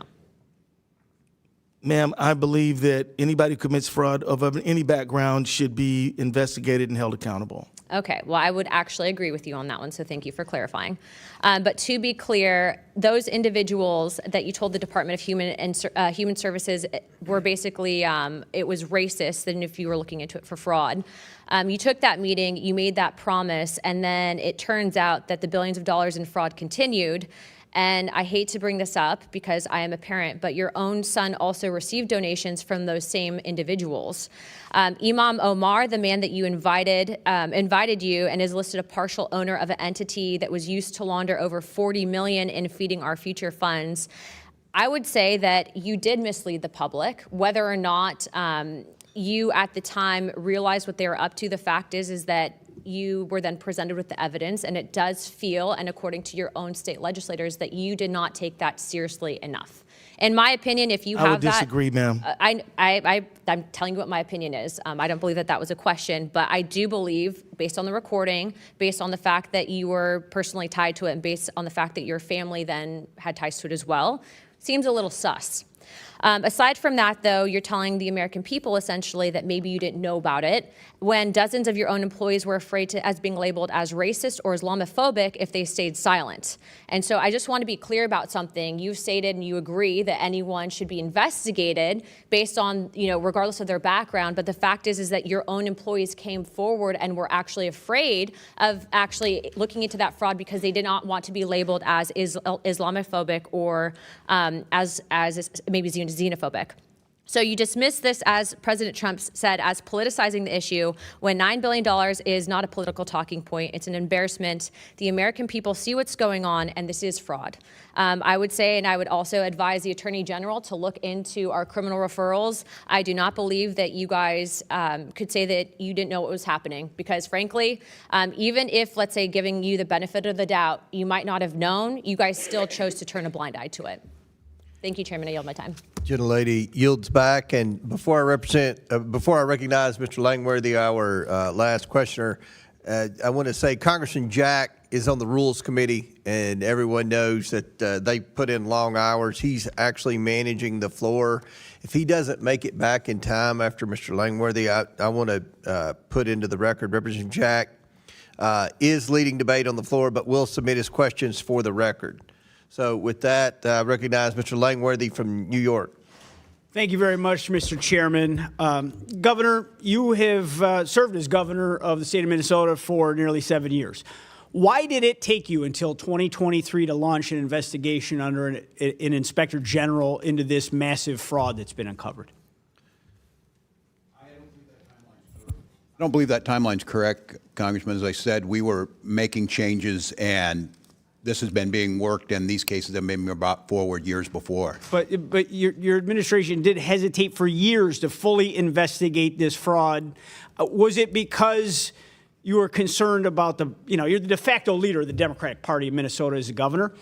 Were you concerned about the political consequences within the Minnesota Democratic Party's voter coalition? No. Did that lead to you making that mistake? Because trying to listen to the answers today and come up with a conclusion as to why you would turn a blind eye to this for so long when so many people from your partners in government across the aisle, but also people at the street level, saw this fraud going on in plain sight. Well, we did not, and I know that the rest of the country saw this recently. And what I would ask you, Congressman, is what benefit would there be to that? Just assume there's no ethics involved, which I have a long history here of doing that. There's certainly no benefit in taking money from programs that I've advocated for that make Minnesota the best state to live. And so we worked it from the beginning. And look, these folks continue to move. They're a moving target. We went back to the legislature asking for more tools. We went back last year and asked for more tools. And now what's great is Republicans are actually supporting those things that we put forward. So as soon as Governor, Republicans came to this committee last month and testified the fact that they've been trying to get people's attention in power in Minnesota for a long time. I would disagree with their characterization. Well, so you state that unequivocally there was no political consideration based on constituents in the Democratic Party. Absolutely that you not. turned a blind eye. Absolutely now not. that's interesting, that Governor, because your first reactions in December 2025 were to call taxpayer conspiracy theorists and dismiss concerns about the $9 billion in fraud as white supremacy.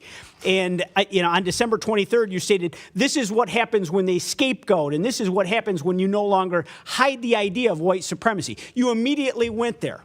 And I believe I was speaking about the ICE invasion in Metro Surge. I'm unfamiliar with where you're quoting from. This is when this fraud was uncovered. Knowing now that those people were correct, would you apologize to those constituents for classifying them? I'm unfamiliar with what you're asking for. I've heard today attacks on the Somali community that I would view as racist trope thrown at the Somali community. Okay, Governor, I understand you need to deny and deflect, and your stories are pretty legendary at this point. But while you were looking the other way at fraud that took place on your watch, you and your ticket mates in the Democratic Party in Minnesota get somewhere between 80 and 90% of the vote in Somali-heavy precincts. In your election, re-election, the gentleman sitting next to you won his last election by a mere 21,000 votes.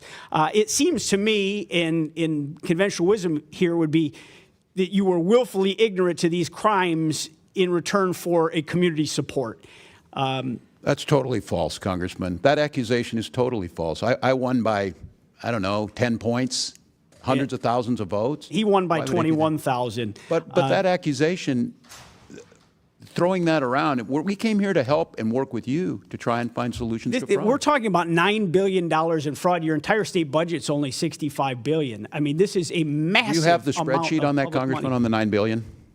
You've rattled off about 10 different numbers today. You clearly don't have a handle on the numbers either, and you need a serious accounting effort in the state of Minnesota right now. Okay, Congressman, I've given you the numbers to the best of my ability. Do you believe that your inaction in the first term to prevent fraud in the childhood nutrition and child care assistance programs gave the green light to other scammers to commit housing and Medicaid fraud in your second term? No, I don't believe that. And once again, your words say one thing, your actions say something different. You came into office after several multi-million-dollar fraud scandals on the heels of a 2018 report alleging that over $100 million was being defrauded from taxpayers annually, and you did nothing. And in 2020, That's not after correct. hearing We took about action. potential fraud with Feeding Our Future, you did nothing. That's and Governor, incorrect. you knew and did nothing to stop autism payment fraud. Its annual expenses inexplicably increased from $6 million to $192 million in just 5 years. And you did nothing to stop housing stabilization, Medicaid fraud, which has topped $100 billion, and you did nothing to stop daycare fraud, an issue that's already costing taxpayers millions when you were sworn into office. Are you familiar with Article 8 of the Minnesota Constitution? I am not, Congressman, but I will give you this. Doing nothing, you're in the right job for that in this Congress. I disagree with that entire characterization. No, I'm unfamiliar with that. It seems like you've created a state of Minnesota that you're free to come It ranks and at the set up top shop of almost and every do- category. and make fraud. It ranks at the top of nearly every category in quality of life. A real big, bold one after what we've uncovered here today. Article 8 country's states seen that what Minnesota's Minnesota made of. officers, including the governor, may be impeached for malfeasance or nonfeasance in the performance of their official duties, while billions of dollars of taxpayer money were allowed to be lost to fraud. Whistleblowers were ignored. It's extremely well documented, and those people were punished. And you had a direct political benefit to this fraud. That's an impeachable offense. Mr. Chairman, I yield back. Gentleman yields back, and I think you heard the bell. I know votes are being called, so the ranking member and I have deferred any closing statements until we come back. I want to thank our witnesses for being here. We appreciate your testimony. Hopefully, you all will read the committee report and protect the whistleblowers, and hopefully we can hold some people accountable who have committed fraud, Pursuant to the previous order, the committee will recess for floor votes. We plan to reconvene right after the vote series. The committee stands in recess. Thank you all. You want us back? Yeah, the witnesses can be excused. Thank you all. Thank you. I know you have Thank you, flight Chairman. planes to catch. We really appreciate you all being here. Thank you, Chairman.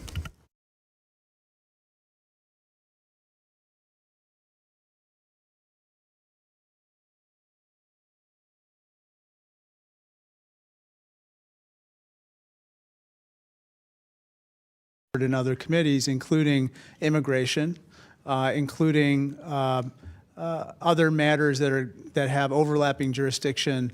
But what has happened with ICE and CBP and DHS, not just with regard to excessive use of force and the Operation Midway Blitz or Metro Surge, but also the waste of money and government resources, merits its own kind of examination in this committee. So that's why of all the committees, I think this one has the broadest jurisdiction and the one that is most concerned about rooting out waste, fraud, and abuse, and we've seen that in the DHS.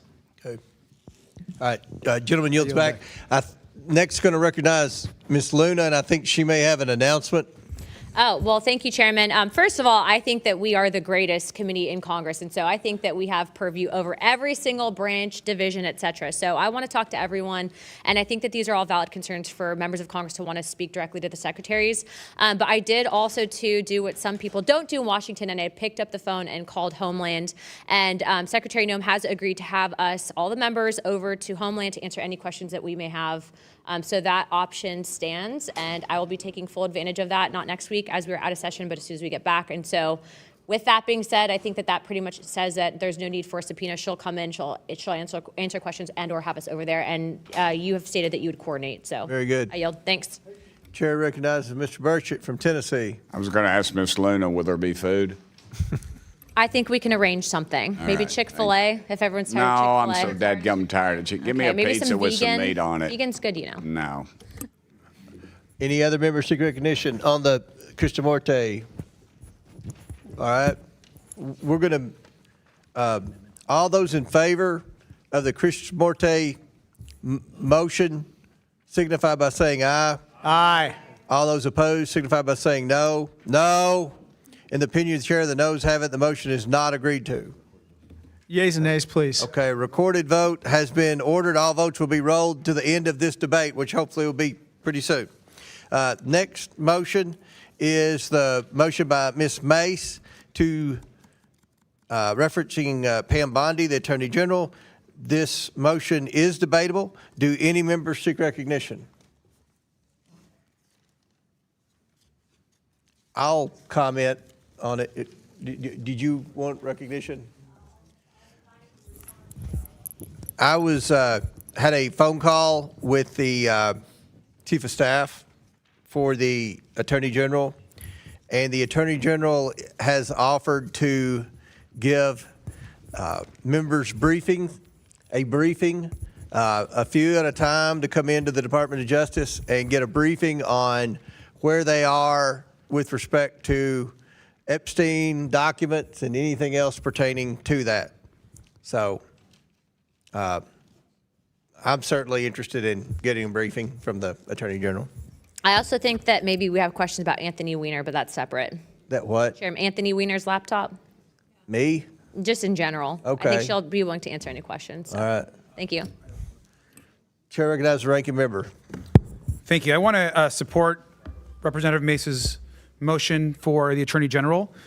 Look, the American public have significant questions about the DOJ and their process for releasing of the files.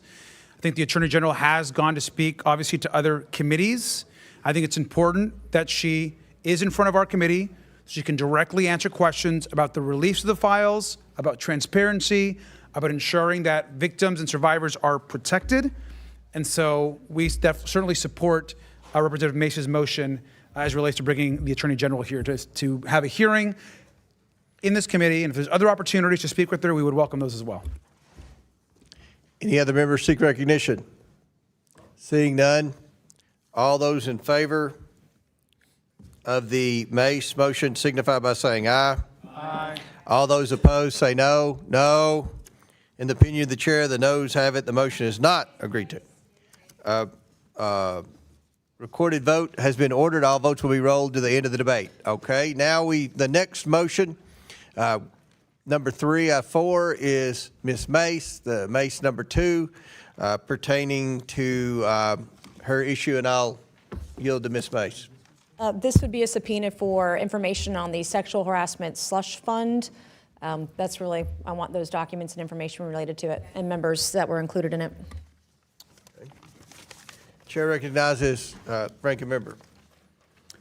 Thank you, Mr. Chairman. I just have some comments on Representative Mace's motion, and then I'd want to offer just a slight amendment to it, which I think would help protect certain staff. And I just want to kind of clarify. First, I want to appreciate the actual effort. I think that obviously there shouldn't be funds to protect any member of Congress that's been engaged in any type of sexual harassment or abuse of anyone. So I do appreciate that effort. Now, we have heard some concerns from the Office of General Counsel that the breadth of this motion, covering members, senators, staff, Library of Congress staff, GPO, GAO, Capitol Police, and other entities and employees covered within the actual motion, makes it more likely that the Office of Congressional Workplace Rights could push back based on some confidentiality language. It also, there's some concern from our members that it does not protect staff enough, that there could be a chilling effect on staff. I understand the intent of the motion. So, Congresswoman, I just want to add, if you'd be willing to accept this amendment, we think this would clarify this. Mr. Chairman, I move the committee issue, I'm sorry, let me look here. Can I get a copy of the language? Because my language redacts names of victims and witnesses. Correct. There is still some concerns. Let me just offer the amendment to see if you're amenable to it. Mr. Chairman, I move the committee issue. I'm sorry, 1 second. Where did it go? Right here? Here it is. They're trying to cover for their at the end of your motion just now. So, Representative Mace, at the end of the motion, we would add this language, and I'm happy to pass this out, which we're putting out right now.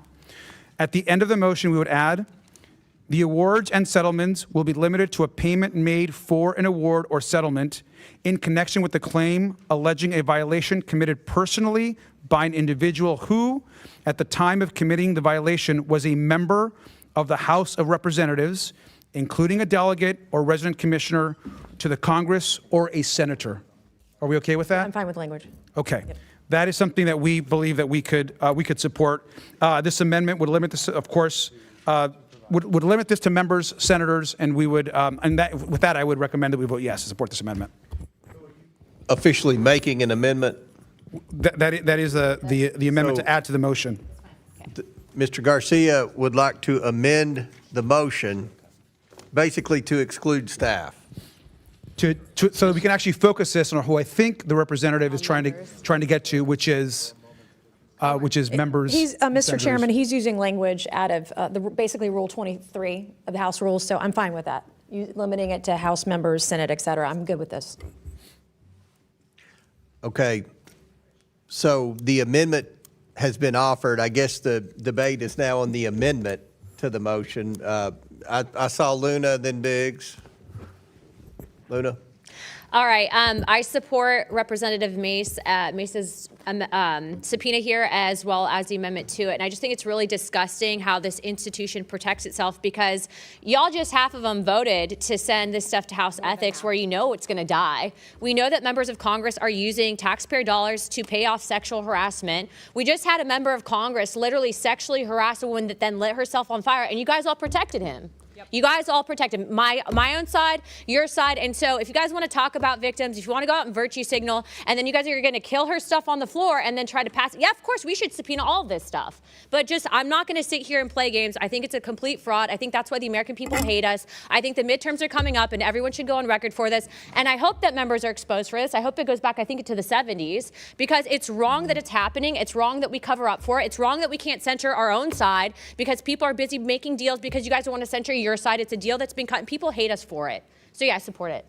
Thank you, Representative. Chair recognizes Mr. Biggs. Thank you, Mr. Chairman. I have a question because I want to make sure that I understand it. On the second line of the motion, where it talks about for the awards or settlements paid, that seems to me that it would exclude allegations which have been unproven or unsubstantiated or unresolved through an award or settlement. Is that right? If we're using the word, yes, the word allegation would include allegations, yes. Not just things that have been completed, it's allegations. Well, but it doesn't say that. It says, and Oh, it's just final settlements. yeah, it says awards or final Yes. settlements. I just want to make sure that Yes, that's the case. correct. Okay.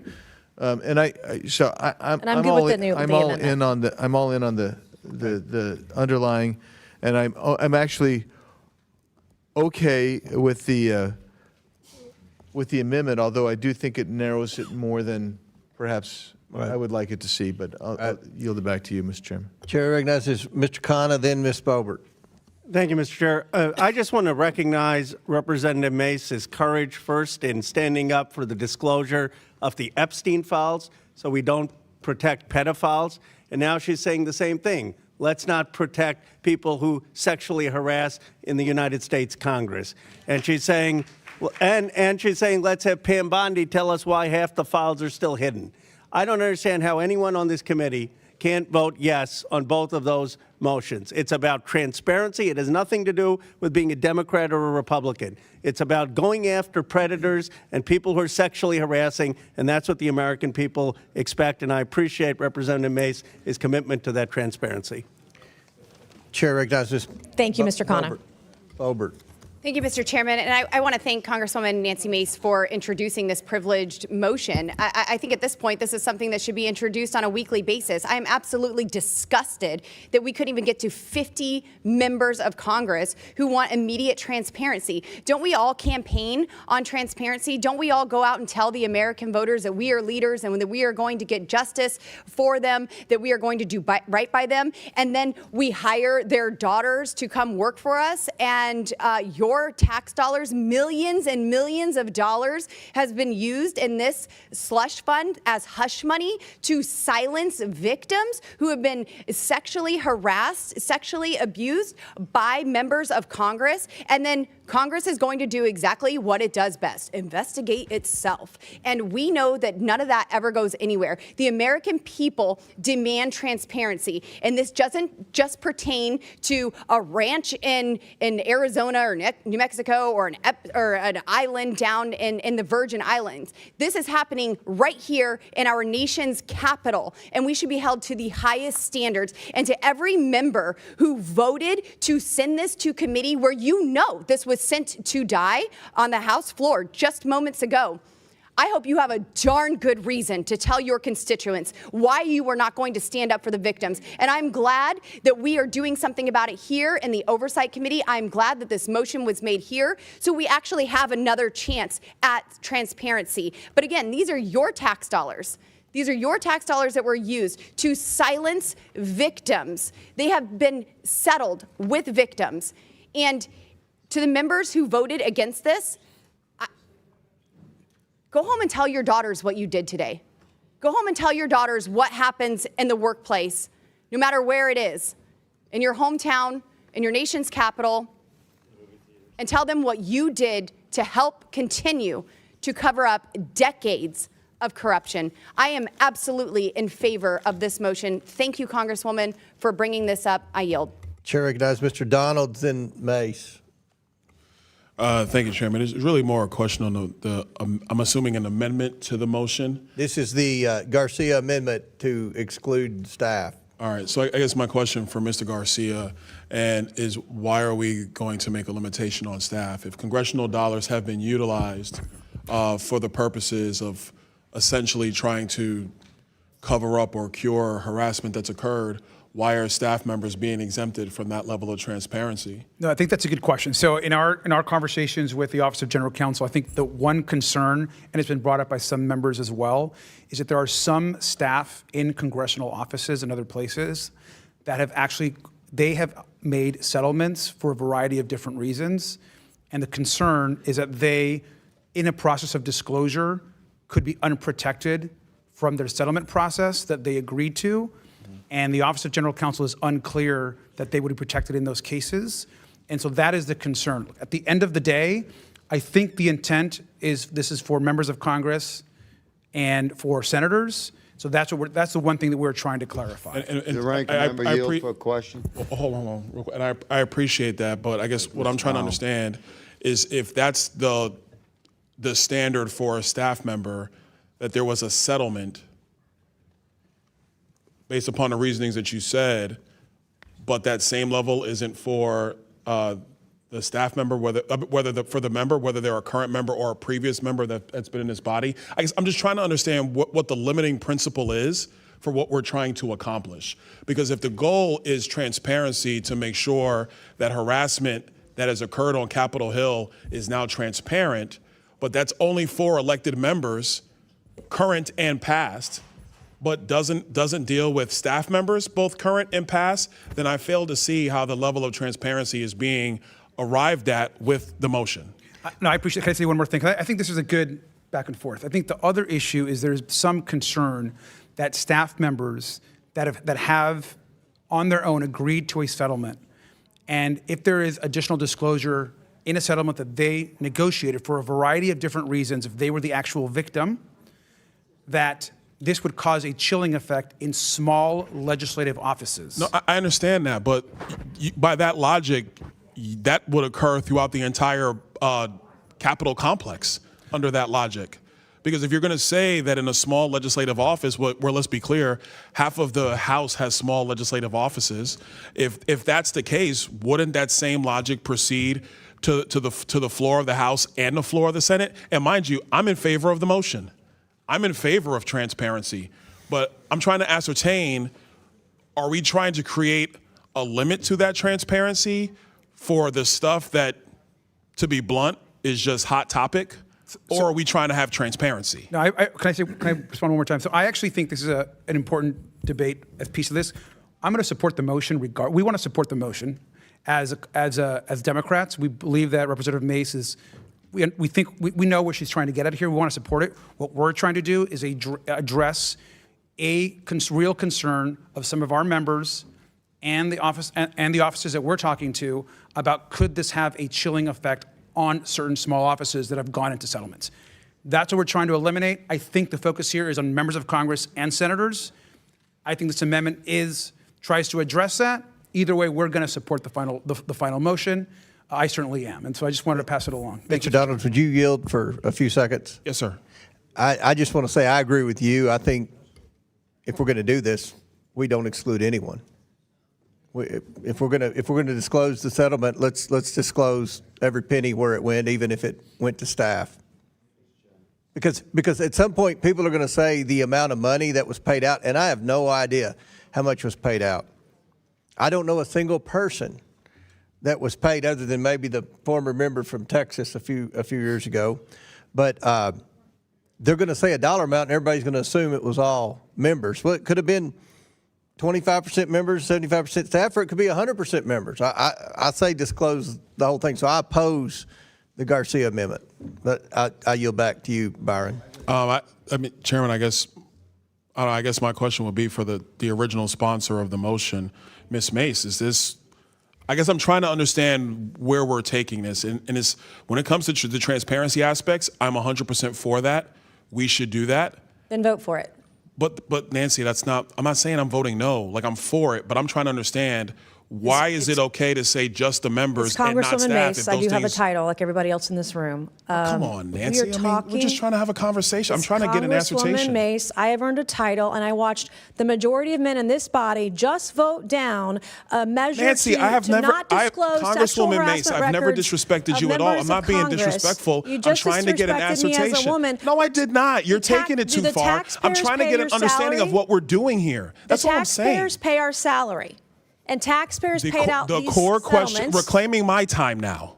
Well, you're the core over time of the now. question is, why is there okay for a limitation just to members if these dollars have been paid on behalf potentially of staff, both currently on Capitol Hill and previously employed on Capitol Hill? Look, I'm if we're seeking transparency, what's the I'm in limit? favor of full disclosure, but if the other side of the aisle is concerned about legal limitations in disclosing it and not working, then I'm okay with focusing on just on members of Congress of both bodies, the House and the Senate. If you would like to do your own amendment or do your own subpoena afterwards, then do that too. But this thing has to pass. I mean, the American people, we expect the American people to be held accountable to a totally different standard. And now we're saying, oh, because we don't have staff included, we're just going to vote this thing down. I'm talking about members of Congress, bodies in this House, bodies in the Senate. That's where the focus should be, because the taxpayers are paying our salaries. And if this thing fails because of a technicality, then that is a failure of the American people, is where I'm going with it. I want this thing to pass. I would like it to be unanimous. I would like both parties to vote for it, especially after the abject failure we just saw on the floor I'm a just minute now. 30 over, so I'm going to reclaim. All I'm going to say, if there's a technical concern, then what we're saying also is that the technical concern is not universal. That we're now picking and choosing what the technical concern is. And if we're going to now slay motions for this transparency, I would just say we should actually examine, according to what the chairman is saying, are we going to be consistent or are we not? That's all I'm saying. I yield back. Chair recognizes Mr. Mann from California. Thank you, Mr. Chair. I just have a brief comment, and I don't particularly have any skin in the game on this one. I voted no on the motion to refer earlier, but I would just say there's a very clear difference between those of us who are members and our staff, which is we are public figures. We run for office. Our staff did not choose to be in the limelight. They did not choose to take on this burden. So when you look at what private companies do, what government officials and staff do in other situations, they're typically not disclosed in the way this bill would do. I think we are unique in that we are running for office every 2 years. I think that we have additional responsibilities and a higher moral calling and a higher moral level we have to adhere to because we are so powerful. So I support the motion because I think there are legitimate legal issues with disclosing staff. At the same time, I support the base motion whether or not this amendment passes. Will the gentleman yield? That I yield back my time. Gentleman yields back. Chair recognizes, I think, Dr. Fox, then Clay Higgins. Mr. Chairman. Yes. As someone else said, I don't really have a big dog in this fight or anything, but I have if Mr. Garcia might take a friendly amendment to his amendment. If there is concern about transparency related to non-members, could we ask in the amendment that we get a report on an amount of money that might have been given out in relationship to non-members, and then if there seems to be a real problem there, that could be then looked into by this committee. I don't have a problem. I don't have a problem with that at all. I think that's a fair request. I think that gives the committee an opportunity to take a look at that number and see if there's other action that needs to be taken. So let me get this straight. You are going to make an amendment to the amendment, and your amendment is that we have to disclose how much money was paid out to staff. Correct. And and then if this committee thinks that's a sizable enough I think amount. that's good. If you would yield, I think that's good because I don't want a number to come out and everyone to assume 100% went to members. It could be 100% members. Well, or it to could Mr. be Donald's point, my staff just told me that a fair share of the settlement funds were for non-members. Okay. I don't know if it's 50%. I didn't have that information. With Capitol Police settling sexual harassment claims, allegedly. I have a sheet in my office for Ms. Fox after this that goes through. This only goes up, just so everybody knows, this only goes up to 2018 because this program was ended after 2018. So this is more historical, but my staff just told me a fair share of the settlement payouts, in some years it was $4 or $5 million, were for people who were not members of Congress. So I just got that piece of it. You support the Fox amendment to the amendment? Repeat it again. What was the amendment to the amendment? Well, what I'd suggest, Ms. Mace, Congresswoman Mace, is that in order to sort of deal with the transparency issue, I'd like transparency too, but that we go forward with the Garcia amendment, so we're focusing only on members, but we ask whoever it is we're asking to provide the total amount of money that had been paid out for. I'm fine with that, and I actually have that list. I have that list by year, but I'm good with that amendment. If you want to do an amendment to the amendment, I'm fine with that. And I have a spreadsheet, so. We would support that. Okay, and we're drafting the amendment up. Walk humbly, Mr. Donalds. So we're gonna Walk move. humbly. If anyone else wants to talk about the amendment to the amendment, I will recognize them. It's going to take staff a few minutes to draft this up. Mr. Burleson. Getting a little bit confused, but I just want to make sure, and I don't know who would be able to answer this, but as long as, you know, and I didn't even think about this until this conversation happened, but as long as the public is able to ferret out whether it was the member who was the one victimizing and the reason for the harassment, or a staff on staff situation, I think that's probably, that I just want to make sure that is right, able to be ascertained in whatever is released. Yeah. Mr. Garcia, do you understand my question? I do, and that I think that is why we're making the amendment as well, is we want to be very clear this is about members of Congress and senators, and I think that Ms. Fox, Representative Fox's amendment clarifies that we would get a report on all other settlements with numbers so that we can then have information to make any additional motions. I do think that's good, because if you have a continuing problem in an office, even if the member is not the one doing it, but they're not having oversight of their staff in a proper way, then that's a problem. But I just want to make sure it's transparent, whatever we're releasing, that it, you know, whoever the victimizer is, whether it's the member or their staff. Okay. Any other members? So, do we have it typed up yet? I know we don't. Can we? Amendment, can we do that or not? Does anyone object if we go and discuss the Bell motion? We're gonna, this isn't, do you object, Ms. Tlaib? No, just for clarification. We're trying to type it up, that's why we're. know. Okay.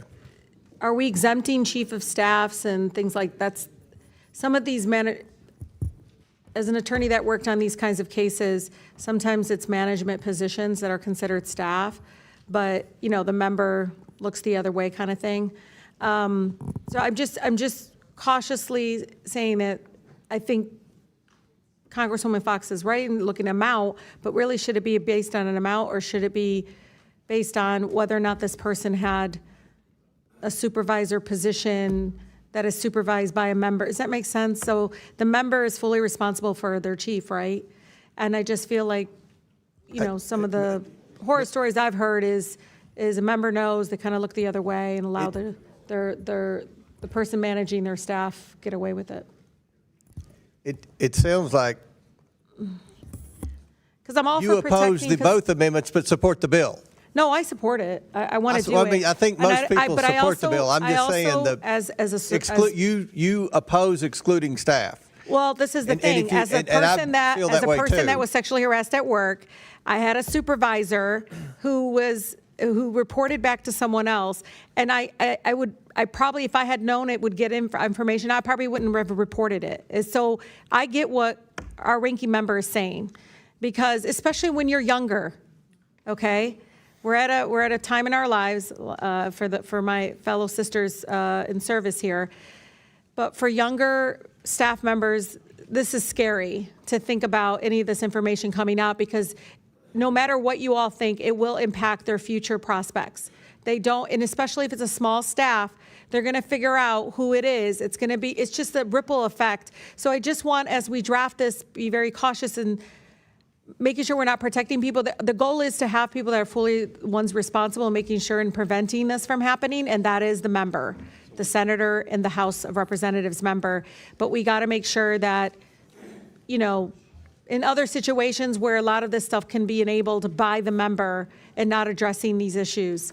But at the same time, Chairman Comer, I do worry about, you know, victims and folks coming forward right, not wanting to come forward because of what we're trying to do. And we're trying to do this because people are getting away with it. And Congresswoman Mace is right. People are getting away with not being held accountable and paying off folks and looking the other way, and again, probably repeating their abuse afterwards. All right, and since now that Ms. Tlaib yields back, the amendment is typed up. Everyone should have the amendment to the amendment, and I will read it. The Fox amendment Included will also be an annualized list of the amounts of awards and settlements paid to or on behalf of non-member staff. So that's the amendment to the amendment. Does anyone else want to debate the amendment to the amendment? If not, Dr. Fox? Well, the only thing I'd like to say is I think Ms. Tlaib is right about threats to younger women. And if a report comes back that has a lot of money attached to it, says there's a lot of money, then this committee can go ahead and do some investigation. My point was, let's give an opportunity for the committee to do more if it needs to, but I think Mr. Garcia's amendment's a good amendment to narrow it now so we can move on. I think it's the best of both worlds. Okay. I hope. So, seeing no more, we're going to vote Mr. Chairman. on the... Mr. Yes. Comer, can I just say a thing about the whole, are we voting on the whole thing right now? No. We're voting on the amendment to the amendment. That'll be the process. Were you seeking recognition, Clay? Yes. Okay. So, all those in favor of... I was Oh, you have, go ahead.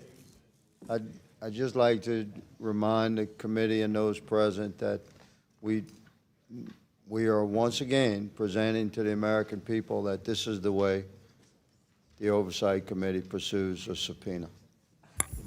And this is not the way the Oversight Committee pursues a subpoena. We are the majority, and we generally will work with the minority party for an appropriate subpoena to be presented by this committee. And this, like every time we have a hearing now, an opportunity to be recognized is going to be some sort of grandstanded subpoena, whether by the majority or the minority. I think it's beneath the dignity and the procedures of this subpoena process that is long-standing, established by this committee, and the hard work that the committee staff does to accommodate the desires of a member on either side of the aisle to pursue a particular subpoena. This is not the way we normally do it, although this is becoming the norm. And let me say that this amendment, as it's being pieced together, is poorly assembled. And nobody really knows what this thing is, or what the impact will be. The good lady stated that there could be absolutely some impact on staff, and people will figure out who's who because of small staffs and when the incident took place. And finally, let me say that the original motion to subpoena references a date of December 12, 2018. Let me clarify. I had to ask, what was the significance of that date? Because that's when a law was passed that changed the process to what we have right now. But Americans watching this are saying, oh, you mean there's no process in place on how to appropriately handle a complaint like this? And there is. It's an administrative process that goes through General Counsel, set up by the House since 2018, that handles this. As America, the members basically not involved. Now, I've never been sued like this. I've been sued one time or through the administrative process here in Congress is because I escorted the little fella away from a press conference one time. It wasn't a complaint from it wasn't a complaint from a staff member. So I don't have intimate knowledge of the way this mechanism works, but I do know that members have very little to do with it. It's handled by General Counsel. And then it will go to a district court, maybe, if it passes through the preliminary review, that's what it's called right now, by General Counsel of the House. Then it can get to a district court where a member may have his day in court to defend himself or whatever. So I'm opposed to this process, Mr. Chairman, of just thrusting subpoena upon the committee for debate like this that doesn't have to happen, and I think that I understand that people have different motives going on with why they support this, and I don't know how I'm going to vote. But this thing is like woven together from three different pieces right now. You have the original motion, which nobody really understands the impact of. You have an amendment to the motion, then there's an amendment to the amendment of the motion. And we're not sure what we're voting on right now, but we know we're all supposed to vote yes because it's been thrust upon us like this. I yield. Mr. Chairman. Well said, Mr. Higgins. Mr. Chairman. I'm I'd like to supposed to respond. recognize Christian Morte next. Okay. Christian Morte. Mr. Chair, can we vote? I would love to vote, but we have more members seeking recognition. Does any other member seek recognition? Mr. Turner and then Mr. Dunn. Okay. I just want to affiliate myself with Mr. Higgins' statement. I was resisting saying anything about this whatsoever, but this is a circus. This process degrades valid legislative processes. It reduces what is supposed to be substantive legal processes that were debated and adopted by Congress without any reference to any historical, substantive legislative processes that have happened before Congress. And this is not how subpoenas or legislation is supposed to be amended or addressed. Now, regardless of whether any of these issues in the end are valid or substantively important, this is not how they're to be handled in addressing them. This becomes a circus. If this committee is going to take up amending this legislation or addressing this issue as addressing, we should be having a hearing on them. We should open it up. We should not be doing it in this manner. But we're at this point now, Mr. Chairman, and we're well down the road. But this has become a circus, and it is unfortunate. Well said. Sexual harassment is pretty unfortunate, too. Mr. Chairman. Chair recognizes, I think, Mr. Timmons. Mr. Chairman, this is going to re-victimize victims. It's not possible to redact the information to a point that would preclude anybody that has half a brain about how this place works of figuring out who the person was that got the settlement, whether it was the member or the chief or some other staffer within. I don't know what the answer is to this. I'm all for transparency, but I mean, if somebody is living their lives, this goes back 8 years. So you got somebody that something happened to 10 years ago, and now they're going to have to start answering questions for it. They probably want their life to just go on as it is. I mean, we didn't take the necessary steps, and a number of victims were re-victimized because of how we went about with the Epstein files. So I think maybe we should learn from that and just get this right. I don't know what the answer is. I'm all for whatever transparency. If there's a victim out there that would love to make a big deal about this 10 years later and hold somebody accountable further, great, knock it out. But I think for every one of those people, there's going to be another person that would prefer to never think about whatever happened again and enjoy the money they got. So I don't know what the answer is, but I don't think voting on, I mean, this is going to create more problems, and this is, I will definitely affiliate myself with Mr. Higgins' remarks. This is not how this is supposed to happen. Well said.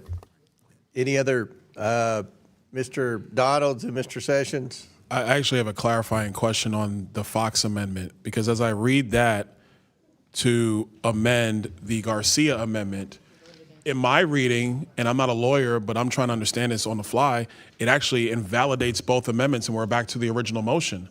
Because if we're not going to produce a list of the awards paid to or on behalf of non-member staff, which non-member staff I'm assuming would be any other employee in the Capitol complex not in a member office. That's what that says to me in lay terms. I think what we're actually doing is we're getting back to the original motion of Ms. Mace. So I'm just trying to get clarity on that, Mr. Chairman, before we vote this thing out. I can't clarify. I agree with some of the earlier statements. This is not how we're supposed to operate. But Chair, it's still Byron time. Are you still talking? Or you? I just want to know if somebody wants to answer that. Anybody has any thoughts on that? Anybody? If I could just say, I think they're going to print it out and vote your conscience, but I say don't support sexual freaks or deviants and support the amendment and let's get it passed. Thank you. But let's No to freaks hold firing. on. Now here's what we're going to do now. I think it's important to understand exactly what we're releasing. Like, I was fine with the original Mace motion, and then we were told no, we can't do that because there's a chilling effect. But the Fox amendment now kind of undoes some of the chilling effect, that language that the Garcia amendment does. So I don't think it's just as simple as saying, well, just vote it out and be done. I think if we're going to do this, members have to think very clearly about what we're actually letting through. I'm fine with the original motion as it is. That's my position. Right. And I just think that both motions really countermand each other to a degree. Mr. Chairman. Dr. Fox. I yield to Mr. Biggs. Yeah, To this Mr. is Biggs, kinda- there's still 3 minutes. Yes. Yeah, I'm just thinking, trying to see if I could help clarify that if you deleted the term non-members and you just put behalf of staff of members of the Senate or House of Representatives, you're talking about the staff of members. Would that assuage your concern? I mean, I get what you're saying, and this does kind of get messy, I think, but I do think, I do think the lawyer in me is saying, well, maybe we should get some precision in speaking, and this might be a little bit more precise than the generic Fox amendment. So anyway, just, yield back to you. All right. Ms. Mace, would you add, Dr. Fox, do you have anything to add, Dr. Fox? Well, I would just say, I think Mr. Garcia's amendment's pretty clear. It's going after information about a settlement made on behalf of a member of Congress, whether it is to a staff person of a member of Congress or anybody else. I don't think you have to say that it's a staff person here. It just says alleging a violation committed by an individual who was a member of Congress or a delegate or whatever. And then all I'm doing to assuage the concern about whether or not it casts too wide a net in terms of people other than members is to say, okay, well, we'll get a list of amounts of money paid out to other people, not staff members, and then see if it's warranted to proceed. I'm just trying to move us off the dime we're on right now and then see what else needs to be done. Nothing precludes further investigation. Chair recognizes Mr. Sessions. Did you seek recognition? Yes, sir. Thank you. Mr. Chairman, probably only this top row here back were there some 10 years ago when this was a big issue. Oh, Andy was here. Okay. Well, it was a very difficult issue. It was in the papers. It was cost members their jobs. Some of it was true, some was untrue. It really didn't matter if you were guilty if your name even appeared anywhere near it. There were some good people who got hurt in that. They took their lumps and they moved on. But there was an agreement that if you could, and this was by men, women, both sides, that if you could engage in this without public scrutiny. I think the fear at the time was it would hurt someone that claimed this, and you wanted to protect them also. And I just think that we should get into a circumstance, perhaps like Chairwoman Fox has said, let's go in and take a look at this to where we know what we're talking about before we do it. But I don't think in any way that I would be for protecting someone if they shouldn't be protected, but there were things that happened that we learned about at the time that were unintended, and even the person who was harmed said, well, he may not have meant it, and maybe he didn't, but I took it that way. And so I'm just simply saying, I just think we ought to have a better idea about what we're talking about here before we go in and assume that there was a right and a wrong, because it was meant to protect people at the time. It was not a compromise. It was by agreement. That at the time we did this, that there was agreement to it. So Will you I yield think for that one Virginia, I second? would yield. I just want to point out that Congresswoman Mace thought that it was appropriate to say, with only redactions allowable for the personally identifiable information of victims, alleged victims, and witnesses. That is an illusory caveat, because any settlement that was made, you're going to have the quarterly disclosure of the office. You're going to see who was there for one quarter, then who wasn't there the next. So this is an illusory redaction, protection of victims and alleged victims. And I just think that we need to be aware of that. If we're going to do this, I mean, this is going to re-victimize victims, and that sentence shouldn't be in there because it's pointless and it doesn't actually do what she's trying to accomplish. And I think that's correct. And with great respect to Nancy, she just learned some things today about the motion, the issue, the ideas that she's pushing. And I think it ought to be thought about a little bit. And I think that we should revisit it, but with some facts and factors that are known and understood. I watched good people on both sides that got caught up in this. And it is, we tried to work out of it by agreement, not because we compromised. I yield back. Yield back. Any other members seek recognition on this, or we're going to vote? Ms. Mace, you want to speak on the amendment to the amendment, or you'll wait? We're going to vote on the amendment to the amendment. So, okay. Are you good with that? I want you to be happy. All right. All those in favor of Dr. Fox's amendment to the amendment signify by saying aye. Aye. All those opposed, no. In the opinion of the chair, the ayes have it, and the motion, or the amendment to the amendment, is agreed to. Now, we will vote on the amendment as amended, the Garcia amendment as amended by Dr. Fox. All those in favor of the Garcia amendment as amended by Dr. Fox's amendment signify by saying aye. Aye. All those opposed, no. No. In the opinion of the chair, the ayes have it, and the amendment as amended is agreed to. So now we are back to voting on the Mace number 2 amendment as amended. All those in favor signify by saying aye. Aye. All those opposed say no. In the opinion of the chair, the ayes have it. The motion is agreed to. Now, the last vote is the Bell motion. Mr. Bell, you want to explain your motion? I don't even remember what it was. Yes, Mr. Chair. My amendment was to bring in Gregory Bavino to this body. We think it's about accountability. It's about exactly what this committee should be doing. There are operations in Minnesota that all of us should have questions about, and I think this is a no-brainer. This is exactly what we should be doing as an oversight, getting those questions answered.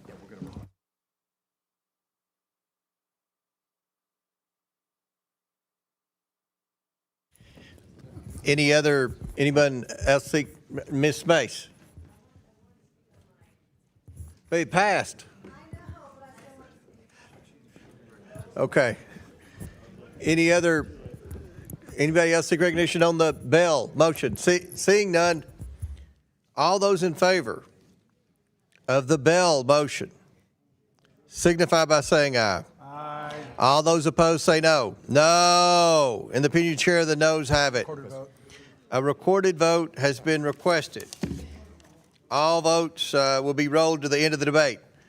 Now it's the end of the debate. We could vote on the bills, right? Vote on the motions. Okay. So the question is on motion number 1, the Kristamorte motion.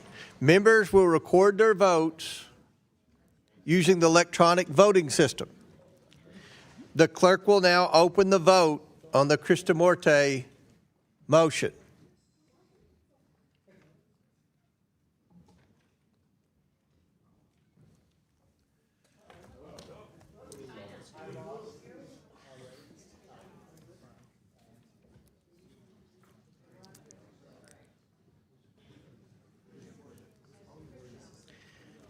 Have all members voted who wish to vote? Does any member wish to change their vote? Seeing none, the clerk will close the vote and report the vote total. Mr. Chairman, on this vote, the ayes are 19, the nays are 24. The nays have it and the motion is not agreed to. Okay, the question is now on motion number 2 from Representative Mace. This deals with Attorney General Bondi. Members will record their votes using the electronic voting system. The clerk will now open the board.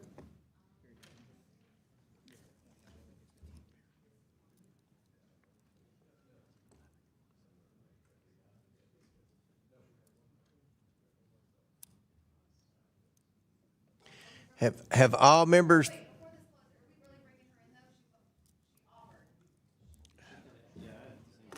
That's it. And remember, the Attorney General has offered to come in and give briefings. Briefings or hearing? Briefing.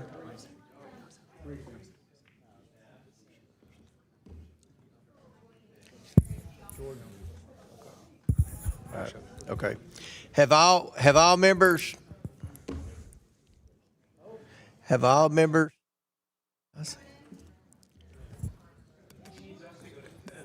It's not, there's no commitment for her to come in, as far as I understand. To come in.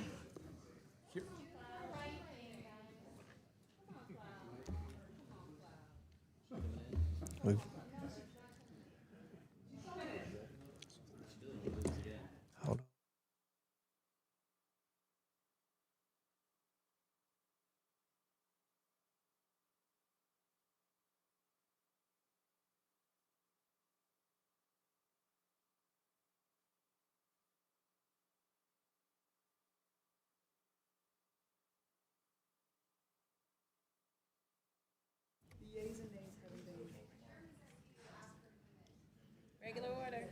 Are we not closing the vote because you don't want the Attorney General to come in front of the Oversight Committee?